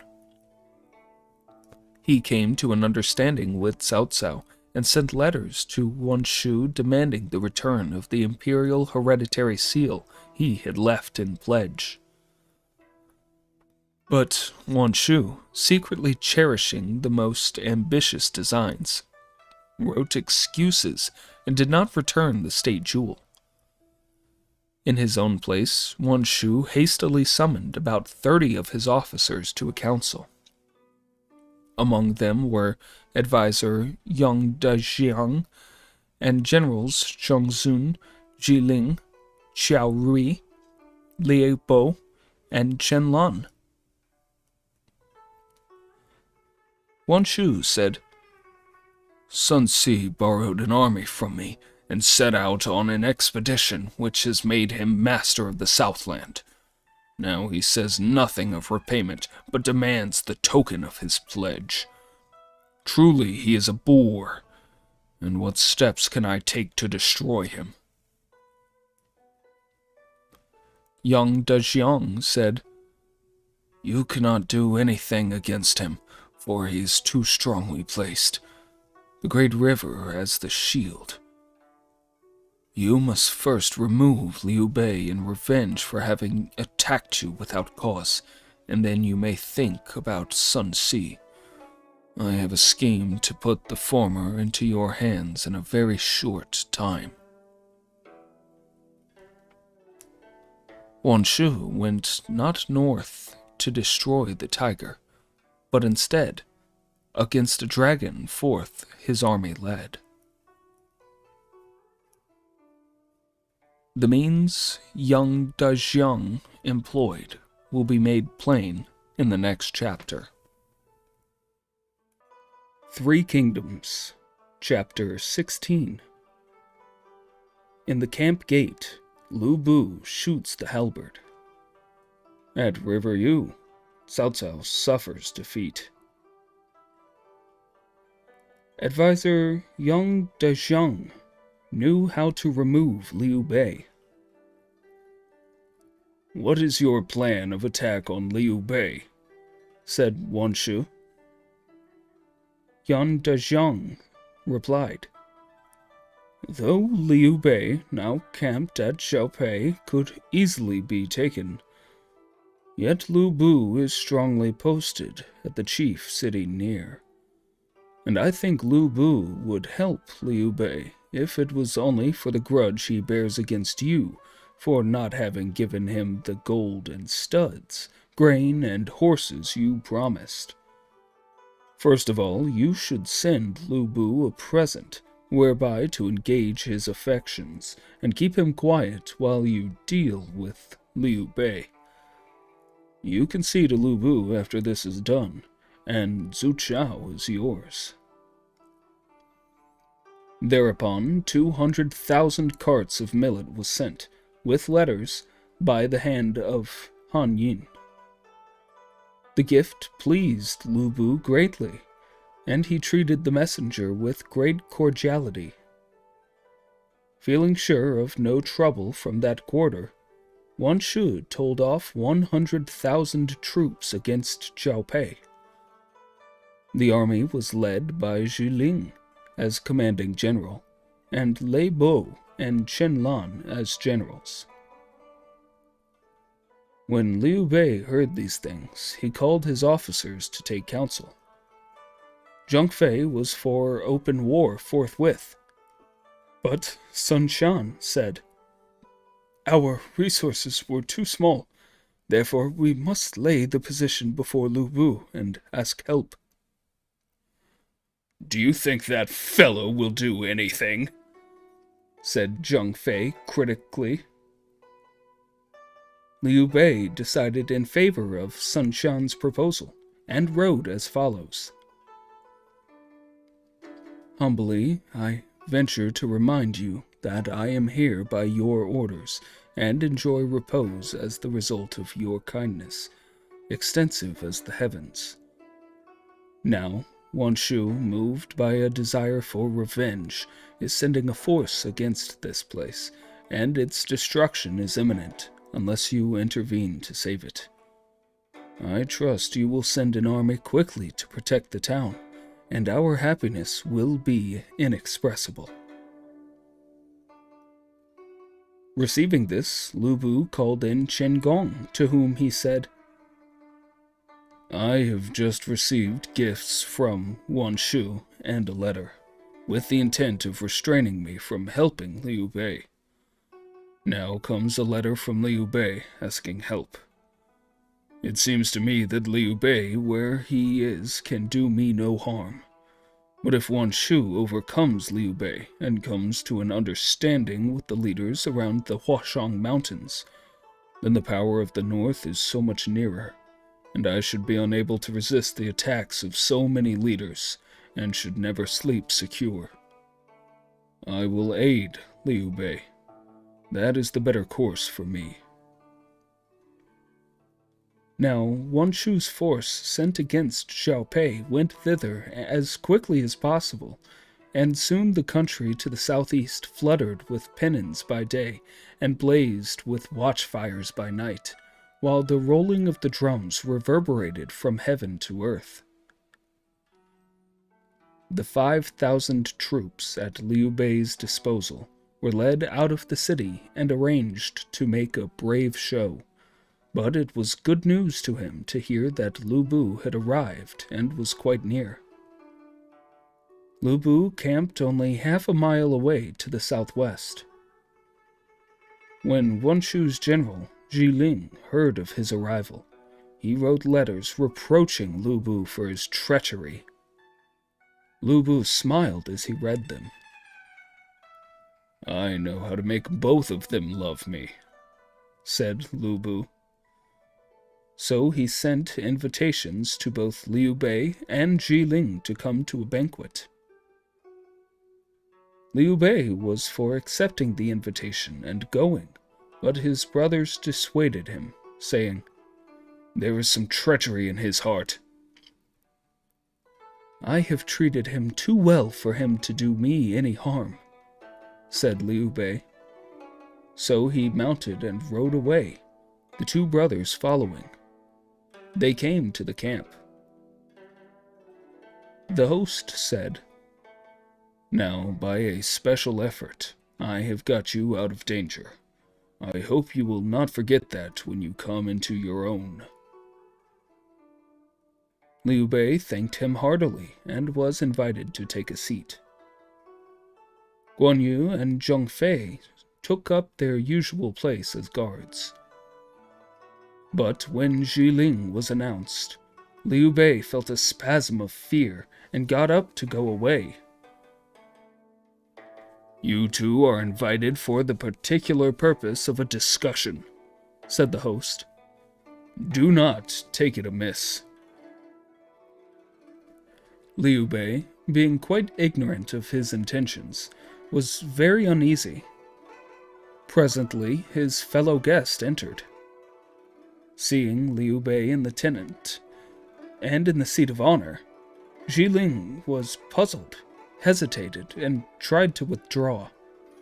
But the attendants prevented this, and Lu Bu, advancing, laid hold of him and drew him into the tent as he had been a child. Do you wish to slay me? Asked Ji Ling. Not at all, replied Lu Bu. Then you are going to slay Long Ears. No, not that. Then what does it mean? Liu Bei and I are brothers. Now, General, you are besieging him, and so I have come to the rescue. Then slay me, said Ji Ling. There would be no sense in that. All my life I have disliked fighting and quarrels, but have loved making peace. And now I want to settle the quarrel between you two. May I ask how you think of doing so? I have a means, and one approved of heaven itself. Then Lu Bu drew Ling within the tent and led him up to Liu Bei. The two men faced each other, full of mutual suspicion, but their host placed himself between them, and they took their seats. Liu Bei on the right hand of the host. The banquet began.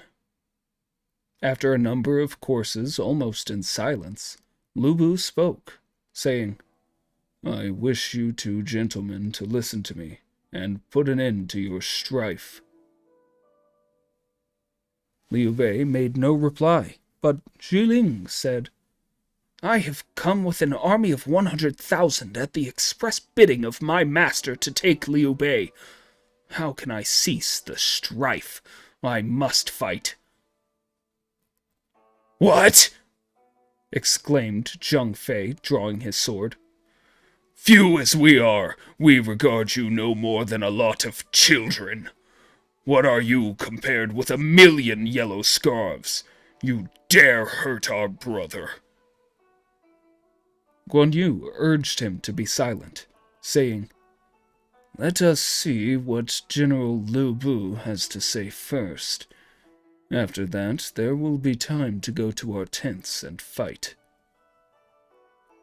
I beg you both to come to an understanding. I cannot let you fight, said Lu Bu. Now on one side, Ling was discontented and angry. On the other, Zheng Fei was dying for a fight. And neither of the two chiefly concerned would signify assent. Then, suddenly, the host turned to his attendants, saying, Bring my trident halberd. They did so, and he sat there gripping that graceful but effective weapon in his right hand. Both guests felt very ill at ease and turned pale. Lu Bu went on, saying, I have tried to persuade you to make peace, for that is the command of the Most High. It shall be put to the test. He then bade his servants take the halberd outside beyond the gate and set it up. Then, speaking to his two guests, he said, That gate is 150 paces distant. If I can hit that left branch of the halberd head with an arrow, you will both withdraw your armies. If I miss, you can go away and prepare for immediate battle. I shall stand against either of you who does not abide by what I say. Ling thought to himself, That small mark at that distance, how could anyone hit it? So he assented, thinking he would have plenty of fighting after his host had missed the mark. Of course, Liu Bei was willing. They all sat down again, and wine was served. When this had been drunk, the host called for his bow and arrows. Liu Bei silently prayed that he would hit the mark.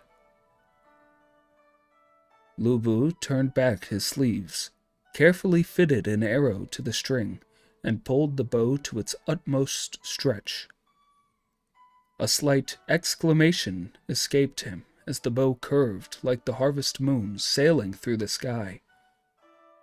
Twang went the bowstring, and the arrow sped like a falling star, and it struck the slender tongue of the halberd head full and square.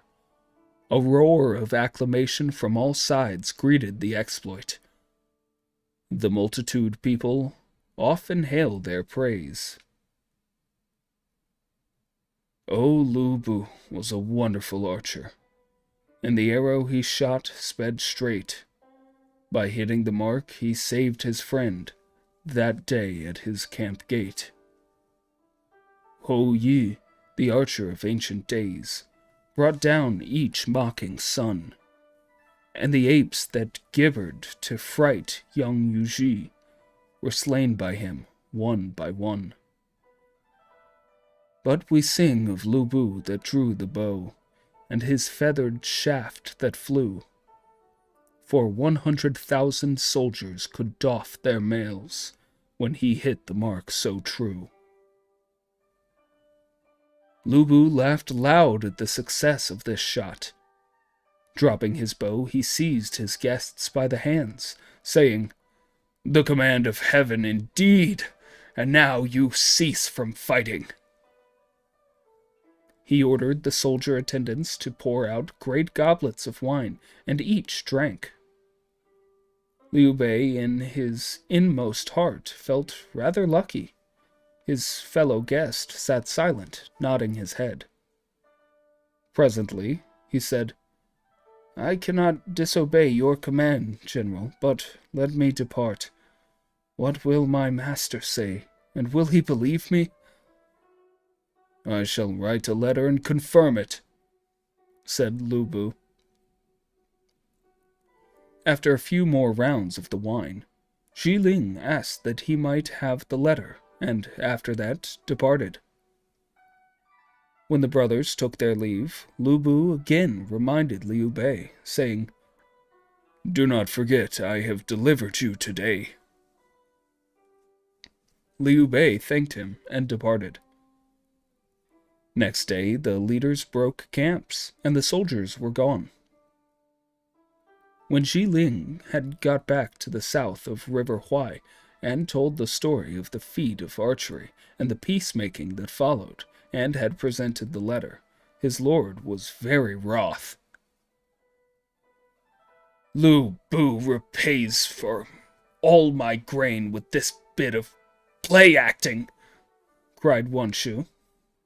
"He has saved Liu Bei, but I will lead a large army myself and settle both Liu Bei and him." "Be careful, my lord," said Xi Ling. "Lu Bu is braver and stronger than most leaders and has wide territory. He and Liu Bei together make a powerful combination, not easy to break. But there is another course. I have found out that his wife, Lady Yan, has a daughter just of marriable age, and as you have a son, you could arrange a marriage alliance with Lu Bu. If his daughter wedded your son, Lu Bu would certainly slay your enemy for you. This is called relative above stranger plan." This scheme appealed to Wan Shu, who soon set about its accomplishment. He sent presents by the hand of Han Yin, who was to discuss the question. When Han Yin saw Lu Bu, he said, "My master has an immense respect for you, illustrious sir, and he desires to ensure perpetual alliance between the two families by a marriage, an alliance such as existed between the ancient states of Qin and Jin." Lu Bu was well disposed toward the scheme, but went in to consult his wife. Now Lu Bu had 2 wives and 1 concubine. He first married a lady of the Yan family, and she was the legal wife. Then he took Dao Chan as a concubine, and while he was living at Xiaopei, he had married a secondary wife, a daughter of Cao Bao. Lady Cao had died quite young, leaving no issue. Neither had Dao Chan borne any children, so that Lu Bu had but 1 child, this daughter, of whom he was dotingly fond. When he broached the subject, his wife said, "The Wans have dominated the regions around the River Huai these many years. They have a large army and are very prosperous. One day a Wan will become emperor, and our daughter may hope to be an empress. But how many sons has Wan Shu?" "Only this one." "Then we should accept the offer. Even if our daughter does not become an empress, Zhu Zhao has a new ally." Lu Bu decided to accept, and so treated the messenger with extreme generosity. Han Yin went back with a favorable answer. The wedding gifts were then prepared, ready for Han Yin to take to the bride's family. They were received, and banquets and merrymaking filled all the time. Next day, Qin Gong went to see the messenger in his lodging, and when the usual ceremonies and greetings had been exchanged, the two men sat down to talk. When the servants had been sent out of earshot, Qin Gong said, "Who originated this scheme by which Wan Shu and Lu Bu are to become connections by this marriage, so that Liu Bei's head may fall?" Han Yin was terrified. "I pray you not to let it get abroad," said he. "I shall certainly keep it a secret, but if there be any delay, some other person will find out, and that spells failure," said Qin Gong. "What would best be done?"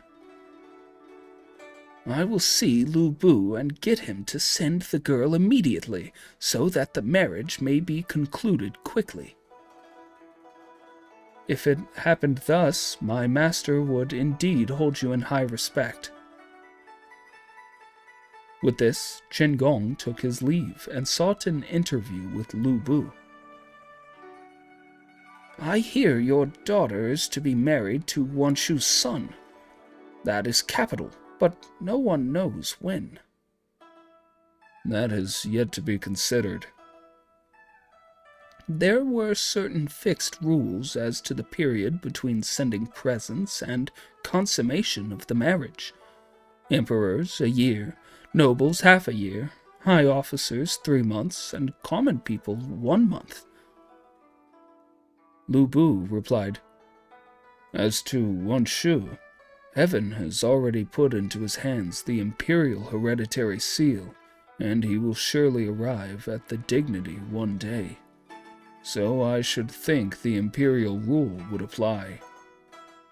"No, it will not." "The nobles' rule, then?" "No, nor that." "The high officers?" "Not even that." Lu Bu laughed, saying, "Then you mean me to go by the rule for common people?" "Nor that either." "Then what do you mean?" "In the midst of the present troubles, when there is great rivalry among the nobles, do you not see that the others will be exceedingly jealous of your marriage alliance with such a high family as the Wans? Suppose you postpone the choice of the day.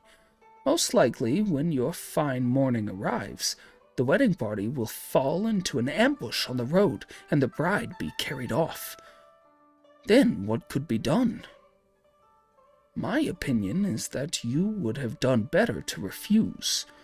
But since you have consented, then carry out the plan at once before the lords hear of it, and so send the girl over without delay to Shoshun. You can hire a lodging there till you have selected the wedding day, and the odds are greatly against any failure." "What you say is quite to the point," replied Lu Bu. He went into the private apartments to see his wife and told her the bride-elect would be sent out immediately, and the trousseau was to be prepared as far as it could be. On his side, he chose some good horses and had a wedding carriage got ready. The escort consisted of Han Yin and 2 of Lu Bu's generals, Song Shun and Wei Zhu. The procession went out of the city to the sound of music. Now, at this time, Qin Gui, father of Qin Deng, was placidly waiting till the evening of his life passed into night. Hearing this burst of music, he inquired the occasion, and the servants told him. "They are working on the relative above stranger device, then, said Chen Gui. Liu Bei is in danger. Thereupon, in spite of his many infirmities, he went to see Lu Bu. Noble sir, what brings you here? Asked Lu Bu. I heard you were dead, and I came to mourn, quavered the old man. Who said that? Exclaimed his host. Once upon a time, you received grand presents from Huan Shu that you might slay Liu Bei, but you got out by that clever shot at your halberd. Now they suddenly seek a marriage alliance, thinking to get hold of your daughter as a pledge. The next move will be an attack on Zhao Pei, and that gone, where are you? Whatever they ask in the future, grain or troops or anything else, and you yield, will bring your own end nearer and make you hated all round. If you refuse, then you are false to the duties of a relative, and that will be an excuse to attack you openly. Beside this, Yuan Shu intends to call himself emperor, which would be rebellion, and you would be of the rebels' family, something abominable, which the multitude people would not suffer. Lu Bu was much disturbed to hear this. I have been misled, cried he. So he hurriedly sent Zhang Liao to bring the wedding party, which had been 10 miles away, back to the city. When they had come, Lu Bu threw Han Yin into prison and sent a reply to Yuan Shu saying curtly that the girl's trousseau was not ready and she could not be married till it was. Xingui wanted Han Yin to be sent to the capital, Zuchong, but Lu Bu was hesitating what course to adopt when he heard that Liu Bei was enlisting soldiers and buying horses for no apparent reason. He is simply doing his duty. There is nothing to be surprised at, said Lu Bu at first. Then came 2 officers, Song Chun and Wei Zhu, saying, As you ordered us, we went into the Huashang Mountains to purchase horses. We had got 300 when, on our way back, on the borders of Zhao Pei, some robbers stole half of them. We hear that the real robbers were Zhang Fei and his soldiers, who took on the guise of brigands. Lu Bu was very angry at this, and began to prepare an expedition against Zhao Pei. When Liu Bei heard that an attack threatened, he led out his army to oppose it, and the 2 armies were arrayed. Liu Bei rode out to the front and said, Elder brother, why have you brought an army against me? Lu Bu began abusing him, saying, That shot of mine at the archery feast saved you from grave danger. Why then did you steal my horses? I wanted horses, and I sent out to buy them. Should I dare to take yours? Said Liu Bei. You stole 150 in the person of your brother, Zhang Fei. You only used another man's hand. Thereupon Zhang Fei, with his spear set, rode out, saying, Yes, I stole your good horses, and what more do you expect? Lu Bu replied, You goggled-eyed thief!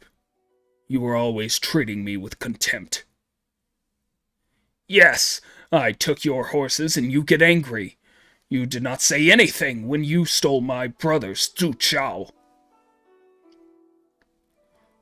Lu Bu rode forward to give battle, and Zhang Fei advanced. A reckless fight began, and the 2 warriors kept it up for 100 bouts without a decisive stroke. Then Liu Bei, fearing some accident to his brother, hastily beat the gongs as a signal to retire and led his army into the city. Lu Bu then invested it.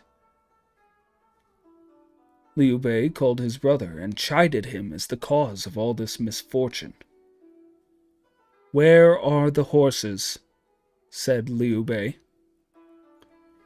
"In some of the temples and courts," replied Zhang Fei. Liu Bei sent a messenger out to speak softly and offer to restore the stolen horses if hostilities were to cease. Lu Bu was disposed to agree, but Chen Gong opposed. "You will suffer by and by if you do not remove this Liu Bei." Under Chen Gong's influence, the request for peace was rejected, and the attackers on the city pressed harder. Liu Bei called Mi Zhu and Sun Shan to him to ask advice. Said Sun Shan, "The one person that Cao Cao detests is Lu Bu.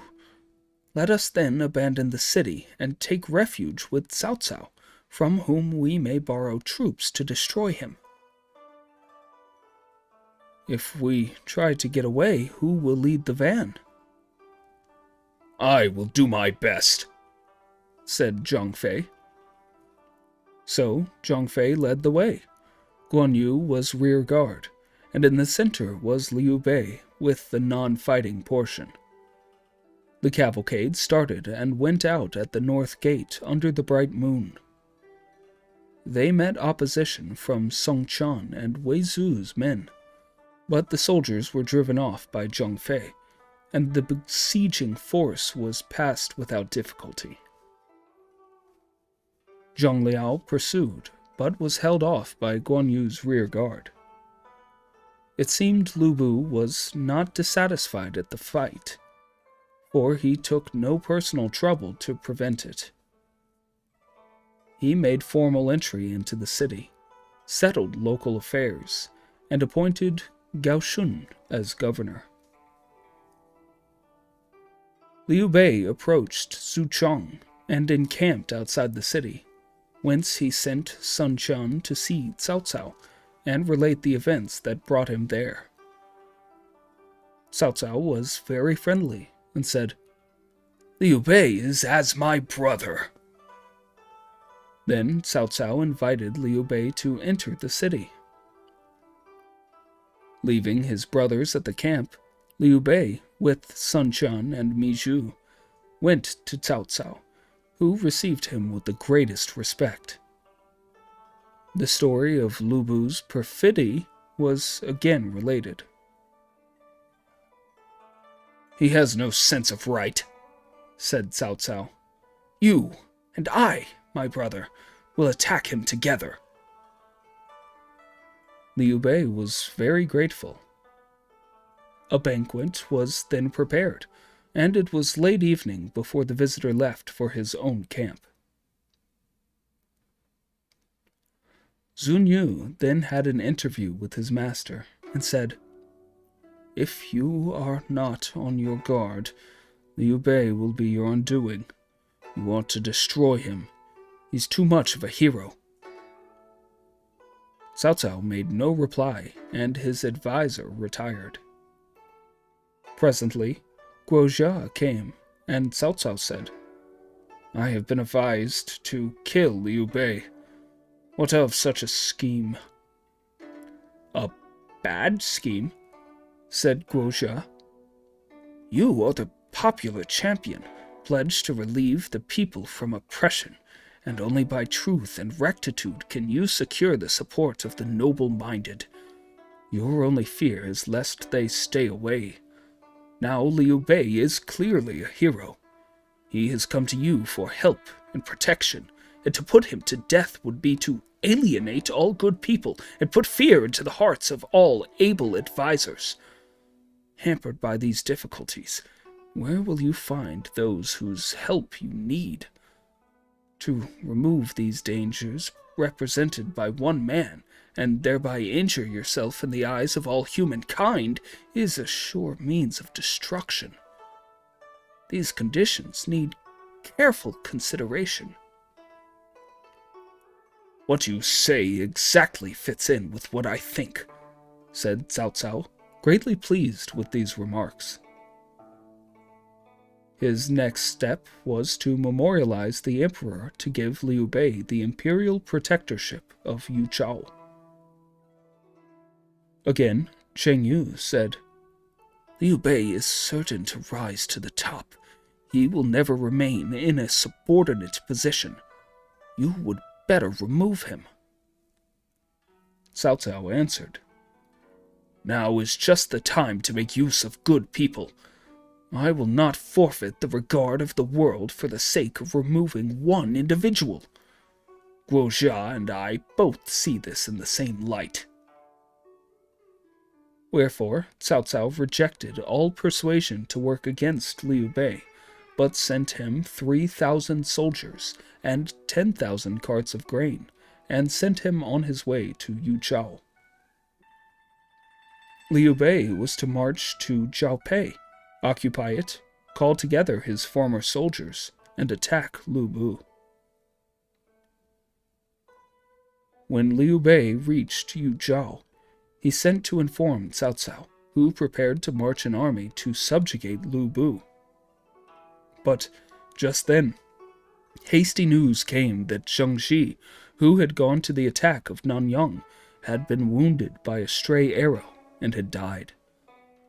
His nephew, Zheng Shu, had succeeded to the command of his army, and with Jie Su as strategist, Zheng Xiu had joined Liu Biao and camped at Wancheng. They intended to attack the capital and get possession of the emperor's person. Cao Cao was placed in a quandary. He would go to attack this combination, but he feared lest Lu Bu would attack the capital if he left it, so he sought the advice of Zun Yu. Said the adviser, Lu Bu has no notion of a policy. He is led astray by any little advantage that presents itself to his eyes. All you need to do is to obtain promotion for him, giving him some time, some additional title, and tell him to make peace with Liu Bei, and he will do it. The South is no threat then. Good, said Cao Cao. And he acted upon the hint and sent an imperial legate, Wan Zi, to Zhuchao with the official announcement and a letter urging peace, while he went on with preparations to meet the other danger from Zhengshu. When ready, Cao Cao marched out with 150,000 troops in 3 divisions. Zhao Dun was the van leader, and they went to River Yu and camped there. Jie Su succeeded in persuading Zheng Xiu of the hopelessness of resistance. You would do well to surrender, since Cao Cao's army is too large for you to oppose, said Jie Su. Seeing the truth of this, Zheng Xiu sent his advisor to propose submission. Cao Cao was greatly pleased with the messenger, admiring his ready and fluent repartee, and tried to win him to his service. I was formerly with Li Shui, and was guilty with him. Now I am with Zheng Shu, who esteems my advice, and I should not like to abandon him, said Jie Su. Jie Su left and next day conducted his master into Cao Cao's presence. Cao Cao was very generous. Then he entered Wancheng with a small force, the greater part of the army being put in camp outside where the lines extended some 3 miles. Great banquets were given every day by Zheng Shu, and Cao Cao was always being entertained. One day, when Cao Cao returned to his quarters in a more than usual merry mood, he asked the attendants if there were any singing girls in the city. His nephew, Cao Amin, heard the question and said, Peeping through one of the partitions last evening, I saw a perfectly beautiful woman in one of the courts. They told me she was the wife of Zhang Ji, Zhang Xiu's uncle. She is very lovely. Cao Cao, inflamed by the description given him of the beauty, told his nephew to go and bring her to visit him. Cao Amin did so, supported by an armed escort, and very soon the woman stood before Cao Cao. She was a beauty indeed, and Cao Cao asked her name. She replied, "Thy handmaid was wife to Zhang Ji. I was born of the Zhou family." "Do you know who I am?" "I have known the Prime Minister by reputation a long time. I am happy to see him and be permitted to bow before him," said she. "It was for your sake that I allowed Zhang Xiu to submit. Otherwise I would have slain him and cut him off root and branch," said Cao Cao. "Indeed, then I owe my very life to you. I am very grateful," said she. "To see you here is a glimpse of paradise, but there is one thing I should like better. Stay here and go with me to the capital, where I will see that you are properly cared for. What do you say to that, my lady?" She could but thank him. "But Zhang Xiu will greatly wonder at my prolonged absence, and gossips will begin to talk," said she. "If you like, you can leave the city tomorrow." She did so, but instead of going at once to the capital, she stayed with him among the tents, where Jian Wei was appointed as a special guard over her apartments. Cao Cao was the only person whom she saw, and he passed the days in idle dalliance with the lady, quite content to let time flow by. But people told Zhang Xiu what had gone amiss, and he was angry at the shame brought upon the family.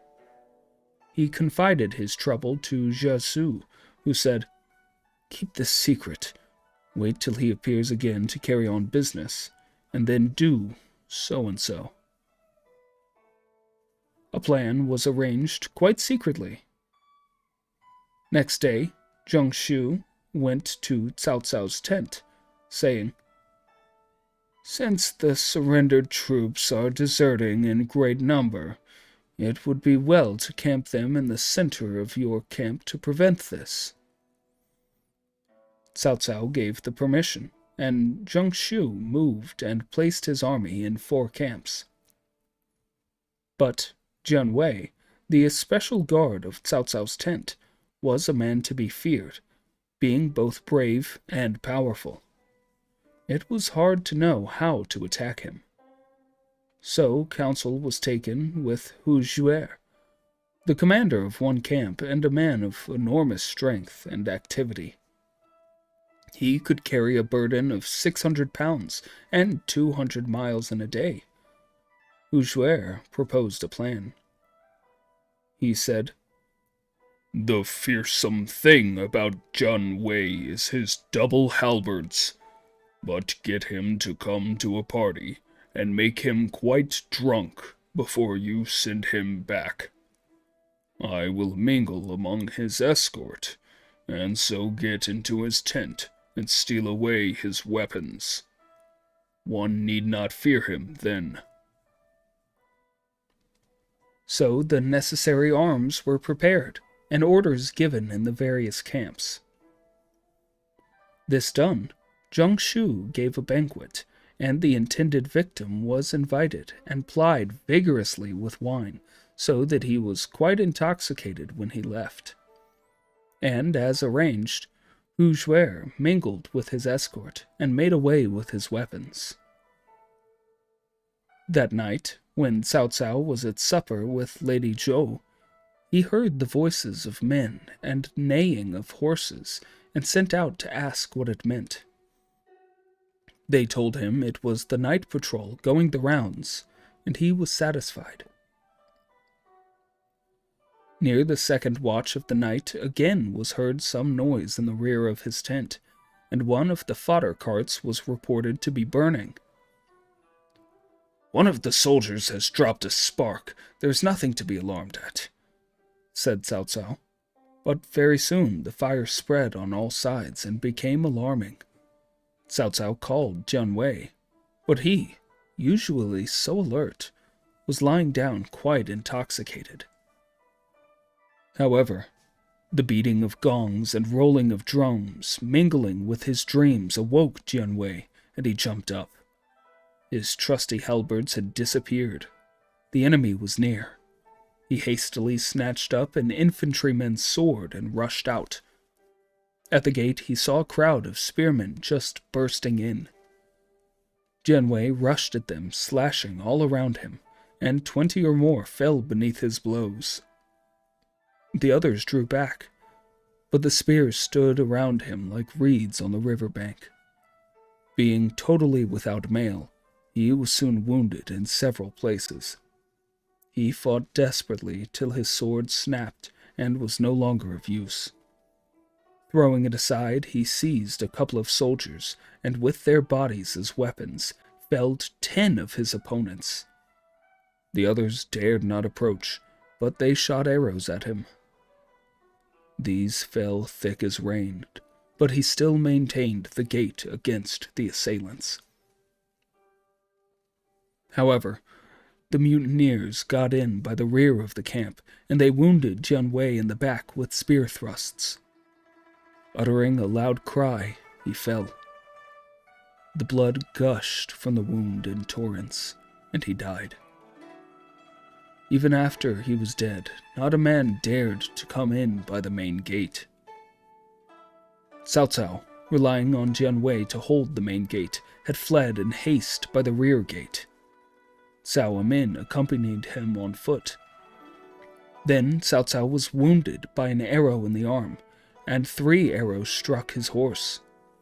However, fortunately, the horse was a fine Dewan beast, full of spirit, and, in spite of its wounds, it bore its master swiftly and well as far as the bank of River Yu. Here some of the pursuers came up, and Cao Min was hacked to pieces. Cao Cao dashed into the river and reached the further side, but there was an arrow stuck in his steed in the eye, and it fell. Cao Cao's eldest son, Cao Ong, dismounted and yielded his horse to his father, who galloped on. Cao Ong was killed by arrows, but Cao Cao himself got away. Soon after, he met several of his officers who had rallied a few troops. The soldiers of Jingzhou, under Xiao Hodun, seized the occasion to plunder the people. Yu Jin took his army, fell upon them, and slew many. Thus he protected and appeased the people. The plunderers, meeting Cao Cao on the road, knelt down, howling, and said Yu Jin had mutinied and attacked them. Cao Cao was surprised, and he gave order to Xiao Hodun, Zhu Chu, Li Jian, and Wei Jin to attack Yu Jin. Now when Yu Jin saw his master and a great company approaching, he at once stopped the attack and set his troops to make a camp. An officer asked him, "The Jingzhou soldiers say you have turned traitor. Why do you not explain now that the Prime Minister has arrived? Why first make a camp?" Yu Jin replied, "Our enemies are coming up in our rear and are very close. It is necessary to prepare for defense, or we shall not withstand them. Explanation is a small matter, but defense is very important." Soon after the camp was finished, Zhang Shu fell upon them. Yu Jin himself rode out to face them. Zhang Shu drew back.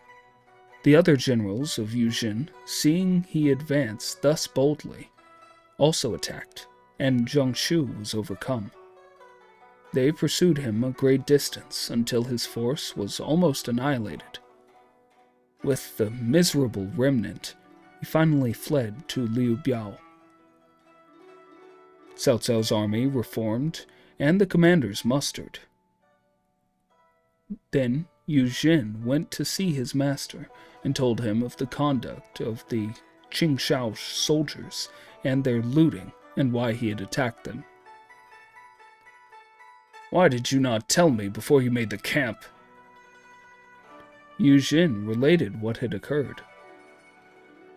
Said Cao Cao, "When the first thought of a leader in the time of greatest stress is to maintain order and strengthen his defenses, giving no thought to slander, but shouldering his burdens bravely, and when he thereby turns a defeat into a victory, who, even of the ancient leaders, can excel Yu Jin?" Cao Cao rewarded Yu Jin with a golden army and the lordship of Yishou. But Cao Cao reprimanded Xiahou Dun for the lack of discipline among his soldiers. Sacrifices in honor of the dead warrior Jian Wei were instituted. Cao Cao himself led the wailing and paid due honors. Turning to his officers, he said, "I have lost my firstborn son, but I grieve not so heavily for him as Jian Wei. I weep for him." All were sad at the loss of this general. Then orders were issued to return to the capital. When Imperial Legate Wang Zi, bearing the imperial decree, reached Zhuzhou, he was met by Lu Bu, who conducted him into the residence where the decree was read. It conferred Lu Bu the title General who Pacifies the East, and a special seal accompanied the mandate. The private mediating letter was also handed over by the messenger, detailed the high appreciation in which Lu Bu was held by the chief minister of state. Lu Bu was greatly pleased. Next came news that a messenger from Wanshu had arrived. When he had been introduced, he said, "My master's project of declaring himself emperor is advancing. He has already built a palace and will speedily choose empress and concubines and would come to the south of River Huai. He is looking forward to receiving the fiancée of the heir apparent." "Has the rebel gone so far?" cried Lu Bu in a rage. He put the messenger to death and Han Yin into the cage. He drafted a memorial of thanks and sent it to the capital, at the same time sending to Han Yin, the unfortunate agent who had arranged the marriage alliance. He also replied to Cao Cao's private mediating letter, asking to be confirmed in his protectorship of Zuchao. The letter was sent by the hand of Chen Deng. Cao Cao was pleased to hear of the rupture of the marriage arrangement between the houses of Wan's and Lu's, and forthwith put Han Yin to death in the marketplace. However, Chen Deng secretly told Cao Cao, saying, "Lu Bu is cruel, stupid, and facile. The longer he remains, the worse." "I know Lu Bu quite well," replied Cao Cao. "He is a wolf with a savage heart, and it will not be hard to feed him for long. If it had not been for you and your father, I should not have known all the circumstances, and you must help me to get rid of him." "Anything the Prime Minister wishes to do shall have my assistance," was the reply. As a reward, Cao Cao obtained an annually grant of 2,000 carts of grain for Qinggui, and the governorship of Guanling for Chen Deng, who then took his leave. As he was saying farewell, Cao Cao took him by the hand, saying, "I shall depend on you in the eastern affairs." Chen Deng nodded acquiescence. Then he returned to Lu Bu, who asked him how the visit was. Chen Deng told him, "My father received a generous annuity, and I was made governor of Guanling." Lu Bu enraged, saying, "You did not ask for Zhuchao from me, but you got something for yourself. Your father advised me to help Cao Cao by breaking off the marriage, and now I get nothing at all of what I asked, while you and your father get everything. I have been victimized by your father." He threatened Chen Deng with his sword. Chen Deng only laughed, saying, "Oh, General, how unwary you are." "I, unwary?" "When I saw Cao Cao, I said that to keep you going was like feeding a tiger. The tiger must be kept fully fed, or he would eat humans." But Cao Cao laughed and replied, "No, not that. One must treat the commander like a falcon, not feed it till the foxes and hares are done. Hungry, the bird is of use. Full-fed, it flies away." I asked who were the quarry. He replied, "Wan Shu of the south of River Huai, Sun Si of Southland, Wan Shao of Jichao, Liu Biao of Jingzhou, Liu Zhong of Yaxiao, and Zhang Lu of Hanzhong. These are the foxes and hares." Lu Bu threw aside his sword and laughed, saying, "Yes, he understands me." But just about that time came the news of the advance of Huan Shu on Zhuchao, and that frightened Lu Bu. When the discord arose between Qin and Jin, and they were attacked by Wei and Wu, and when a promised bride never came, an army marched against army to enforce the claim. How all this fell out will be shown in the next chapter.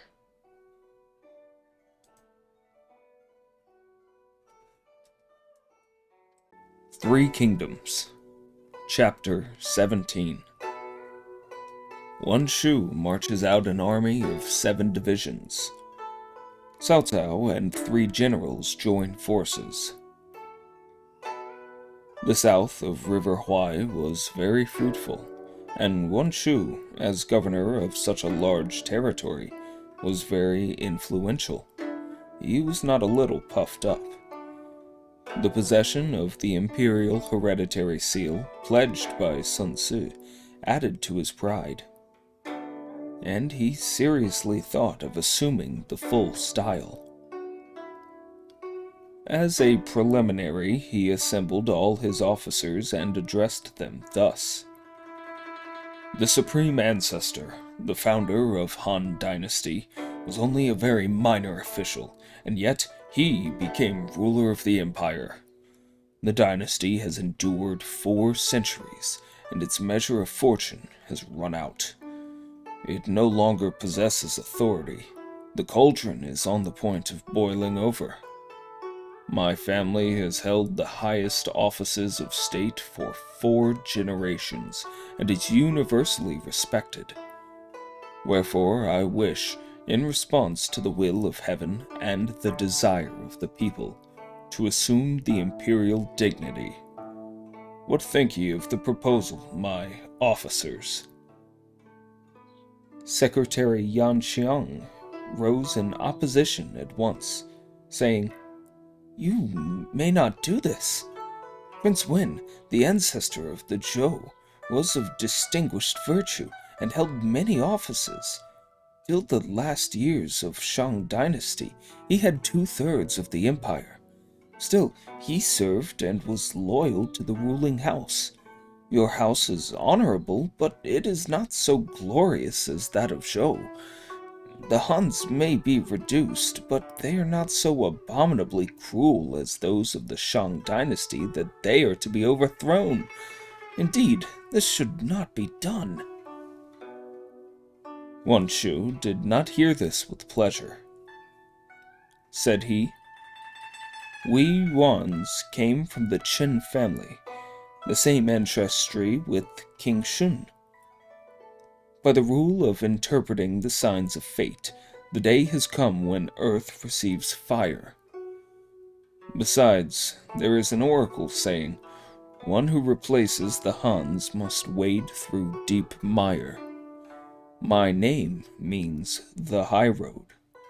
It fits exactly. Further than this, I possess the imperial hereditary seal, and must become lord of all, or I turn from heaven's own way. Finally, I have made up my mind, so if anyone says too much, that person will simply suffer death." Wan Shu arrogated himself the insignia of royalty and assigned Second Glory the reign title.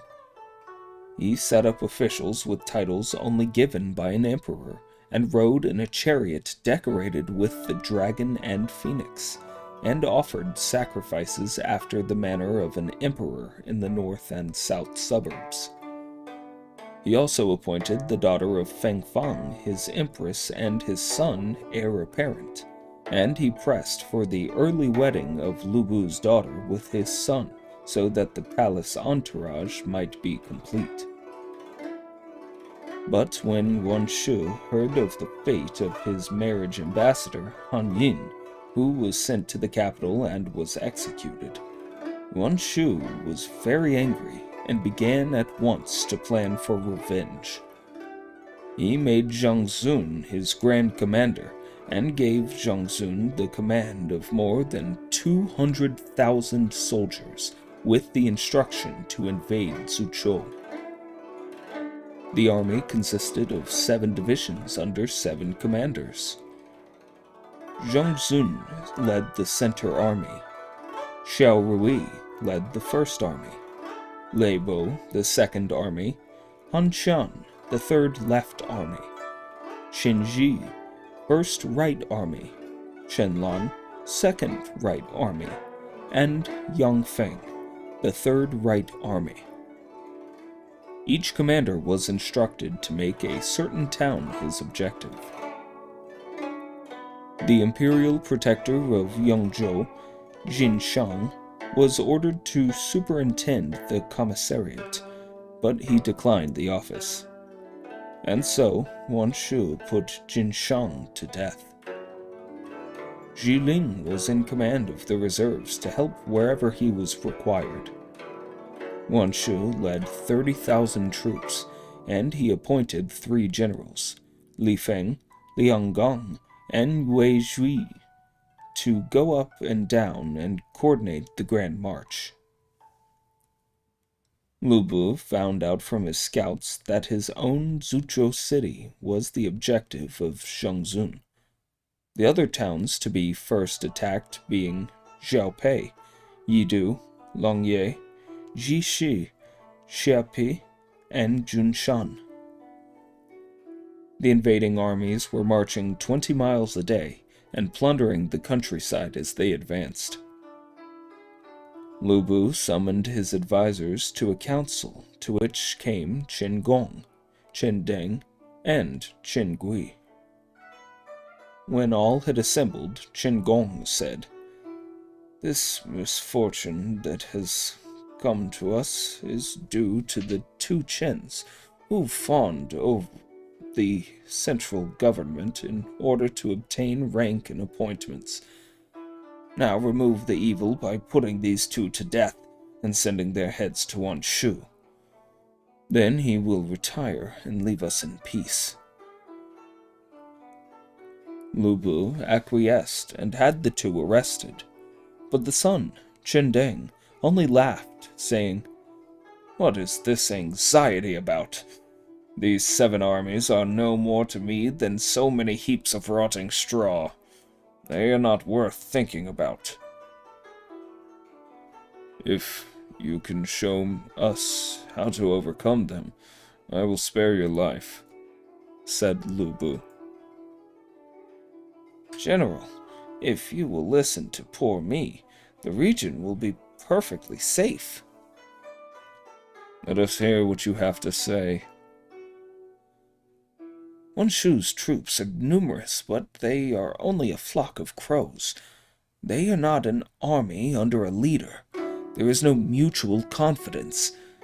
I can keep them at bay with the ordinary guards of the place, and could overcome them by some unsuspected stratagem.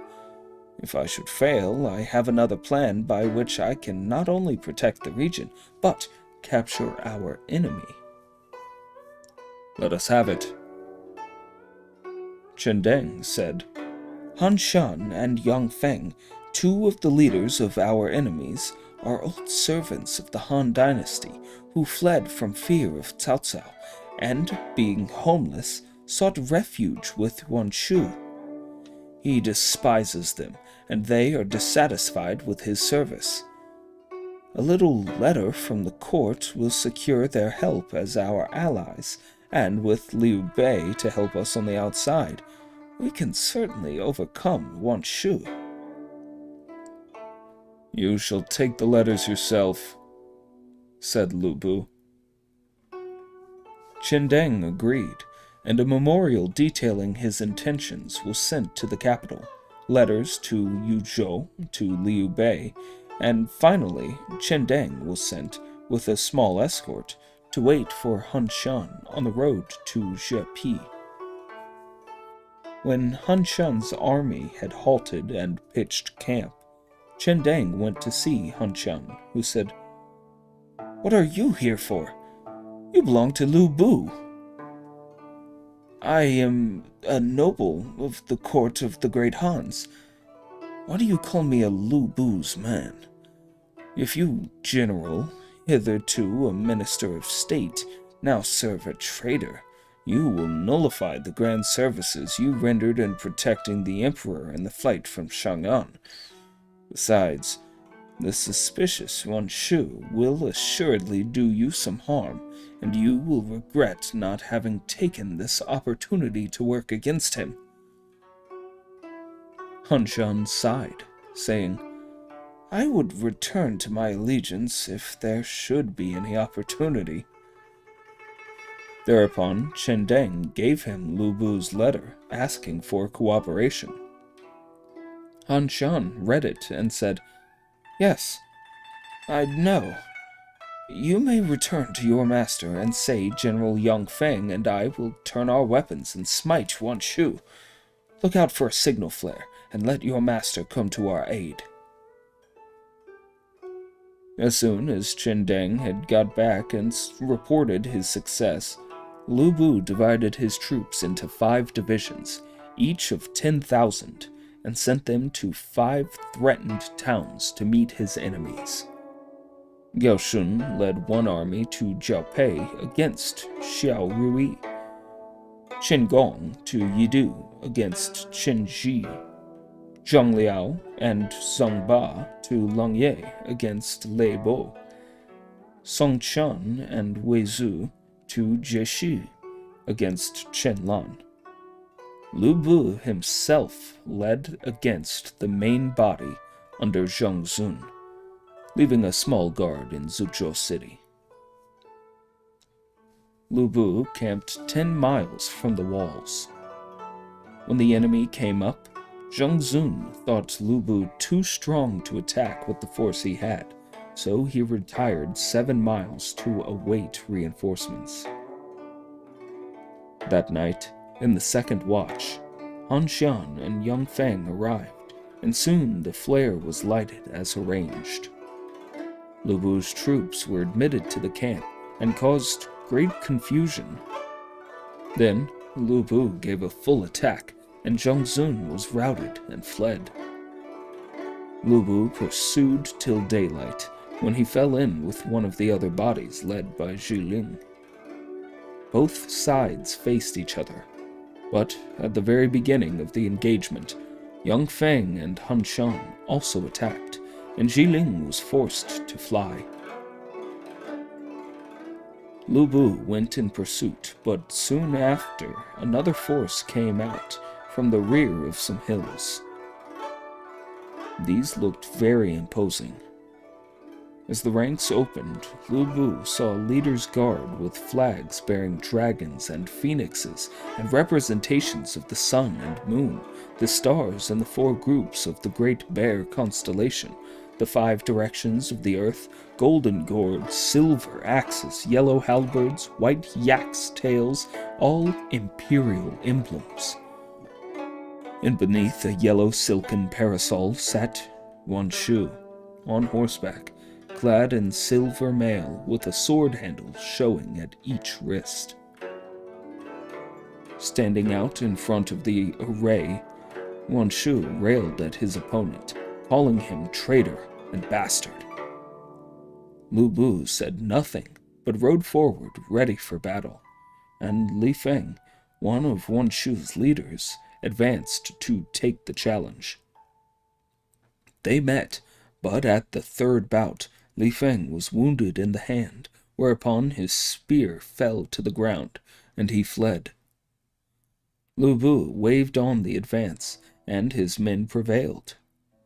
The other side fled, leaving much spoil, clothing, mail, and horses. Yuan Shu's defeated troops had not gone far when a strong army, led by Guan Yu, appeared barring his way. "Traitor! Why have they not slain you?" cried Guan Yu. Whereat Yuan Shu fled in great trepidation, and his army melted into fugitives in all directions. The new army fell upon them with great slaughter. Yuan Shu and the remnant of his army retreated into the below regions of River Huai. Victory now being secure, Lu Bu, in company with Guan Yu, Yang Feng, and Han Shan, returned to Zhuzhou, where there were banquets and feasting, and rewards for the soldiers and generals of 5 divisions. These over, Guan Yu took his leave and returned to Yuzhou, while Han Shan was appointed governor of Yidu, and Yang Feng governor of Langye. There had been a question of keeping these 2 in Zhuzhou City, but Qin Gui opposed it, saying, "Let them hold those places in Huashang Mountains, which will be all yours within a year." So Han Shan and Yang Feng were sent to these 2 cities in the meantime to await orders. "Why not retain them here?" asked Chen Deng secretly of his father. "They would be a basis for our conspiracy against Lu Bu." "But if they helped him, on the other hand, we should lengthen the tiger's claws and teeth," said Chen Gui. So Chen Deng could only approve of his father's precautions. Yuan Shu returned home, burning to avenge his defeat, so he sent to the Southland to ask a loan of troops from Sun Si. But Sun Si said, "On the strength of holding the state seal, he secretly calls himself emperor and rebels against the Hans. I would rather punish such a renegade than help him." So Sun Si refused. The letter refusing help added to Yuan Shu's anger. "What next from this callow youth?" cried Yuan Shu. "I will smite him before I deal with the others." But his advisor, Yang Dejiang, dissuaded him from this course. Having refused help to his powerful rival, Sun Si thought it wise to take measures for his own safety. So he stationed an army at Chengkou. Soon after came a messenger from Cao Cao bearing Sun Si's appointment as governor of Kuaiji, with orders to raise an army and reduce Yuan Shu.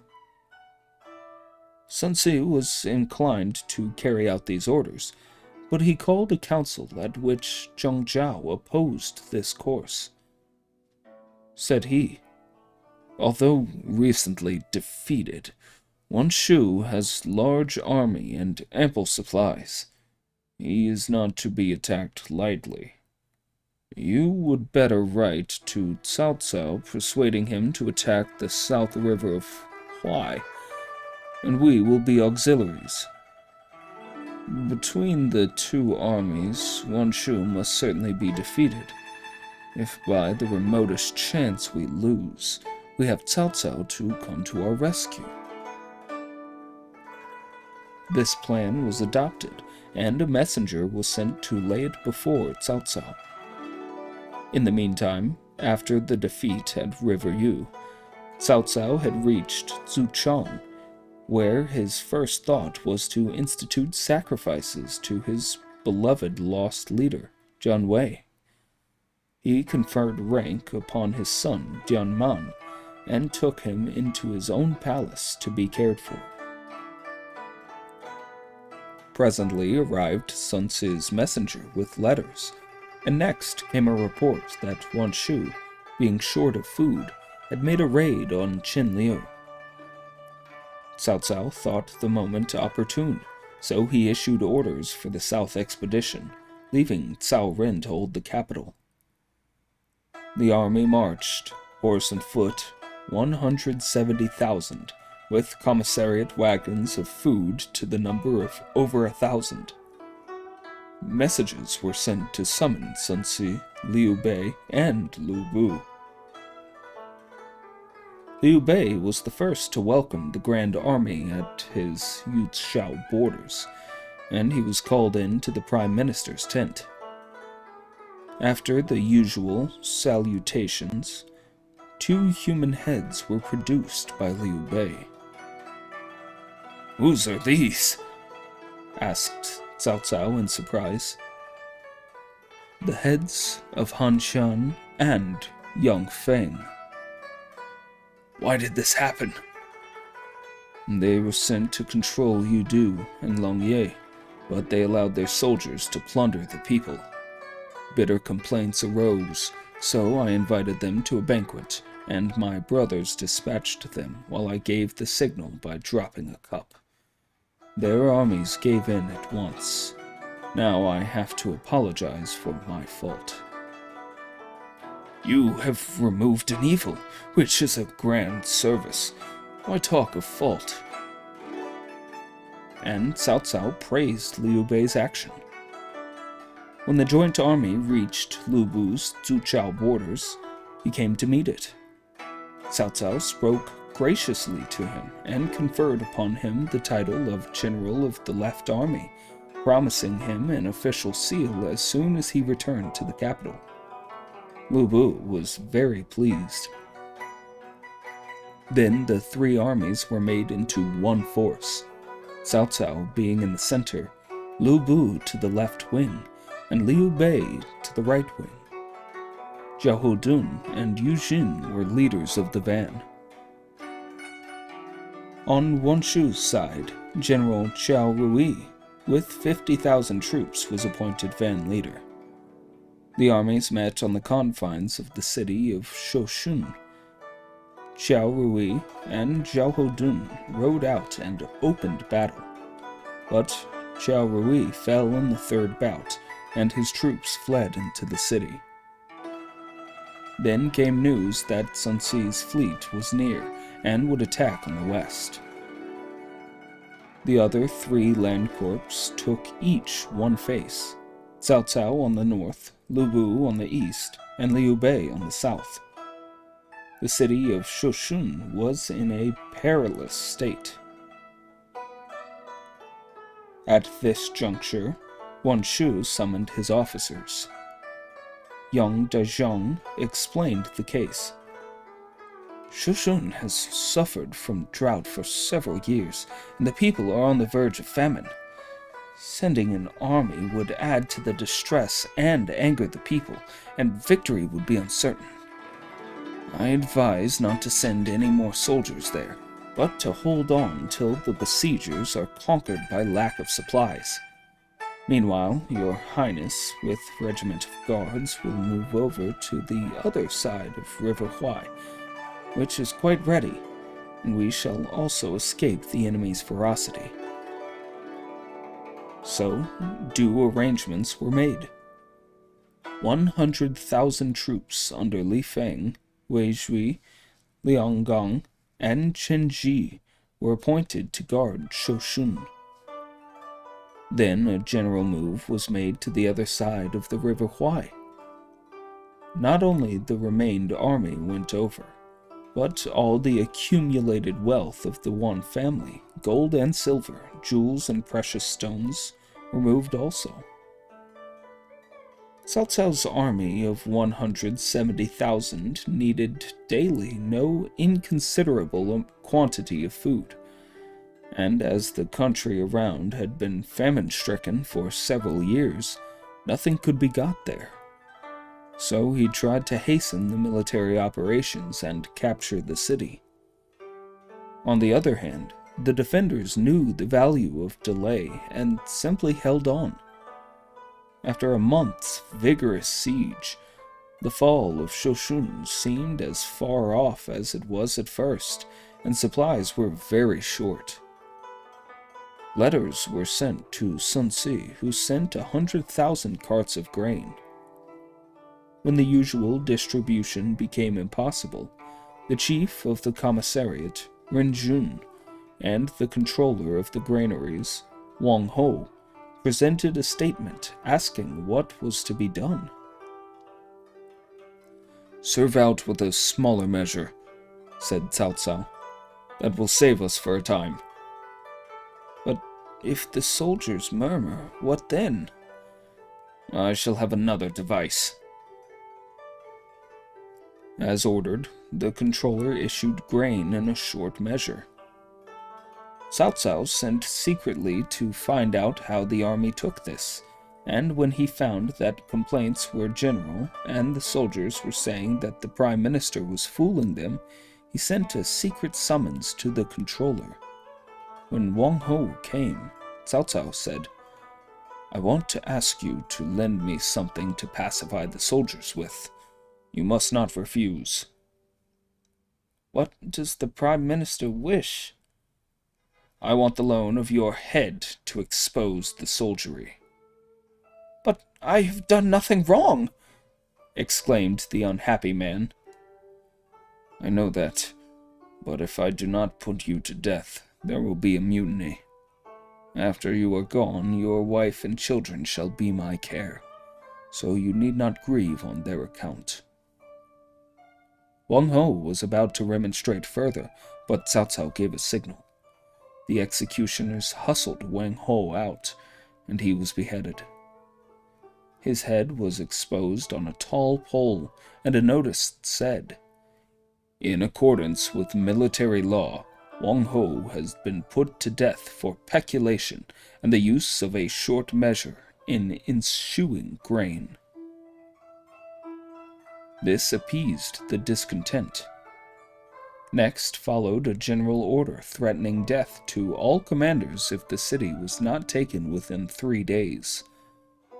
Cao Cao in person went up to the very walls to superintend the work of filling up the moat. The defenders who kept up constant showers of stones and arrows. 2 inferior officers who left their stations in fear were slain by Cao Cao himself. Thereafter, he went on foot to work with his soldiers, and to see that work went on continuously, and no one dared to be a laggard. Thus encouraged, the army became invincible, and no defense could withstand their onslaught. In a very short time, the walls were scaled, the gates battered in, and the besiegers were in possession. The officers of the garrison, Li Feng, Wei Shui, Liang Gong, and Chen Ji, were captured alive and were executed in the marketplace. All the paraphernalia of imperial state were burned, and the whole city wrecked. When the question of crossing the river in pursuit Wan Shu came up, Zun Yu opposed it, saying, "The country has suffered from short crops for years, and we should be unable to get grain. An advance would weary the army, harm the people, and possibly end in disaster.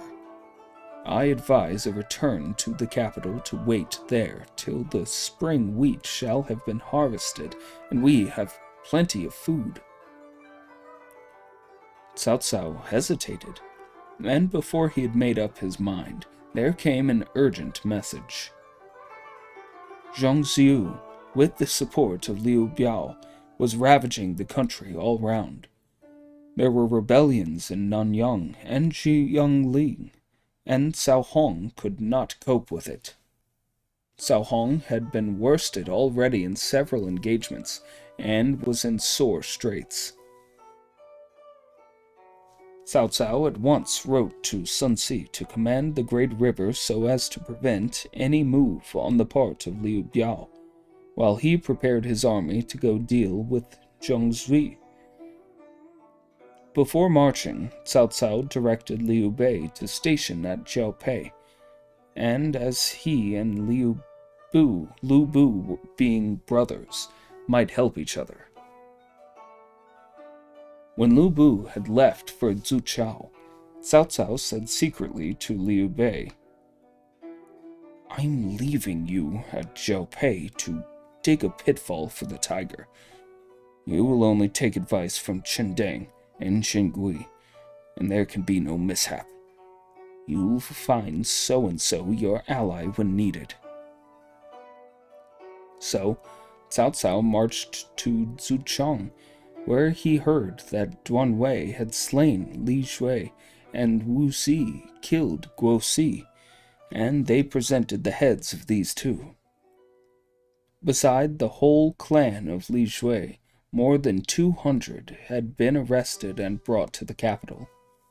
They were all put to death at various gates, and their heads exposed as warning.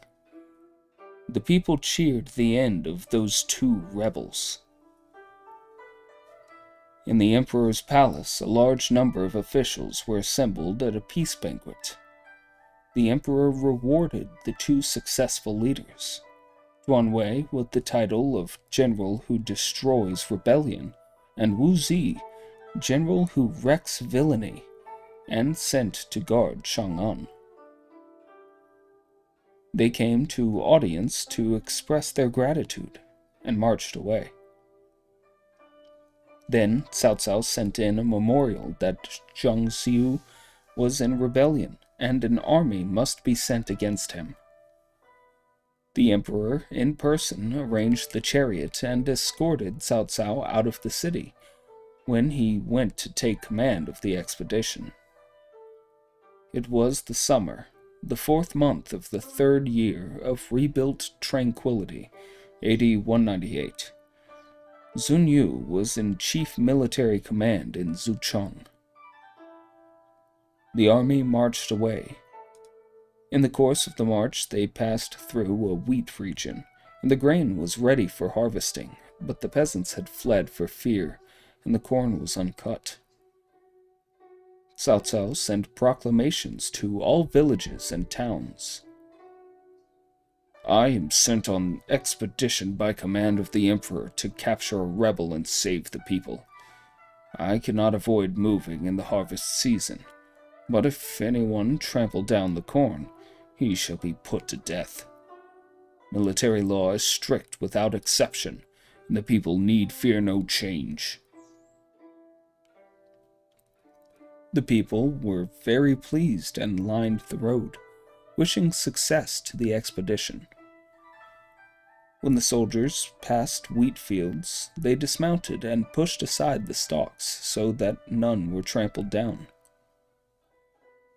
One day, when Cao Cao was riding through the fields, a dove suddenly got up, startling the horse so that it swept into the standing grain, and a large patch was trampled down. Cao Cao at once called the provost marshal and bade him decree the sentence for the crime of trampling down corn. "How can I deal with your crime?" asked the provost marshal. "I made the rule and I have broken it. Can I otherwise satisfy public opinion? Cao Cao laid hold of the sword by his side and made to take his own life. All hastened to prevent him, and Grosjean said, "In ancient days, the days of spring and autumn history, the laws were not applied to the persons of the most important. You are the supreme leader of a mighty army and must not wound yourself." Cao Cao pondered for a long time. At last he said, "Since there exists the reason just quoted, I may perhaps escape the death penalty." Then with his sword he cut off his hair and threw it on the ground, saying, "I cut off the hair as touching the head." Then he sent messengers to exhibit the hair throughout the whole army, saying, "The Prime Minister, having trodden down some corn, ought to have lost his head by the terms of the order. Now here is his hair cut off as an attack on the head." This deed was a stimulus to discipline all through the army, so that not a person dared be disobedient. A poet wrote, "A myriad soldiers march along, and all are brave and bold, and their myriad inclinations by one leader are controlled. That crafty leader shore his locks when forfeit was his head. Oh, full of guile were thou, Cao Cao, as everyone has said." On the first news of the approach of Cao Cao with an army, Zheng Xiu wrote to Liu Bao for help. Then Zheng Xiu led out his troops with his two generals, Lei Zhu and Zheng Xian. When the array was complete, Zheng Xiu took his station in front and, pointing at Cao Cao, railed at him, saying, "O false and pretended supporter of benevolence and justice! O shameless one! You are just a beast of the forest and absolutely devoid of humanity." This annoyed Cao Cao, who sent out Zhu Chu against the insulter. Zheng Xian came to meet him and fell in the third bout. Thence Zheng Xiu's troops fled and were pursued to the very walls of Nanyang, only managing to get within just before the pursuit came up. The city was then closely besieged. Seeing the moat was so wide and deep that approach to the wall would be difficult, Cao Cao's commanders began to fill up the ditch with earth. Then, with sandbags, brushwood, and bundles of grass, they built a great mound near the wall, and on this erected steps so that they could look over into the city. Cao Cao rode round the city, closely inspecting the defenses. 3 days later, he issued an order to make a mound of earth and brushwood at the northwest corner, as he would mount the walls at that point. He was observed from within the city by Jie Zhu, who went to Zheng Xiu and said, "I know what Cao Cao intends, and I can defeat him by a countermove."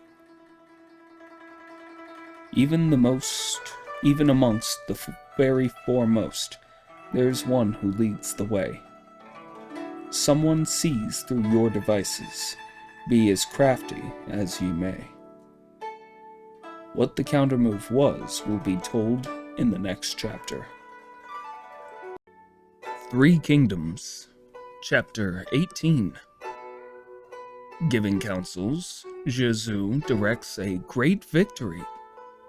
Braving battlefield, Zhao Hodun loses an eye. Jie Zhu, as he had guessed the enemy's intention, had also devised a countermove.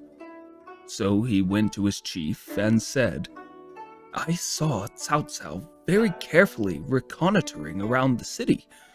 He certainly noticed that the southeast corner of the wall had been lately restored with mud bricks of a different kind, and that the fencing barrier is badly out of repair.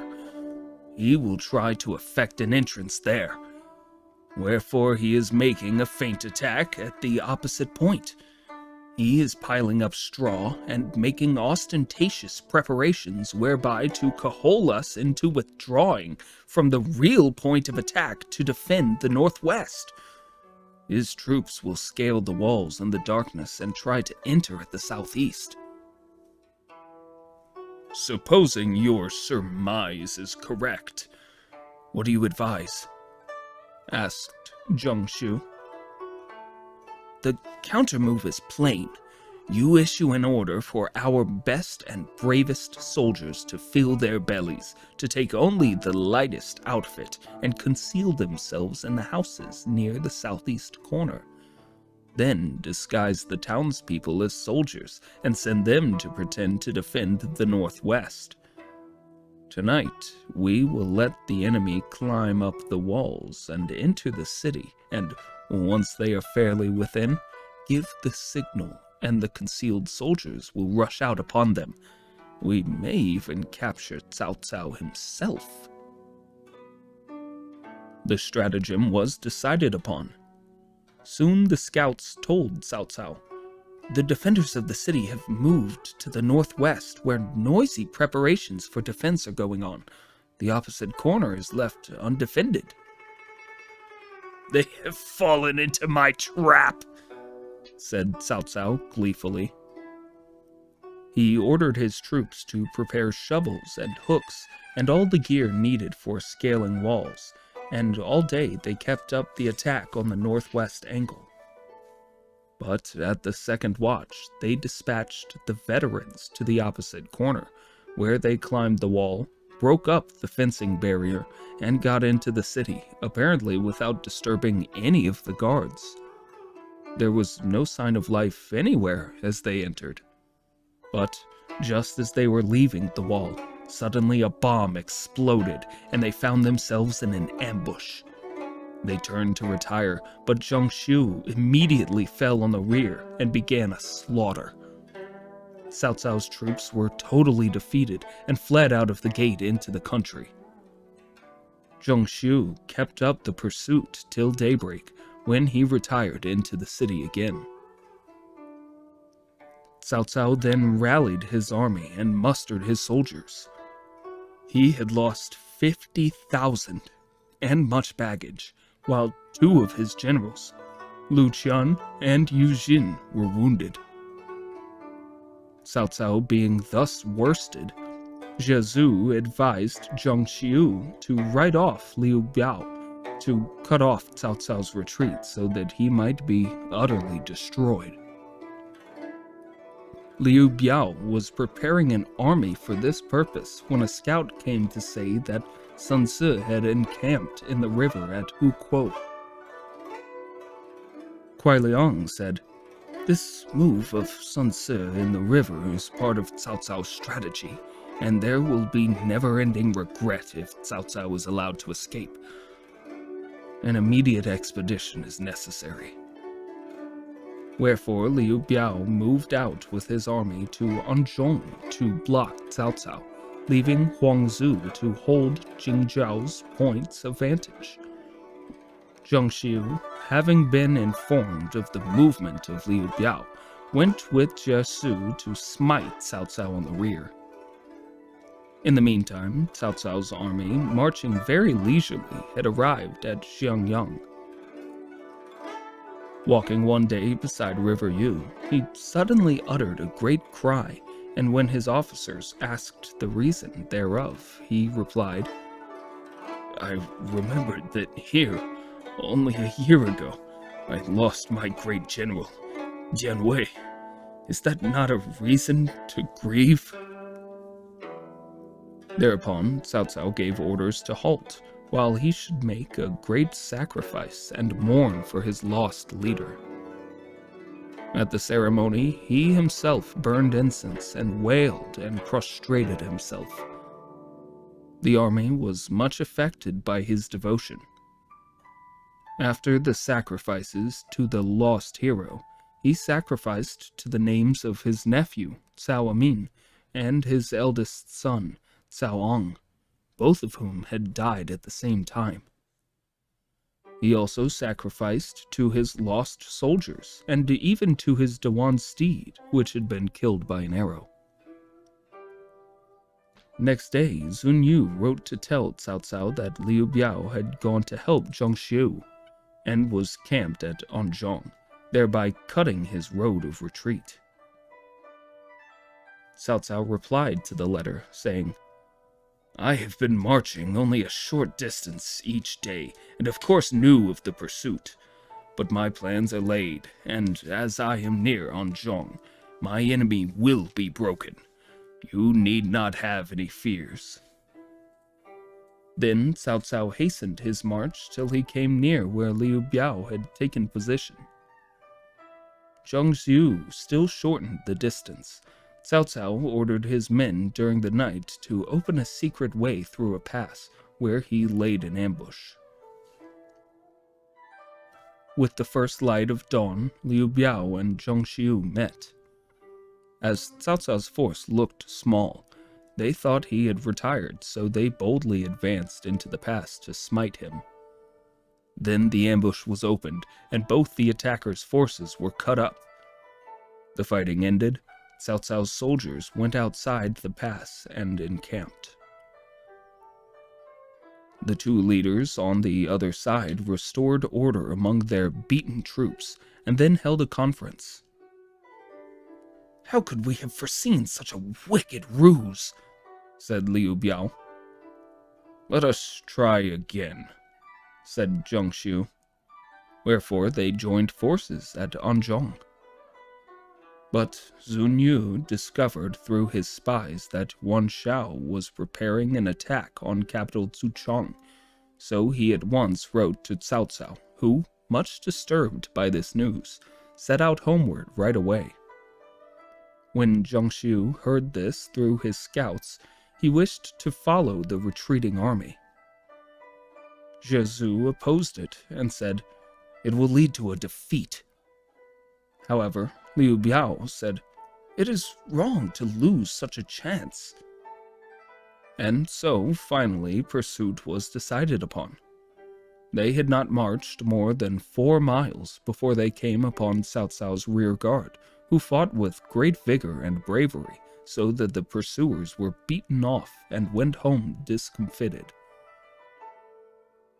Zhang Xiu said to Zhu, "This defeat comes from my not following your advice." "Now set your army in order and pursue," said Zhu. "But we have just suffered defeat," cried both leaders. "Do you now counsel pursuit?" "Yes, and the result will be a great victory if you go now. I will venture my head on that," said Zhu. Zhang Xiu had confidence, but Liu Biao was afraid and would not accompany him, so one army only started in pursuit. However, this was enough. Cao Cao's rear guard was thoroughly routed and abandoned their wagons and their baggage in their hasty fight. Zhang Xiu pursued, but suddenly a troop came out from the shelter of some hills and checked him. Fearful to try further, he hastened back to Anzhong. The other general, Liu Biao, asked the advisor to explain his apparent inconsistency, saying, "When our veteran and brave soldiers were going to pursue those who retreated, you said our men would lose the day, and when defeated men pursued the victors, you foretold victory. You were right in both cases, but we wish you would enlighten us." "It is easy to explain. You, generals, although skilled leaders, are not a match for our enemy. Though Cao Cao had lost a battle, he had able generals to keep the rear and guard against pursuit. Our soldiers are good, but not a match for them. That is how I knew. For as much as Cao Cao's hurried retreat was due to trouble in the capital, and he had beaten off our attack, I knew he would retire at his utmost speed and not take his usual precautions. I ventured to take advantage of his laxity.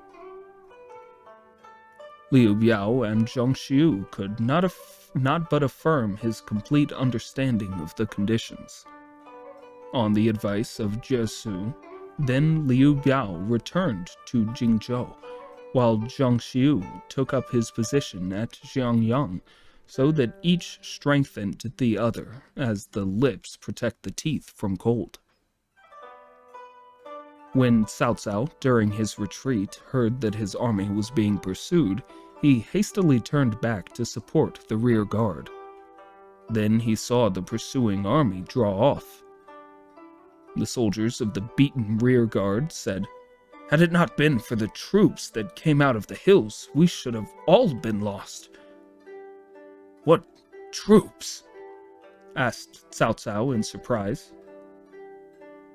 The leader of the troops then advanced, slung his spear, and, dismounting, made a low obeisance. He was Li Tong, imperial commander from Zhengsha. Cao Cao asked him why he had come.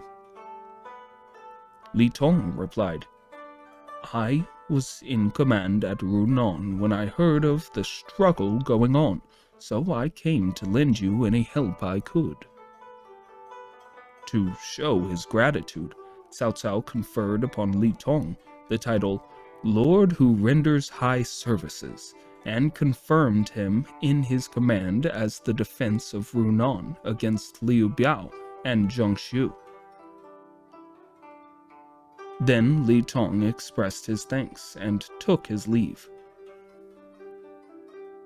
On his return to the capital, Cao Cao presented a memorial on the good services rendered by Sun Ce, and the emperor made him Lord of Wu with the title General who Destroys Rebels. The messenger bearing the decree bore also the order to repress Liu Biao. Cao Cao went to his palace and there received the ceremonial calls of congratulation. These finished, Zun Yu asked, saying, "You, sir, marched very leisurely to Anzhong. How came it that you felt certain of victory?" Cao Cao replied, "My soldiers who retire and find their retreat cut off fight vigorously and desperately. I retired slowly to entice the enemy into following, whereby I could do as I wished with them. Basing my movements on these considerations, I felt secure." Zun Yu bowed his head in admiration. When Guozhi entered, Cao Cao said, "Why so late, sir?" The visitor drew a letter from his sleeve, saying to his master, "Wan Shao sends this expressing he desires to send an army to attack Gongsun and wishes you to lend provisions and troops." "I heard Wan Shao was going to attack Zuchang. I suppose my return has made him change his intention?" said Cao Cao. Then he opened the letter and read it. It was couched in very arrogant terms. "Wan Shao is so exceedingly rude that I will attack him," said Cao Cao. "Only I think I am not quite strong enough. What should be done?" Guozhi said, "My lord, you know well who lost and why, in the conflict between Liu Bang, the supreme ancestor, and Jiang Yu, his rival. The former won only by superior wisdom. Jiang Yu was the stronger, but in the end he was overcome. Your rival has 10 weak points, whereas you have 10 strong ones, and though his army is large, it is not terrible." Then Guozhi continued, "Wan Shao is overmuch devoted to ceremony and deportment, while you are sympathetic and natural. This is an excellence in conduct. He is antagonistic and drives. You are conciliatory and lead. So you have the advantage of popular approval. For many years, the government has been lax, and he makes it more so. You strive vigorously after efficiency. This is the excellence of able administration. He is outwardly liberal, but grudging at heart, and too given to nepotism. You appear exacting, but you understand and use people after their ability. This is the advantage of correct appreciation. He is a visionary, but lacking in decision. You are a man of prompt decision and direct action. This is an advantage in policy. He loves to gather about him people of renown. You treat people as you find them, regardless of their reputation. This is where you excel in moral virtue. He is compassionate to those at hand, but careless about those out of sight. Your care is all-embracing. This is where you excel in humanity. He lends a ready ear to calumny and is misled. You may be flooded with evil counsel, but you preserve independence. This is where you excel in perspicacity. His sense of right and wrong is confused. Your appreciation is accurate and clear. This is where you excel in administrative capacity. He loves the make-believe force, but is ignorant of military essentials. You would overcome with far inferior numbers as you possess military genius. This is where you excel in war. With your 10 superiorities, you will have no difficulty in overcoming Wan Shao. How can I be worth as much as you say? Said Cao Cao, smiling. What Guozhia has said about the 10 points in your favor agrees exactly with what I think, said Zunyu. Wan Shao's army is not formidable in spite of its size. The real and dangerous enemy is Lu Bu, said Guozhia. When Wan Shao has gone north to destroy Gongsun Zan, we ought to sweep away Lu Bu and so clear away our danger from that side. For if this is not done, our attack on Wan Shao will be the signal for an attempt on the capital. That would be most serious. Cao Cao saw things in the same light as his advisors and began to discuss plans for an attack on Lu Bu. Zunyu was of opinion that they should first secure the fidelity and aid of Liu Bei. So letters were written, and they waited his assurance before moving a soldier. Then, in order to reassure Wan Shao, his emissary was treated with great kindness, and a memorial presented to the emperor asking extra honors for him. Wan Shao was made imperial protector of the 4 northern regions, Jizhou, Qingshao, Youjiao, and Bingzhou. With all this, a private letter was written by Cao Cao, urging upon him to attack Gongsun Zan and promising assistance. So, Wan Shao's army started. In the meantime, the 2 Chen Deng and Chen Gui were playing their game. At every feast and gathering in Zhujiao, they uttered the most fulsome praises of Lu Bu. Chen Gong was greatly displeased and took an opportunity to talk about them to his master. They flatter you to your face, but what is it in their hearts? You ought to be most carefully on your guard. Hold your tongue, was the angry reply. You are simply slandering them without the slightest excuse. You want to harm good people. No ears for loyal words, said Chen Gong, as he went away sad at heart, and we shall suffer. He thought seriously of abandoning Lu Bu, but that would be too painful a wrench. Besides, he feared people would laugh at him. So the days passed sorrowfully for him. One day, with a few horsemen, he rode out to the country near Xiaopei to hunt. On the high road, he saw a messenger galloping along in hot haste and began to wonder what it might mean. He left the hunt, rode across the country, and intercepted the rider. "Where are you from? Who sent you?" asked Chen Gong. The messenger made no reply, for he knew to what party his captors belonged. But they searched him and found a letter, the secret reply to Cao Cao's letter from Liu Bei. The messenger and the letter were both taken straight to Lu Bu. He questioned the man, who said, "The Prime Minister sent me to bear a letter to Imperial Protector Liu Bei. I was now taking back the reply. I know nothing more, and I am ignorant of the contents of the letters." So Lu Bu tore it open and read, "I have received your commands concerning the destruction of Lu Bu, and dare I for a moment venture to disregard them?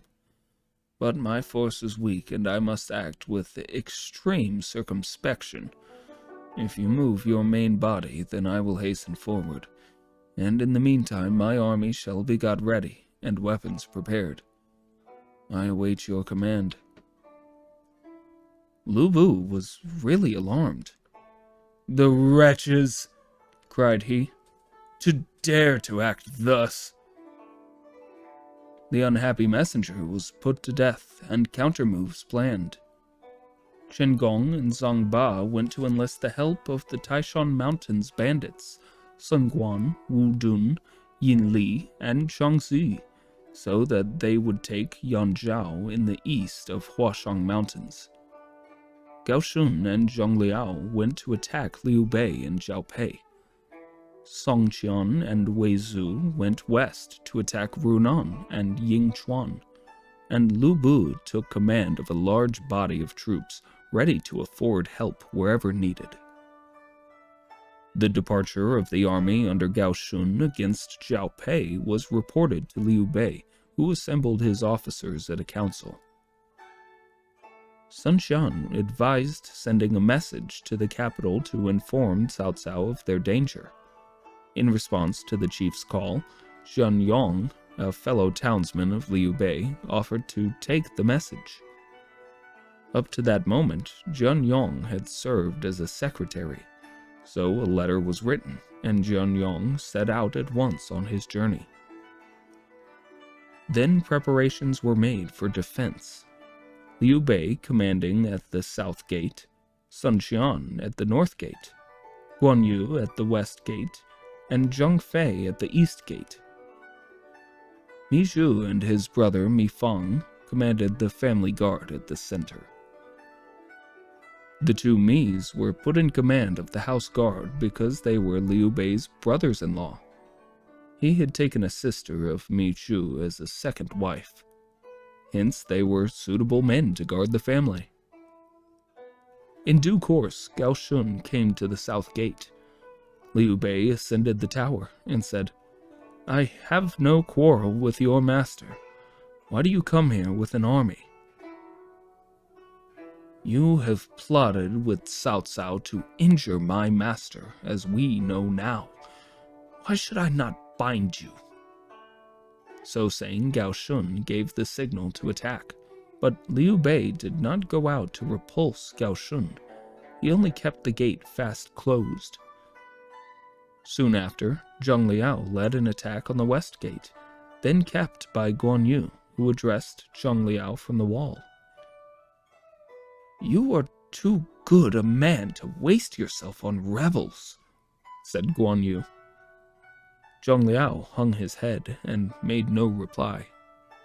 Guan Yu knew that Zhang Liao had a sound heart and high principles, and said no more, as he was unwilling to wound Zhang Liao, nor did he go out to attack. Zhang Liao then drew off and proceeded to the east gate, and Zhang Fei went out to give battle. Soon it was told Guan Yu, who came over quickly. He saw Zhang Fei going out, but Zhang Liao was already withdrawing. Zhang Fei wished to pursue, but his brother held him back. "He is afraid, so he's gone away. It would be best to pursue," said Zhang Fei. "No," said Guan Yu. "As a warrior, he is not inferior to either of us, but I have spoken a few straight words, and he has sunk deep.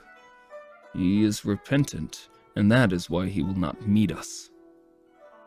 So Zhang Fei understood, and the gates were shut and orders given for careful defense.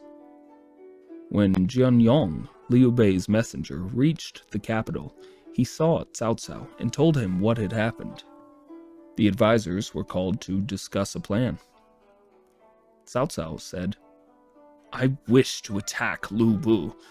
I fear not Yuan Shao, but Liu Biao and Jiang Xiu may attack me in the rear."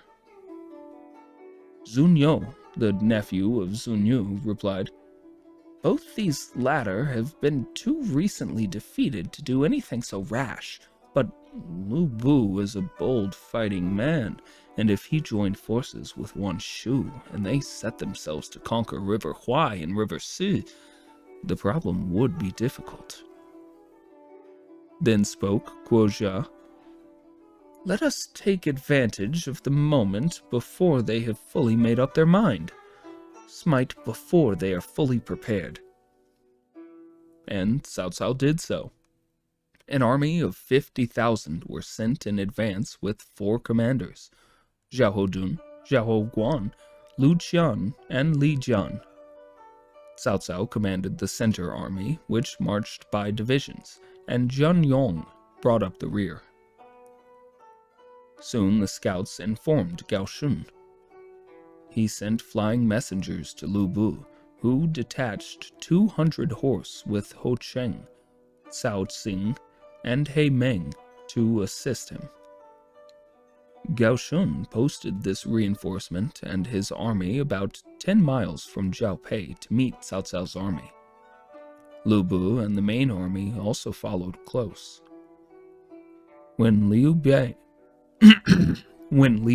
saw the enemy retiring from the city, he knew Cao Cao's army was close at hand, so making arrangements for guarding the city within, he and his 2 brothers marched their troops out of the city and made a camp, that they might be ready to assist.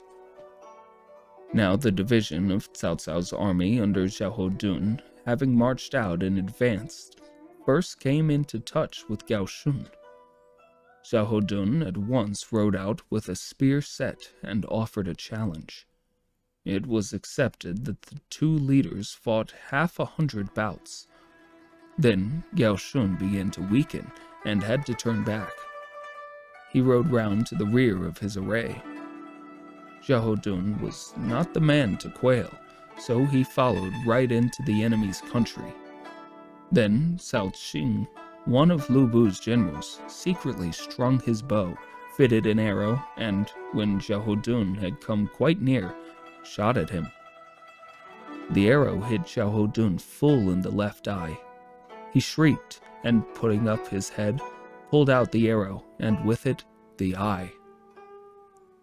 "Essence of my father, blood of my mother, I cannot throw this away," cried Zhao Dun, and he put the eye into his mouth and swallowed it. Then, resuming his firm grip of his spear, Zhao Dun went after this new enemy. There was no escape for Cao Xing. He was overtaken and fell with a fatal spear wound full in the face. Both sides were stricken dumb with amazement. Having thus slain the man who had wounded him, Zhao Dun rode back toward his own side. Gao Shun went in pursuit and, waving on his army, attacked so vigorously that he won the day. Zhao Yuan defended for his elder brother as they fled. Lu Qian and Li Jian led various divisions back to Jibei and made a camp. Gao Shun, having scored this victory, returned to attack Liu Bei, and as Lu Bu opportunely arrived with Zhang Liao, These three arranged their forces so that each attacked one of the brothers. Dauntless was Xiao Dun, that warrior bold. His courage had been proved of old. But smitten sore one hapless day, he might not in the battle stay. The fate of Liu Bei will be told in the next chapter. Three Kingdoms, Chapter 19. Cao Cao fights at Shepi. Lu Bu perishes at the White Gate Tower. As was stated before, Gao Shun and Zheng Liao together went to smite Guan Yu, while Lu Bu attacked Zheng Fei. Both brothers went out to give battle, while Liu Bei's force was held in reserve. But then Lu Bu attacked both Guan Yu and Zheng Fei from the rear, and the brothers were forced to flee. Liu Bei, with a few score of horsemen, rushed back to Xiaopei. As he approached the gate with Lu Bu pressing him close, he shouted to the soldiers on the wall to lower the drawbridge. Lu Bu was so close behind that the archers on the wall feared to shoot, lest they should wound their lord, and so Lu Bu got into the gate. The gate guards could not force him back, so they scattered in all directions. Lu Bu led his force into the city. Liu Bei saw the position was too desperate for him to reach his residence, and he must abandon all his family. So he hastened through the city and left by the west gate, out at which he and his scantily following fled for their life. When Lu Bu reached his residence, he was met by Mi Zhu, who said, "The hero does not destroy a person's family. Your rival for the empire is Cao Cao, and my master, always mindful of the good turn you did him at the archery feast, would not be ungrateful." But he could not help going to Cao Cao, and I think you will pity him. Lu Bu replied, "We two are old friends. How could I bear to harm his wives and children?" Whereupon he sent the family to Zuchao with Mi Zhu to take care of them. Next, Lu Bu led his army into Huashang Mountains to Yanzhou, leaving Gao Shun and Zheng Liao to guard Xiaopei. During these troubles, Sun Qian had also fled out of the city. Guan Yu and Zheng Fei, each with a handful of soldiers, had got away to the hills. As Liu Bei with his few horsemen was making the best of their way from the scene of his defeat, he heard someone coming up behind him. When he got closer, the person proved to be Sun Qian. "Alas! I know not the fate of my brothers, whether they be alive or dead, and my wife and children are lost to me. What can I do?" said Liu Bei. Sun Qian replied, "I see nothing better than getting away to Cao Cao, whence we may be able to plan our future moves." Liu Bei had no better plan to propose, and the two men directed their way to Zuchang, choosing byroads rather than highways. When their small supplies ran out, they entered a village to beg. But when the people of any place heard that Liu Bei of Yuzhou was the man who needed help, they vied with each other in offering all that was required. One day they sought shelter at a house, whence a youth came out and made a low obeisance. They asked his name, and he gave it as Liu An, of a well-known family of hunters. Hearing who the visitor was, the hunter wished to lay before him a dish of game, but though he sought for a long time, nothing could be found for the table.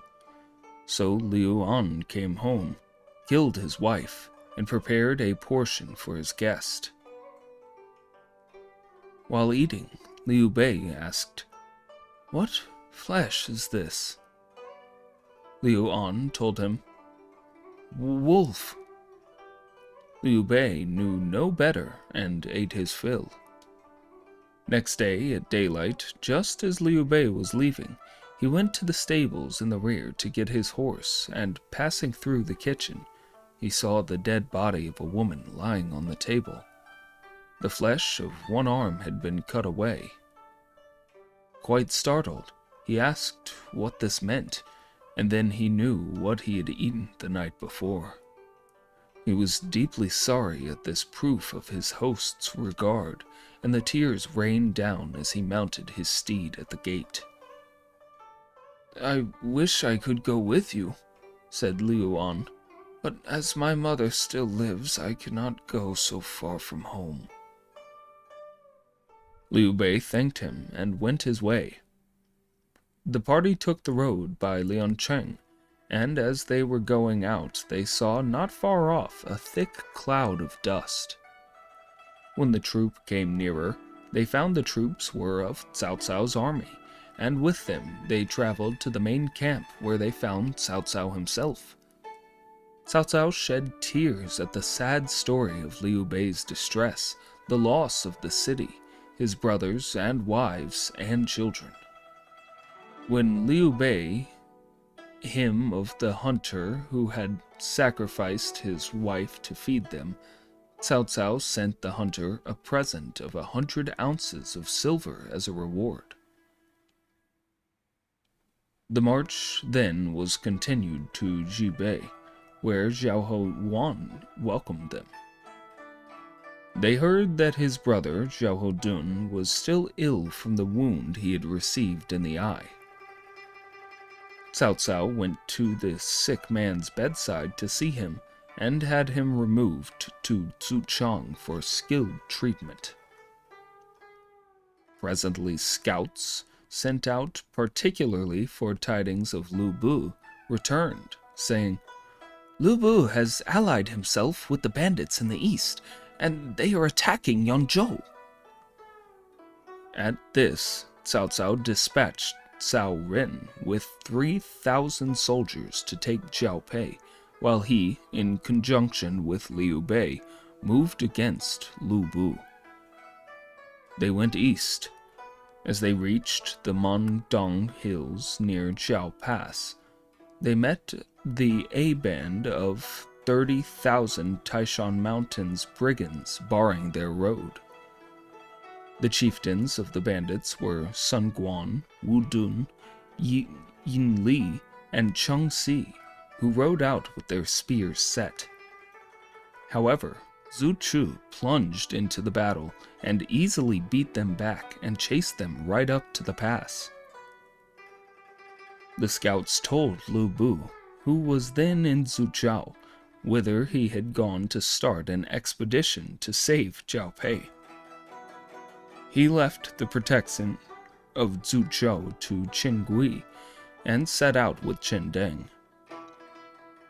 As this latter was starting, Qin Gui said to him, "Remember the words of Cao Cao, that the business of the East is in our hands. Now is our moment, for Lu Bu is about to suffer defeat."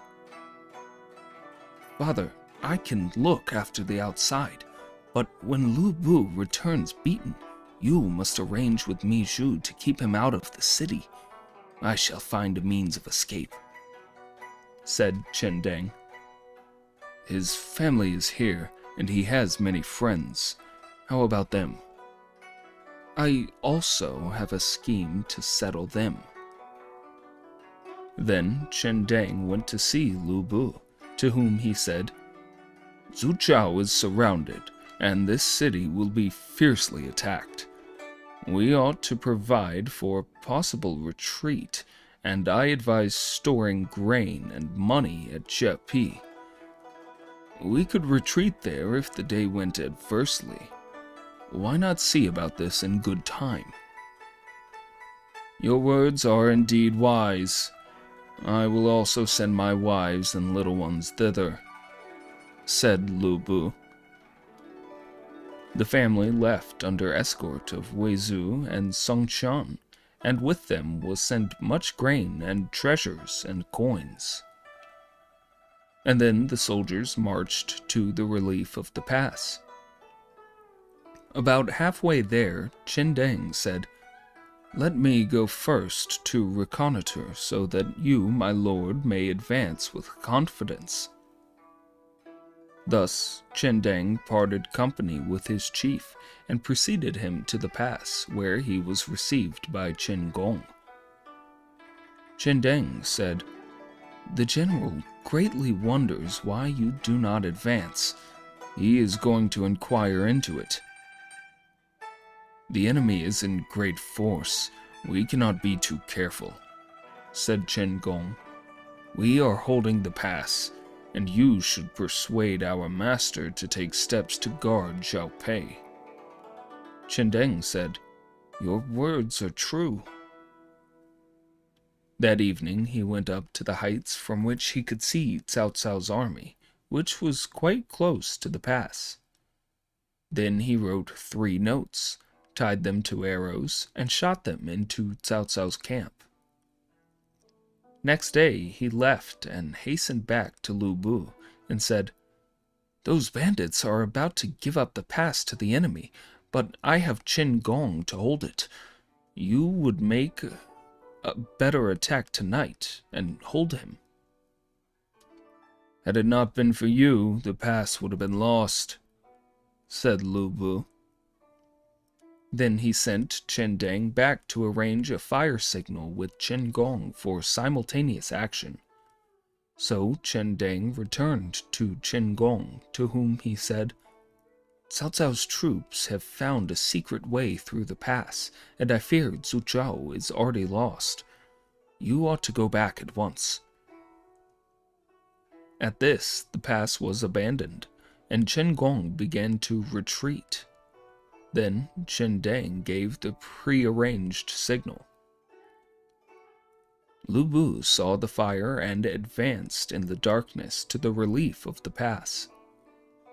Presently he met Qin Gong's army, and as neither recognized the other in the darkness, a fierce battle ensued. Nor was the trick discovered till daylight came. While all these things were going on, Cao Cao had noted the signal and advanced as fast as possible. The bandits, who alone remained to hold the pass, were easily driven out and scattered in all directions. When daylight came and the trick was discovered, Lu Bu and Qin Gong set off together for Zhu Zhao. But when they arrived and summoned the gate, instead of opening the doors, the guards on the wall saluted them with a thick flight of arrows.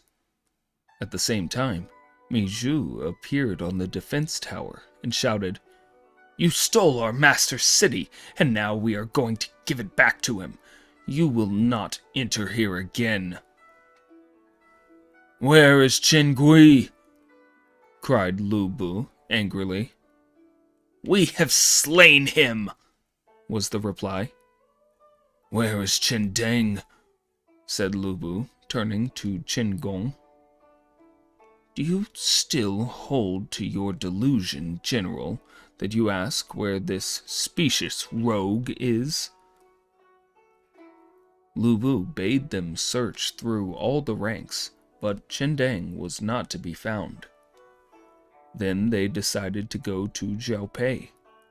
But ere they had got halfway there, suddenly appeared the troops under the command of Gao Shun and Zheng Liao. They said, "Qin Deng came to us, saying you, General, was surrounded and wanted help, so we came at once." "Another trick of that false rogue," said Lu Bu. "Surely he shall die for this." They went with all speed to Zhao Pei, only to see as they drew near the ensigns of the enemy displayed all along the walls, for the city had been taken by Cao Ren. While Lu Bu stood at the foot of the rampart reviling the traitor, Chen Dang himself appeared on the wall and, pointing to Lu Bu, cried, "Did you think that I, a minister of the dynasty, would serve a rebel like you?" Lu Bu, in his wrath, was about to make a desperate attack, but suddenly a great noise was heard, and an army came up behind him. It was led by no other than Zhang Fei. Yao Shun went to engage him, but he had no chance of success. Lu Bu then joined in the fray. Then another army appeared, and the leader this time was Cao Cao himself, and his army rushed to the attack. Seeing that he had no hope of victory, Lu Bu went away toward the east, with Cao Cao in pursuit. Lu Bu's army marched till they were worn out. Then appeared a new force under Guan Yu. Holding his sword ready to strike, Guan Yu called out, "Do not flee, O Lu Bu. Guan Yu is waiting for you." Lu Bu joined battle. He was flurried and scarcely knew what was happening, and soon Zhang Fei came up once more. By desperate efforts, Lu Bu and his troops cut an arterial alley through the press and got free. After this, they started for Japi as fast as they could travel, and Ho Cheng helped to keep the pursuers at bay and welcome them into the city. So the two brothers, Guan Yu and Zhang Fei, were together again after their separation.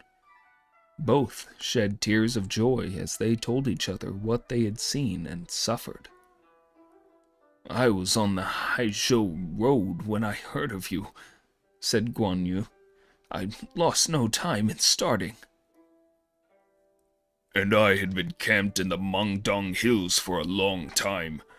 It is happiness to be together again." So they talked. Then they marched off together to find their elder brother and made their salutations with tears. In Liu Bei's heart, sadness and joy intermingled. Next, they were presented to Cao Cao, and with him they went into the captured Zuchao city. Mi Zhu soon came with the welcome news of the safety of the family, and Chen Gui and Chen Deng came to present their salutations.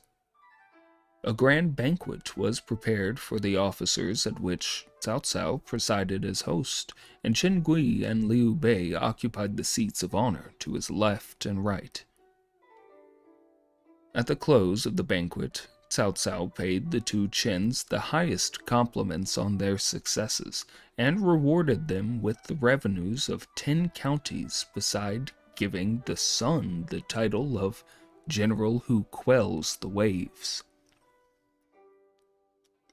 Cao Cao was very pleased with his success, and at once began to scheme for the taking of Japi, the sole place now left to Lu Bu, where he had taken refuge. Cheng Yu said the course was inadvisable. "If Lu Bu be pressed too hard, he may get clear by a desperate effort and throw himself into the arms of our special enemy, Wan Shu. These two as allies would be difficult to overcome.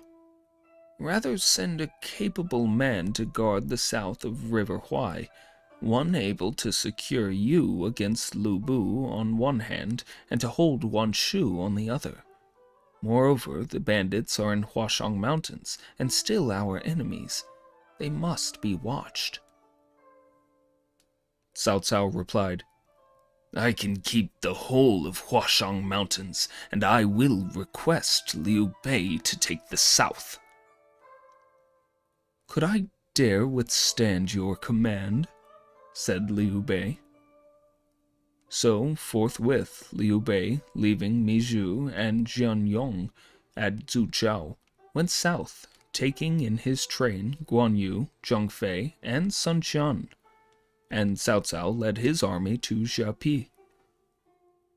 Lu Bu felt very secure in his refuge. He had good store of grain, and he had the protection of River Sea, so he sat quiet, satisfied that he could maintain his defense.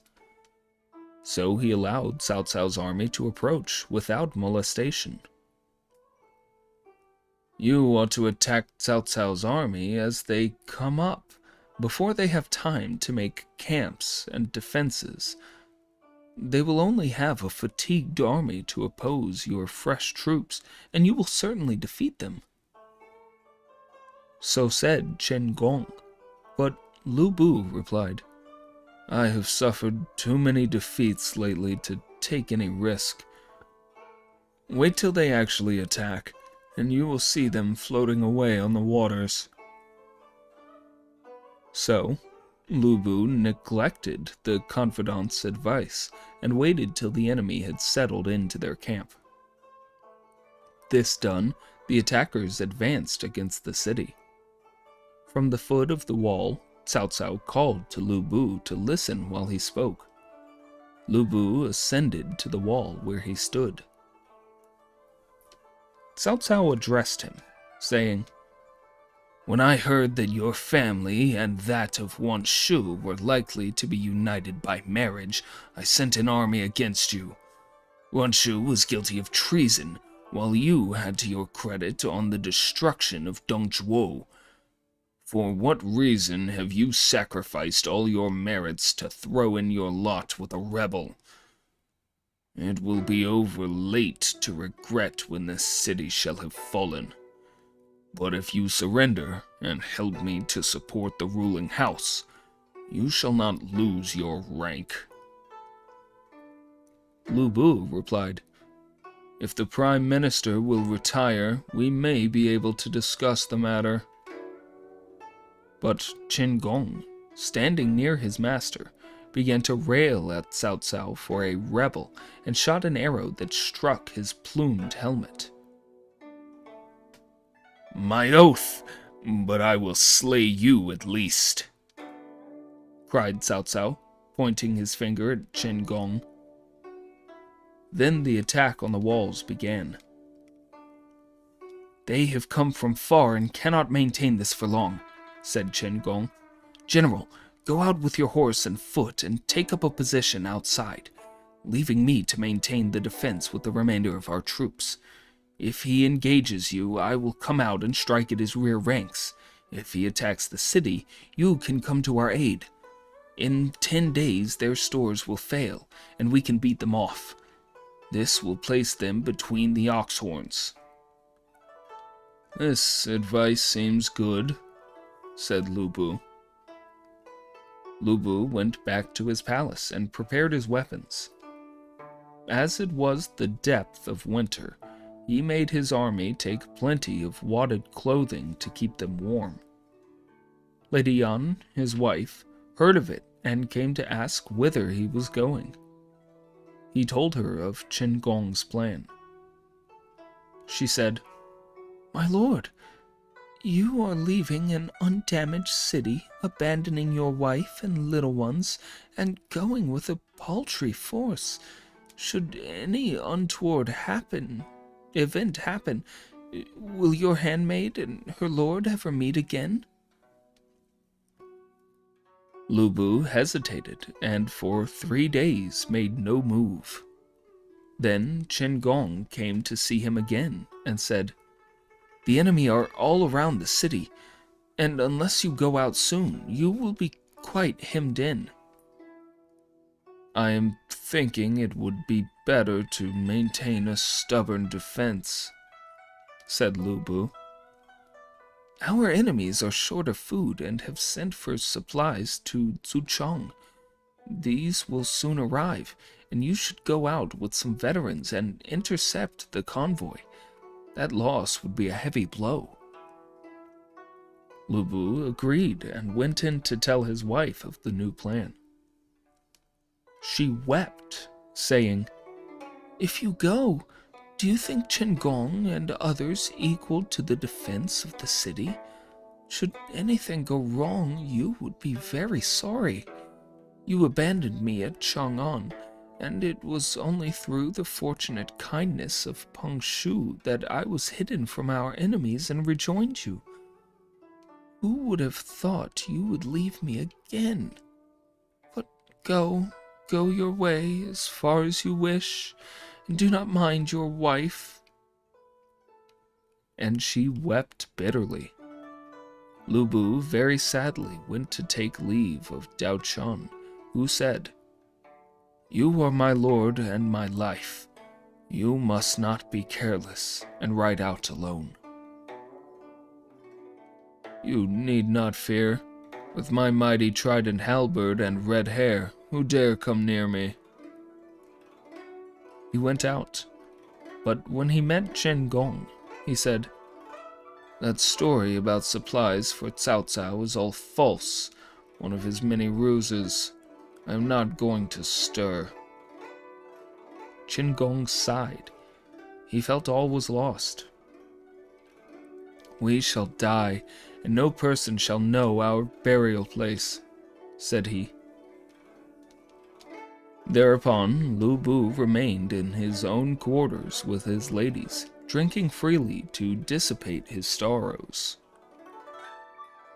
Two of his advisors, Zhu Si and Wang Kai, went in and proposed, "Wan Shu in the south of River Huai is very powerful. Why not write him to renew the marriage alliance? Wan Shu can hardly refuse to rescue the affianced bride of his son." So Lu Bu wrote and bade these two take the letter. Zhu Si said, "You ought to send a strong escort with us to force a way through." So Lu Bu told off 1,000 troops and two of his generals, Zhang Liao and He Ming, to conduct his messenger beyond the pass. They started that same night at the second watch, Zhang Liao leading and He Ming bringing up the rear. They got out of the city, crept past Liu Bei's camp, and got beyond the danger zone. Then half the escort went on, and Zhang Liao led the remainder back toward the city. At the pass, he found Guan Yu waiting. However, at that moment, Gao Shun came to his help, and they all returned and re-entered the gates. The two messengers presently reached Shoushun, saw Wan Shu, and presented the letter. "How is this?" said Wan Shu. "Formerly he slew my messenger and repudiated the marriage. Now he sends to ask for it." It is all due to the vile plans of that monster Cao Cao. I pray you, illustrious sir, consider it carefully," replied Zhu Si. "But if your master was not hemmed in by his enemy and in imminent danger, he would never have thought of renewing this proposal of marriage." The messenger said, "You may decide not to help him, but the teeth are cold when the lips are gone. It will not make for your happiness and comfort." Said Wan Shu, "Lu Bu is unreliable. Tell him that I will send some soldiers after the girl has arrived here." This was final, and the two messengers took leave and headed back to Zhepi. When the party reached Liu Bei's camp, Zhu Si decided, "We must wait the night falls, and Wang Kai and I will try to get it through in the darkness. The escort of He Ming remaining behind to protect our rear." They tried that very night, and the two messengers crept across without discovery. But the escort found themselves faced by Zhong Fei. He Ming tried to fight, but was captured in the very first bout, and the 500 troops of his half company were either killed or they fled. The prisoner was taken to Liu Bei, who forwarded him to the main camp. There he told the story of the marriage and the scheme to save the city. Cao Cao was angry and ordered the execution of He Meng at the main gate. Then Cao Cao sent orders to each camp to exercise the greatest diligence, with threats of rigorous punishment of the officers of any corps that permitted any communication between the besieged and the outer world. Every soldier felt mightily afraid. Liu Bei returned to camp and cautioned his brothers, saying, "We are in the most important place with regard to the south of River Huai, and you must be very careful not to allow any breach of this command." Zhang Fei was inclined to grumble, saying, "We have just captured one of the enemy's leaders, and there is no word of praise or reward for us. Nothing but new orders and threats. What do you make of that?" "You are wrong to complain," said Liu Bei. "These are orders of the commander-in-chief, and what would happen were there no orders? Do not disobey them, brother." They promised obedience and withdrew.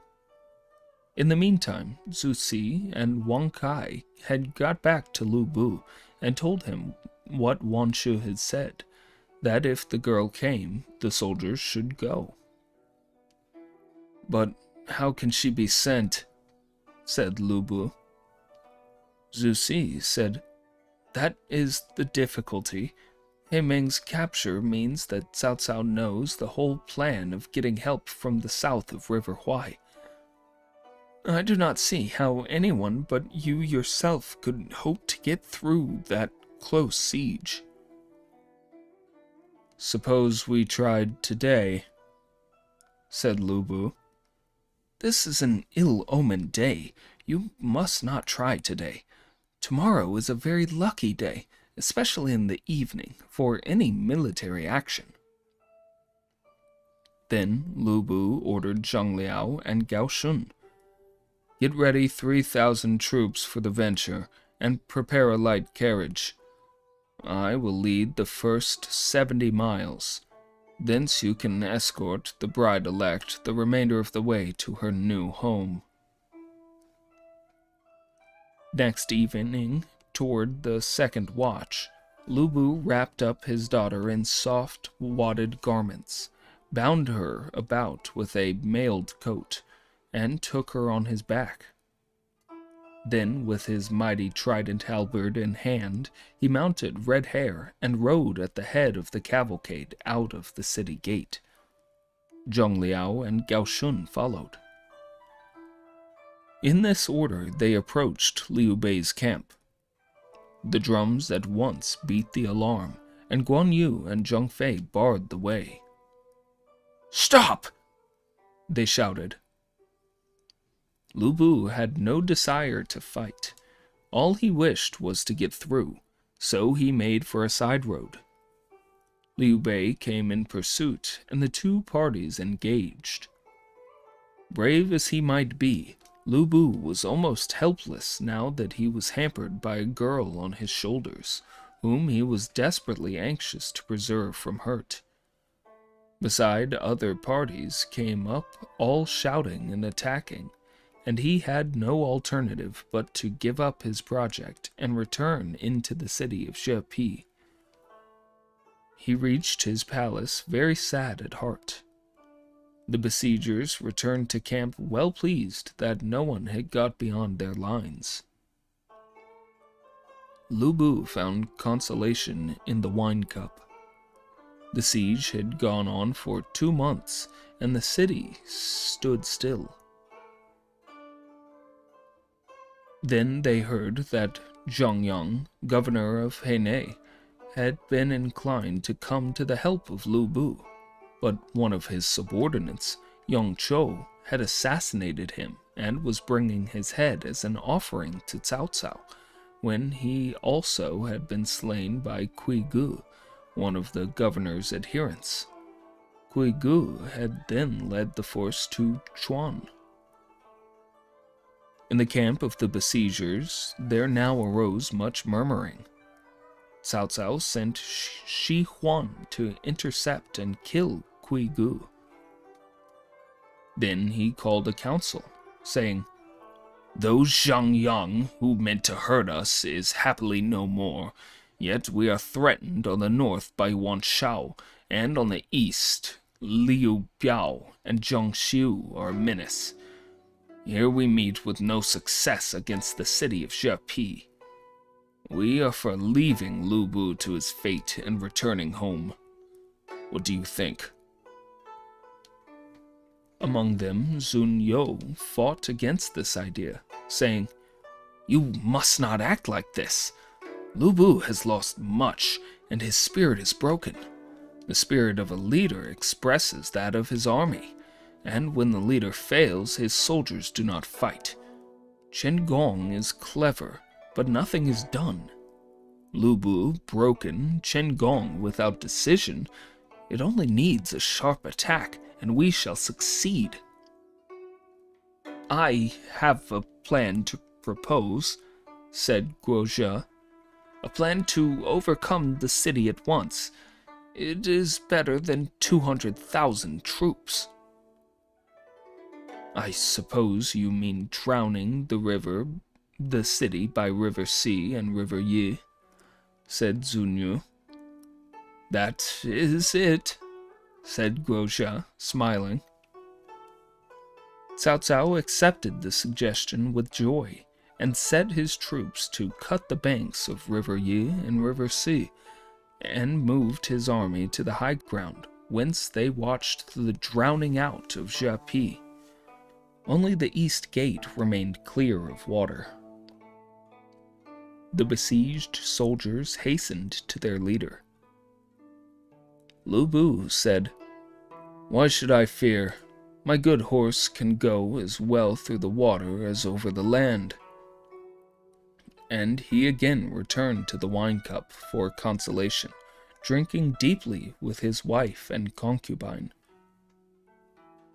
The continual drinking bouts told at last, and Lu Bu began to look dissipated. Seeing himself in a mirror one day, he was startled at the change, and said to himself, "I am injuring myself with wine. No more from this day forward."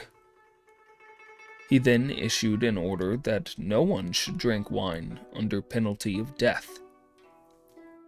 Now one of his generals, Ho Cheng, lost 15 horses, stolen by one of his subordinates, Ho Cao, who intended to resell them to Liu Bei. Ho Cheng found out where the horses were, went out after them, and recovered them after killing Ho Cao. And Ho Cheng's colleagues congratulated him on the success. To celebrate the occasion, Ho Cheng brewed a few barrels of wine to be drunk at the feast. But thinking his chief might find him in fault, Ho Cheng sent the bottles of wine to Lu Bu's palace with a petition explaining, "By virtue of warlike renown, I have recovered my horses, and as my comrades come with their congratulations, I brew some bottles of wine, first to offer your lordship, and second to ask your permission to have a little wine at the feast." Lu Bu took it very angrily, saying, "When I have forbidden all wine, you brew some and begin to give feast. You are simply defying me." Whereupon he ordered the officer to instant execution. However, Sun Shan, Wei Zu, and other officers came in and interceded, and after a time Lu Bu softened. "You ought to lose your head for this disobedience, but for the sake of your colleagues, the punishment shall be reduced to 100 strokes." They tried to beg him off this, but only succeeded in reducing the number of blows to 1/2. When the sentence had been carried out and Ho Cheng was permitted to return home, his colleagues came sadly to console him. "Had it not been for you, I should have been put to death." Song Xian replied, "All Lu Bu cares for is his family. There is no pity for anyone else. We are no more than the weeds by the roadside." Wei Zhu said, "The city is besieged. The water is drowning us out. There will not be much more of this, for we may die any day." "He is a beast, with neither a sense of humanity nor of right. Let us leave him," said Song Qian. "He is not worth fighting for. The best we could do would be to seize him and hand him over to Cao Cao," said Wei Zhu. "I was punished because I got my horses back again, yet all he trusts in is his own red hair. If you two will betray the gate and seize Lu Bu, I will steal the horse and go out to Cao Cao's camp." They settled how to carry out the plot, and that very night Ho Cheng sneaked into the stables and got Red Hair away. He hastened to the east gate, which was open to let him through. The guard made a pretense of pursuing him, but only a pretense. Ho Cheng reached the besiegers' camp, presented the horse, and told Cao Cao what had been arranged. They would show a white flag and open the gates to his army. Hearing this, Cao Cao had a few notifications written out, which were attached to arrows and shot over the walls. This is one of them. "Regent Marshal Cao Cao has received a command from the Emperor to destroy Lu Bu. Those who interfere with the operations of his grand army, whatever their rank, shall be put to death in the gate on the day that the city shall be captured. Should anyone capture Lu Bu or bring his head, he shall be well rewarded. Let all take note of this." Next day, at daylight, a tremendous hubbub was heard without the city, and Lu Bu, halberd in hand, hastened to the wall to see what it meant. As he went from gate to gate, inspecting the defenses and guards, he censured Wei Zhu for letting Ho Cheng escape and get away with his horse. Lu Bu threatened to punish Wei Zhu. But just then the besiegers began a fierce attack, as the white flag had just appeared, and Lu Bu had to turn all his energies to defense. The assault lasted till noon, when the attacking force drew off for a time. Lu Bu was taking a rest in the tower and fell asleep in his chair. Song Xian sent away Lu Bu's attendants, and when they had gone, he stole Lu Bu's weapon, the trident halberd in which he trusted. Then Song Qian and Wei Zhu fell upon Lu Bu together, and before he was well awake, had bound him with cords, trussing him so that he could not move. Lu Bu shouted for his guards, but they were driven off by the two traitor generals and could not come near. Then a white flag was shown, and the besiegers began again approaching the city.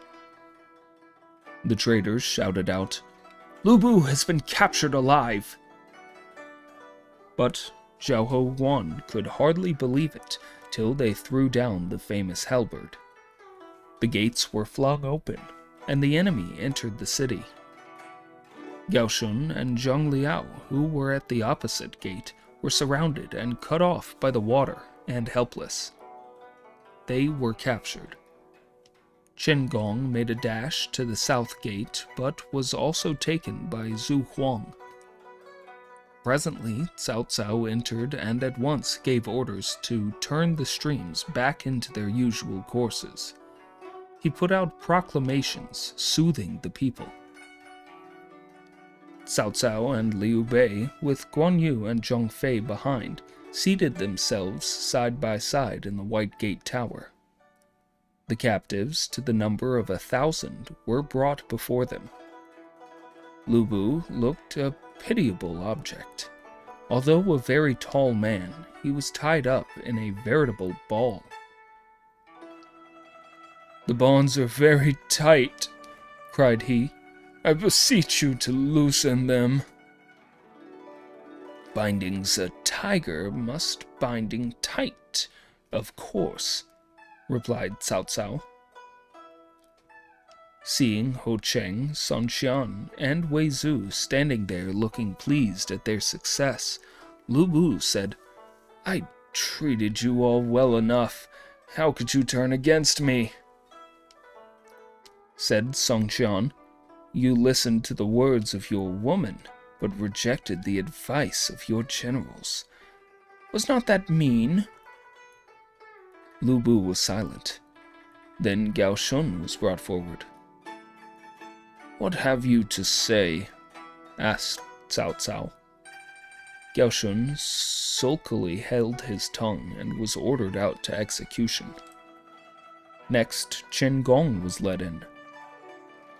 "I hope you have been well since we last saw each other, Chen Gong," said Cao Cao. "Your ways were crooked, and so I left you." "You say I was crooked, and what of your serving Lu Bu?" "Though he was a fool, he did not resemble you in deceit and wickedness." "You say you are able enough and clever, but what about your position today?" Turning toward Lu Bu, Chen Gong said, "This man would not follow my advice. Had he done so, he would not now be a captive." "What think you ought to be done about this day's work?" said Cao Cao. "There is death for me today, and that is the end," said Chen Gong undauntedly. "Very well for you, but what of your mother and wife and children?" "It is said that one who rules with due regard to filial piety does not harm a person's family. One who would show benevolence does not cut off the sacrifices at a person's tomb. My mother and wife and children are in your hands, but since I am your prisoner, I pray you slay me quickly, and not to try to harrow my feelings." Cao Cao's heart still leaned toward mercy, but Chen Gong turned and walked away, repulsing the attendants who would stop him. Cao Cao rose from his place and walked with Chen Gong, the tears falling from his eyes.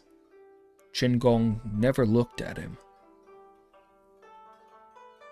Turning to his guards, Cao Cao said, "Let his mother and family be taken to Zuchong and looked after immediately. Any postponement will be punished." The condemned man heard him, but uttered no word. He stretched out his neck for the blow. Tears sprang to the eyes of all present. His remains were honorably coffined and buried in Zuchong. A poem pitying Chen Gong's fate says, "Neither hope of life nor fear of death moved him. How brave was he, a hero indeed. But his lord heeded not his words, wherefore in vain possessed he great talents.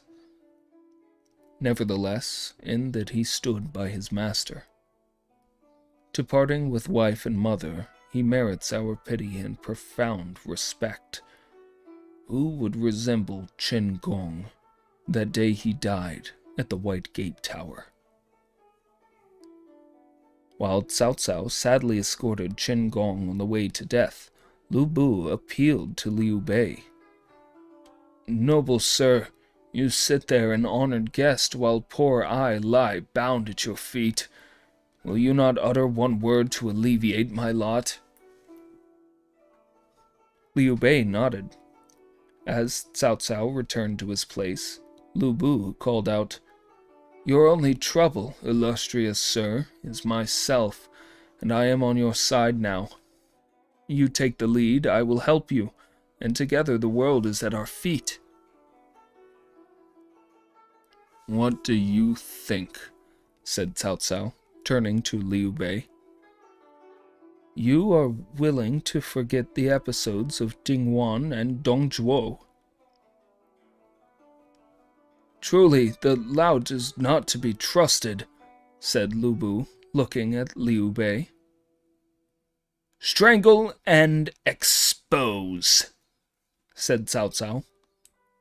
As he was led away, Lu Bu turned once more to Liu Bei.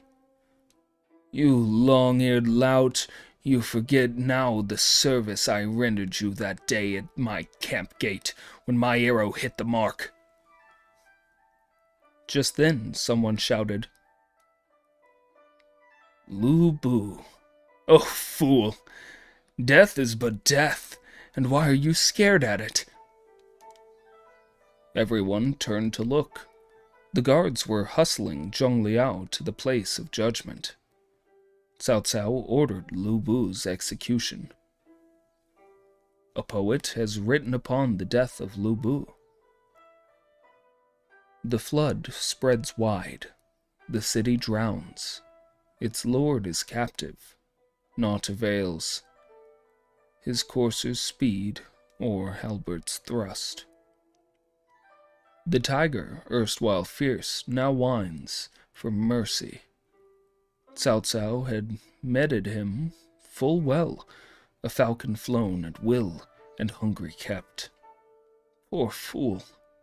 He let Chen Gong's advice be overborne by harem tattle. Vainly now he rails against the long ear's faith. Another poem says, "Round is the hungry tiger, eater of men, for whom is no pity, since the blood of his victims is fresh and not yet dry." Liu Bei spoke no word in favor of Lu Bu, to whom even a father's life was not sacred. It was recorded earlier that the executioners were hustling Zhang Liao forward. Pointing to him from above, Cao Cao said, "He has a familiar face." "You were not likely to forget me. You saw me before in Puyong," said Zhang Liao. "Oh, so you remember me, eh?" "Yes, more is the pity." "Pity for what?" "That the fire that day was not fierce enough to burn you up, rebel that you are." Cao Cao began to get angry. "How dare you insult me?" cried he, and lifted his sword to kill the bold speaker.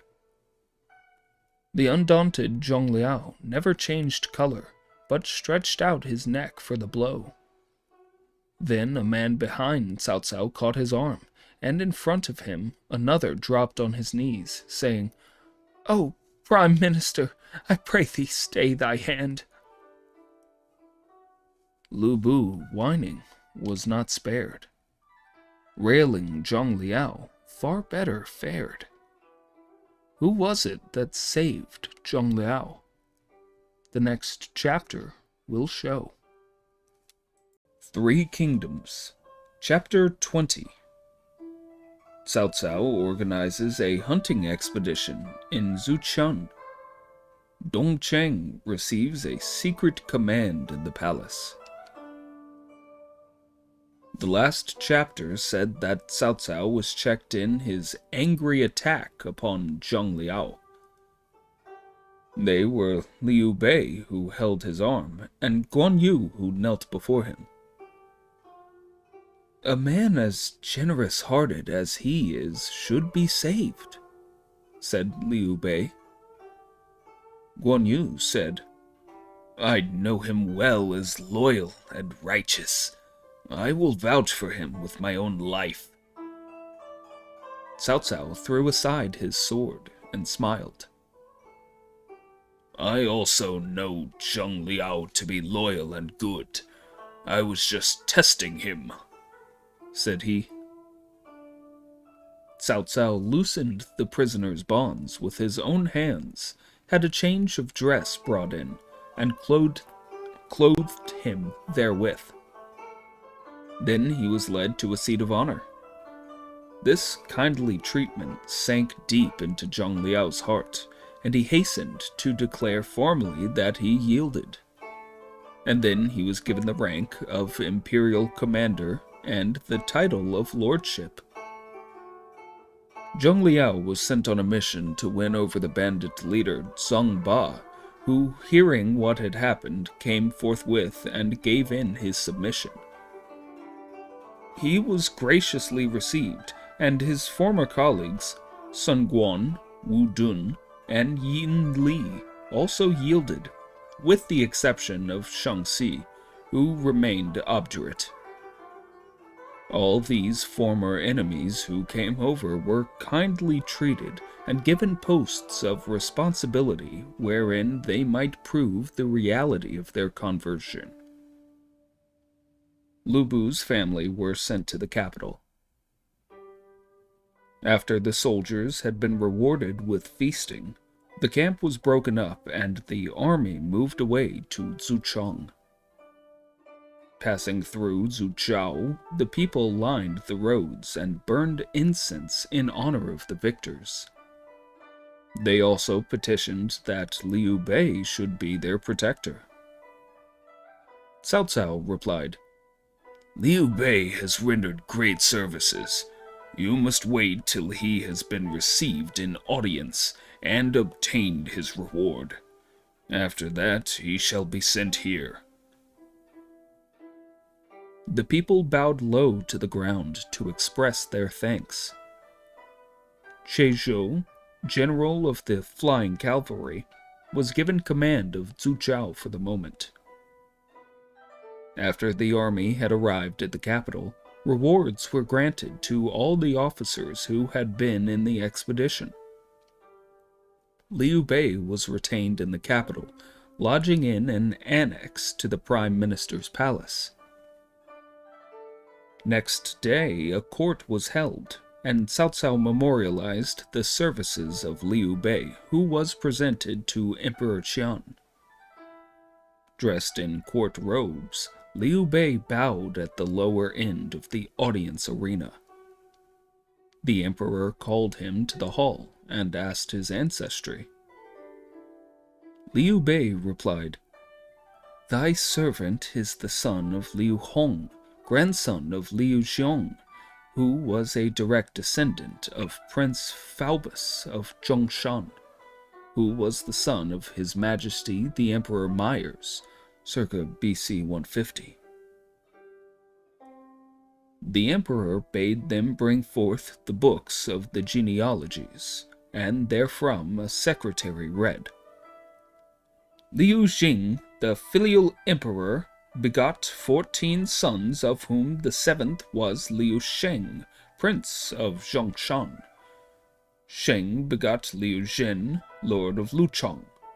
Zhen begot Liu Ong, lord of Pei. Ong begot Liu Lu, lord of Zhang. Lu begot Liu Lan, lord of Yishui. Lian begot Liu Ying, lord of Qingyang.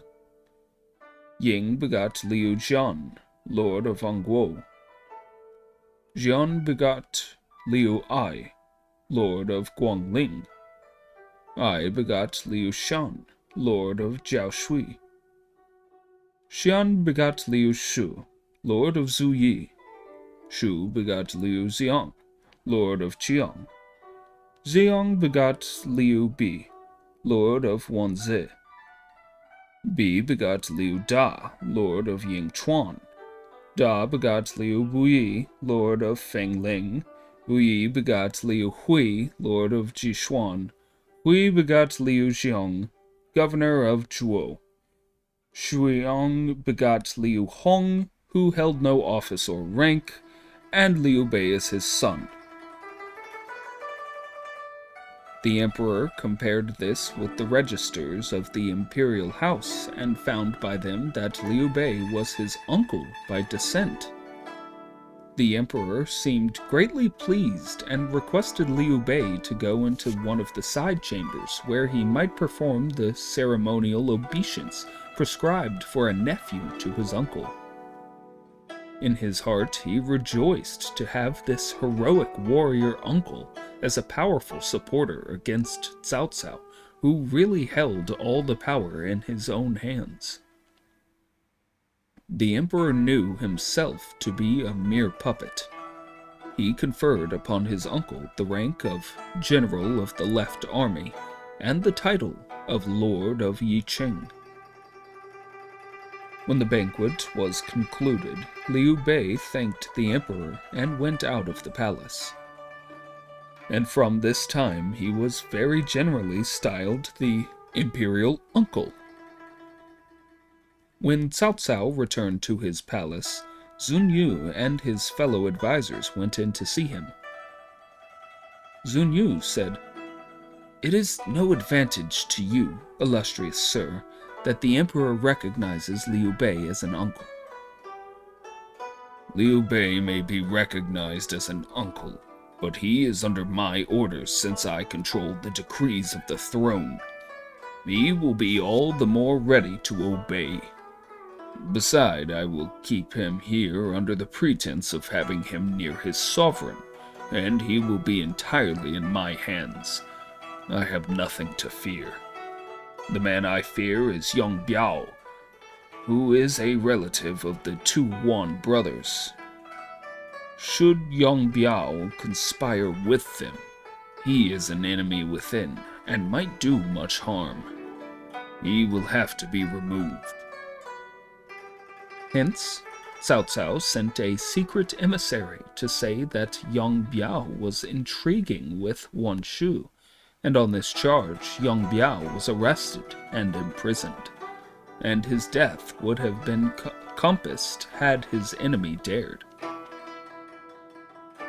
But just then, the governor of Beihai, Kong Rong, was at the capital, and he remonstrated with Cao Cao, saying, "Yang Biao comes from a family famed for virtue for at least 4 generations.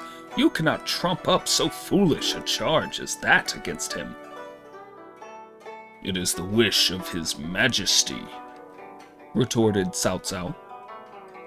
"If the child Emperor Cheng of Zhou dynasty had put Duke Zhao to death, could the people have believed Duke Zhao, the regent marshal, had nothing to do with it?" So Cao Cao had to relinquish the attempt, but he took away Yang Biao's offices and banished him to his family estate in the country. Court Councillor Zhao Yan, an opponent of the Prime Minister, sent up a memorial impeaching Cao Cao for having removed a Minister of State from office without a decree. Cao Cao's reply to this was the arrest of Zhao Yan and his execution, a bold stroke which terrified the bulk of officers and reduced them to silence. Cheng Yu advised Cao Cao to assume a more definite position. He said, "Illustrious sir, your prestige grows daily. Why not seize the opportunity to take the position of chief of the feudatory princes?" "There are still too many supporters of the court," was the reply. "I must be careful. I am going to propose a royal hunt to try to find out the best line to follow."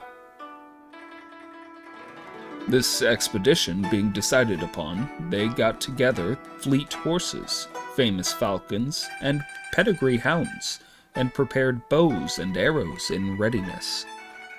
They mustered a strong force of guards outside the city. When the Prime Minister proposed the hunting expedition, the Emperor said he feared it was an improper thing to do.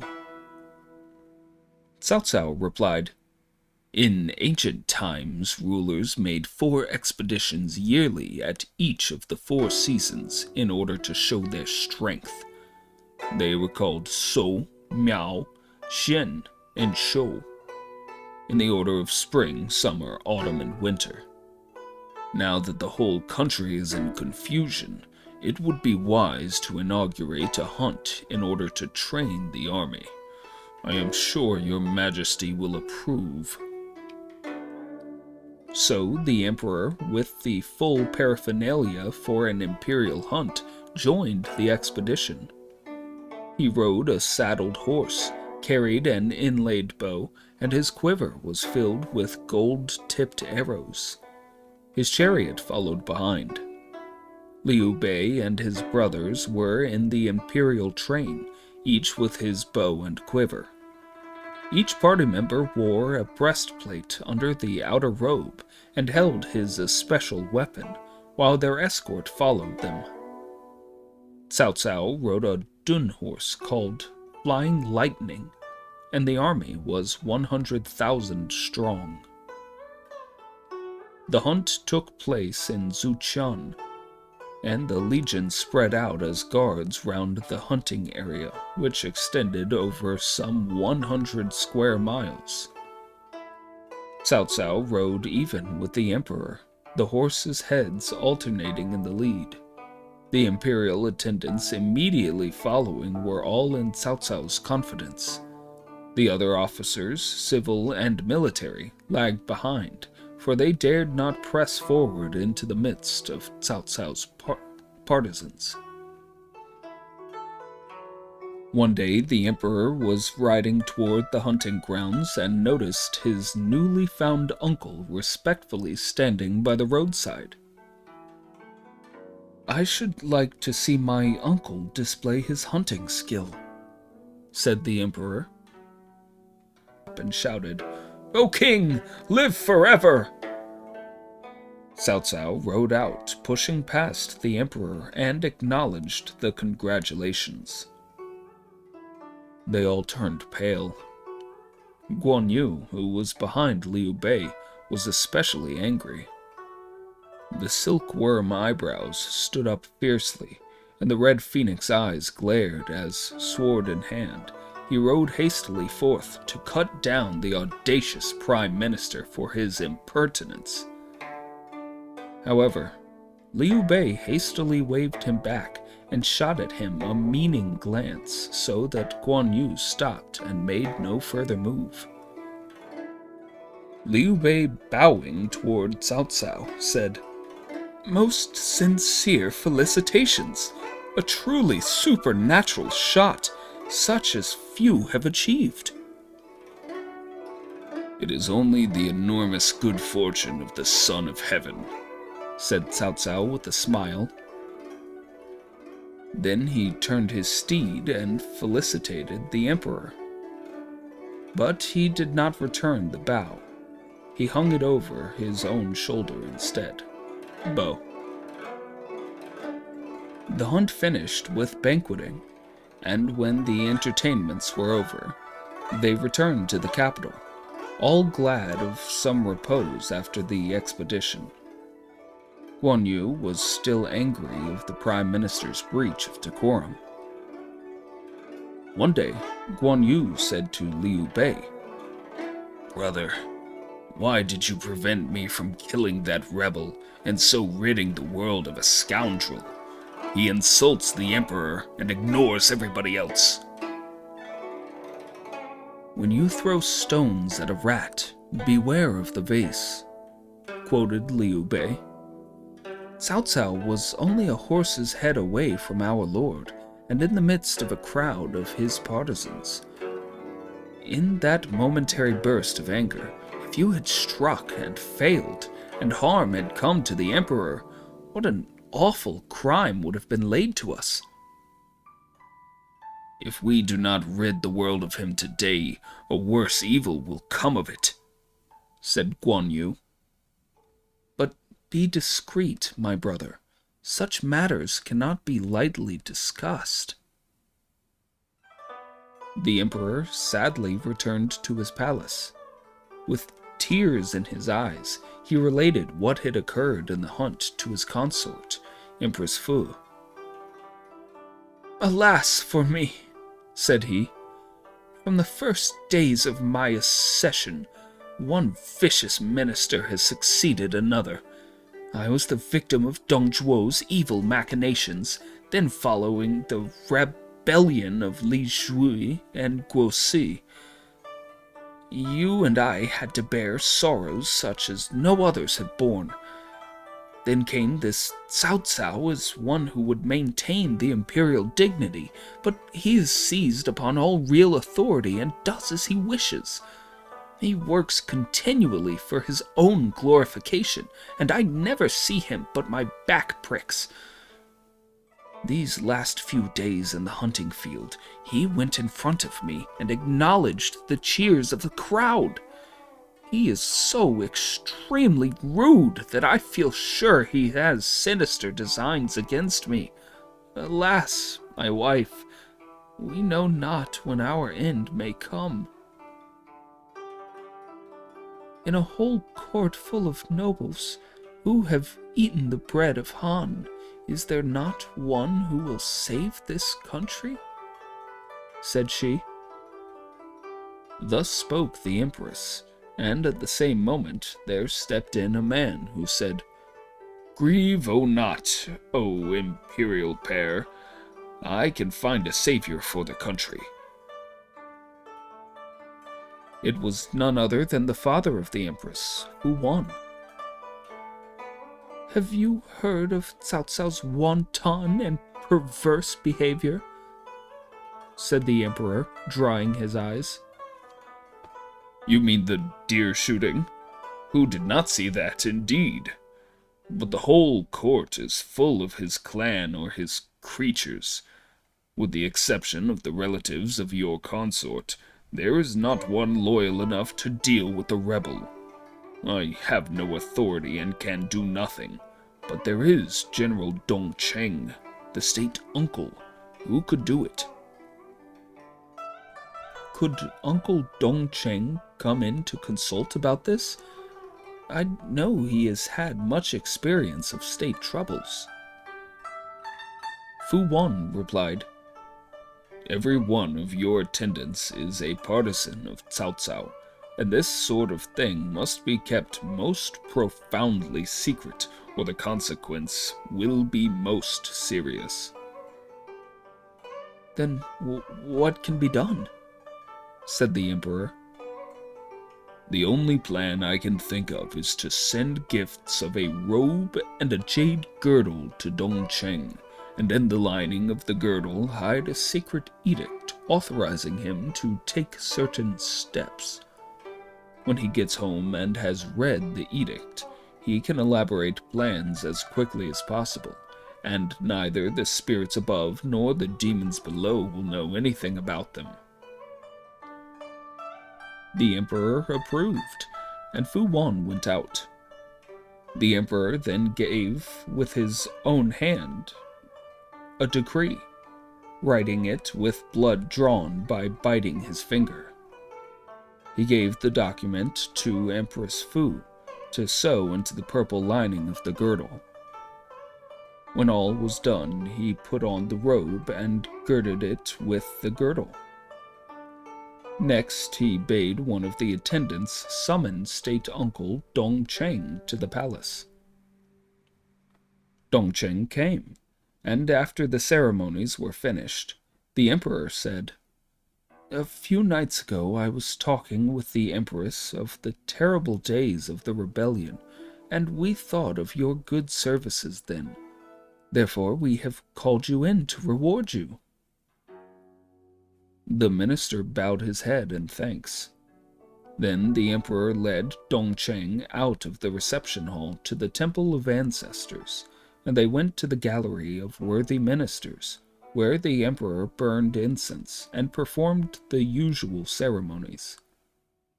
After this they went to see the portraits, and among them was one of the founder of the dynasty, Liu Bong, the supreme ancestor. Whence sprang our great ancestor, and how did he begin his great achievement? Said the emperor. Your Majesty is pleased to joke with thy servant, said Dongcheng, rather startled at the question. Who does not know the deeds of the sacred ancestor? He began life as a minor official in Xishang. There, gripping his sword, he slew a white serpent, the beginning of his struggle for the right. Speedily, he mastered the empire. In 3 years, had destroyed Qin, and in 5 also Chu. Thus he set up a dynasty that shall endure forever. Such heroic forefathers, such weakling descendants.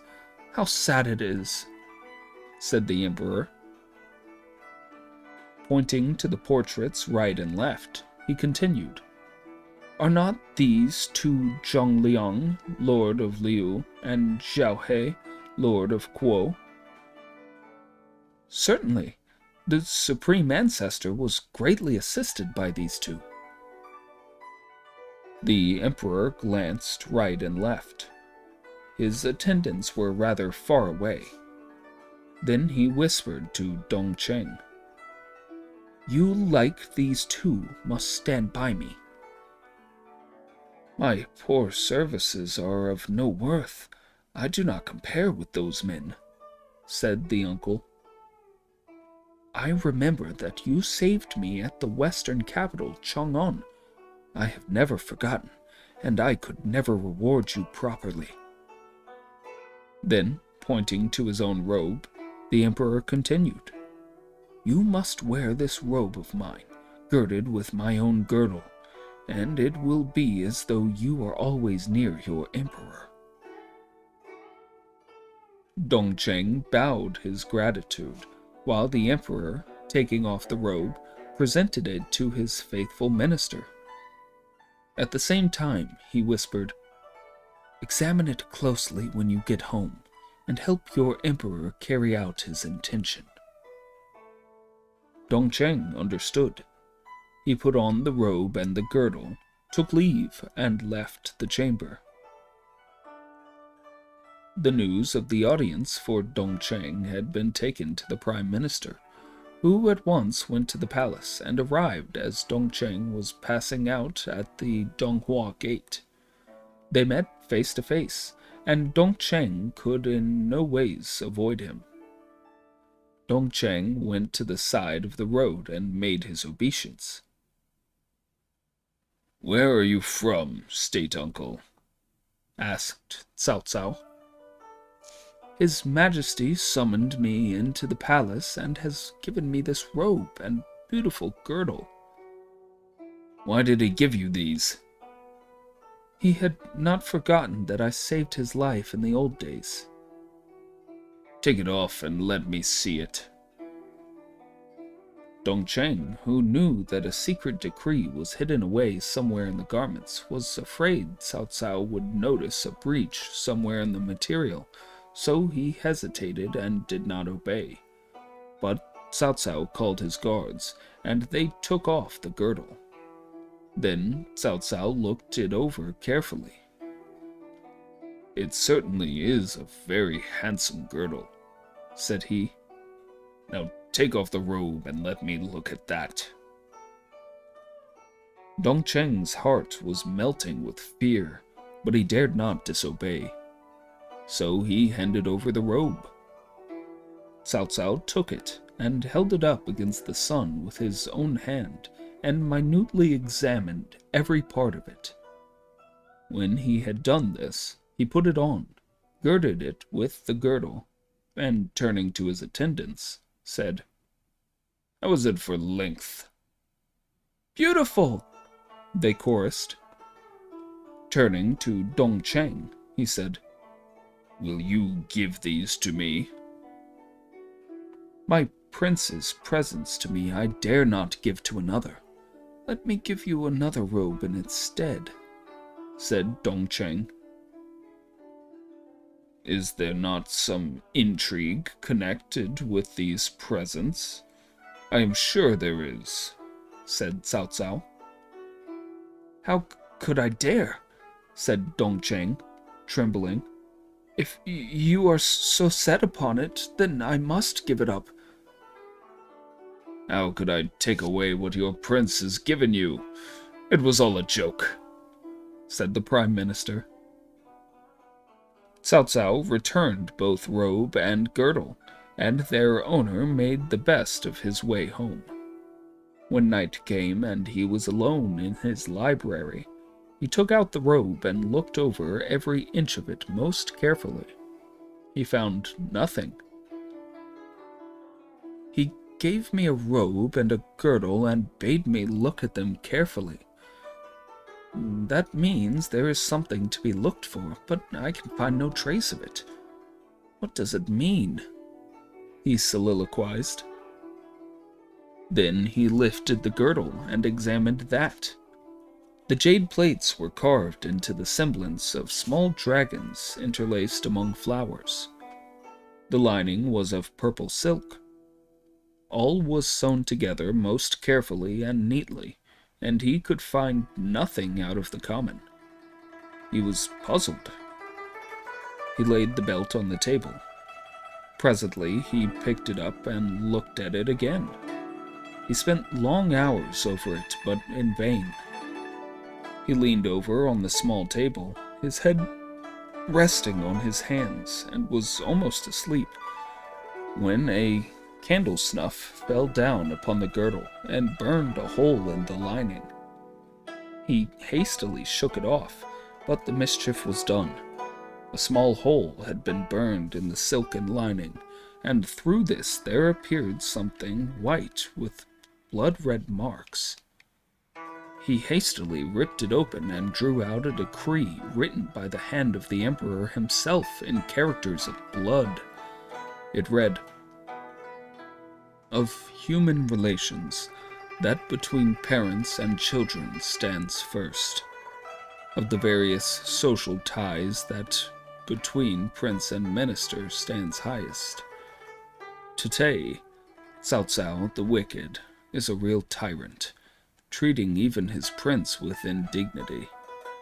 With the support of his faction and his army, he has destroyed the principles of government. By conferring rewards and inflicting punishments, he has reduced the emperor to a non-entity. I have grieved over this day and night. I have feared the empire would be ruined. You are a high minister of state and my own relative. You must recall the difficulties of the great founder's early days and draw together the loyal and right-minded to destroy this evil faction and restore the prerogatives of the throne.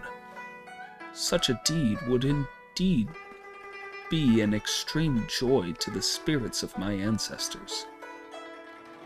This decree, written in blood drawn from my own veins, is confided to a noble who is to be most careful not to fail in executing his emperor's design. Given in the era of rebuilt tranquility, 4th year and the 3rd month of spring, AD 199. So ran the decree, and Dongcheng read it with streaming eyes.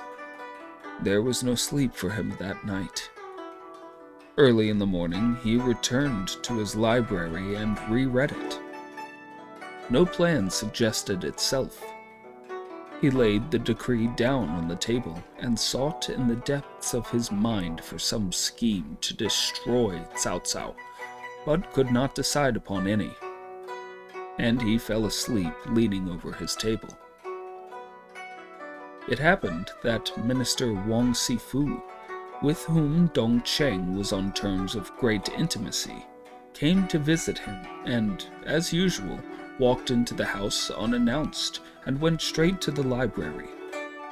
His host did not wake, and Wang Zifu noticed, hardly hidden by his sleeve, the emperor's writing. Wondering what this might be, Wang Zifu drew it out, read it, and put it in his own sleeve. Then he called out loud, "Uncle Dongcheng, are you not well? Why are you asleep this time of day?" Dongcheng started up and at once missed the decree. He was aghast. He almost fell to the ground. "So, you want to make away with Cao Cao? I shall have to tell him," said Wang Zifu. Then, "Brother, that is the end of the Hans," said his host with tears. "I was joking," said Wang Zifu. "My forefathers also served the Hans and ate of their bounty. Am I devoid of loyalty? I would help you, brother, as far as lies in my power." "It is well for the country that you think like this," said Dongcheng. "But we ought to have a more private place than this to talk over such plans and pledge ourselves to the sacrifice, all in the cause of Han." Dongcheng began to feel very satisfied. He produced a roll of white silk and wrote his own name at the top and signed it, and Wang Zifu followed suit. Then the visitor said, "General Wang Zilan is one of my best friends. He ought to be allowed to come in." Dongcheng replied, "Of all the officials of the court, Commander Chongji and Court Counselor Wu Shi are my best friends. Certainly they would back me up." So the discussion proceeded. Presently a servant announced no other than these very two men Dongcheng just mentioned. "This is providential," said Dongcheng, and he told Wang Zifu to hide behind a screen. The two guests were led into the library, and after the exchange of the ordinary civilities and a cup of tea, Chongji referred to the incident at the hunt and the shooting of the stag. "Were you not angry at that?" said Chongji. Dongcheng answered, "Though we be angry, what can we do?" Wu Shi struck in, saying, "I would slay this fellow, I swear, but I cannot get anyone to back me up." "One should perish for one's country. One should not mind," said Chongji. At this moment, Wang Zifu appeared from behind the screen, saying, "You two want to kill Cao Cao. I shall have to let him know this, and Uncle Dongcheng is my witness. A loyal minister does not mind death. If we are killed, we will be Han ghosts, which is better than being sycophants of a traitor," said Chongji angrily. Dongcheng said, "We were just saying we wanted to see you two on this matter. Wang Zifu is only joking." Then he drew forth the decree and showed it to the two newcomers, who also wept as they read it. They were asked to add their names to the silk roll. Wang Zifu said, "Wait here a few moments till I get Wu Zilan to come." He left the room and very soon returned with his friend, who also wrote his name in the presence of all the others. After this, they went into one of the inner chambers to drink success to the new plot. While there, a new visitor, Ma Teng, governor of Ziliang, was announced. "Say I am indisposed," said the host, "and cannot receive visitors." The doorkeeper took the message, whereat Ma Teng angrily said, "Last night at Donghua Gate I saw him come out in robe and girdle. How can he pretend illness today? I am not come from mere idleness. Why does he refuse to see me?" The doorkeeper went in again and told his master what the visitor had said and that he was very angry.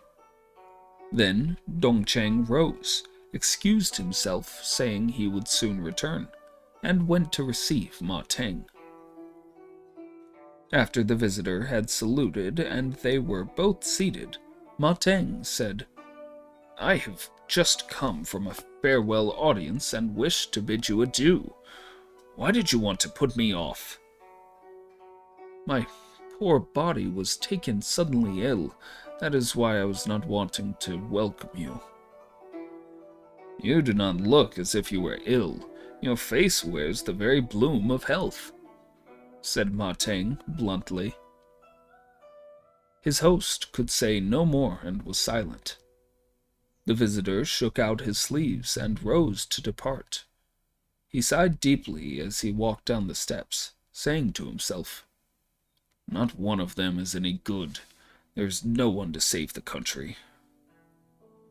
This speech sank deeply into Dongcheng's heart. He stopped his guest, saying, "Who is no good to save the country? Whom do you mean?" "That incident at the hunt the other day, the shooting of the stag, filled my breast with anger. But if you, a near relative of the Emperor, can pass your time in wine and idle dalliance without a thought of doing away with rebellion, where can anyone be found who will save the dynasty?" However, Dongcheng's doubts were not set at rest. Pretending great surprise, he replied, "The Prime Minister is of high rank and has the confidence of the court. Why then do you utter such things?" "So you find that wretch, Cao Cao, a good man, eh?" "Pray speak lower. There are eyes and ears very near us." "The sort of people who covet life and fear death are not those to discuss any great undertaking." So saying, Ma Teng rose to go away. By this time, his host's doubts were set at rest. He felt that Ma Teng was loyal and patriotic. So Dongcheng said, "Do not be angry anymore. I will show you something." Whereupon he invited Ma Teng to go into the room where the others were seated, and then showed him the decree. As Ma Teng read it, his hair stood on end, he ground his teeth, and bit his lips till the blood came. "When you move, remember the whole force of my army is ready to help," said Ma Teng. Dongcheng introduced him to the other conspirators, and then the pledge was produced, and Ma Teng was told to sign his name. He did so, and at the same time smearing the blood as a sign of the oath, and saying, "I swear to die rather than betray this pledge." Pointing to the 5, he said, "We require 10 for this business, and we can accomplish our design." "We cannot get many true and loyal people. One of the wrong sort will spoil all," said Dongcheng. Ma Teng told them to bring in the list of officials. He read on till he came to the name Liu of the imperial clan, when, clapping his hands, he cried, "Why not consult him?" "Whom?" cried they all together. Ma Teng very slowly and deliberately spoke his name. "To a very trusty servant comes an emperor's decree, and a scion of the ruling house can prove his loyalty." If the reader turns to the next chapter, they will see whom Ma Teng talked about.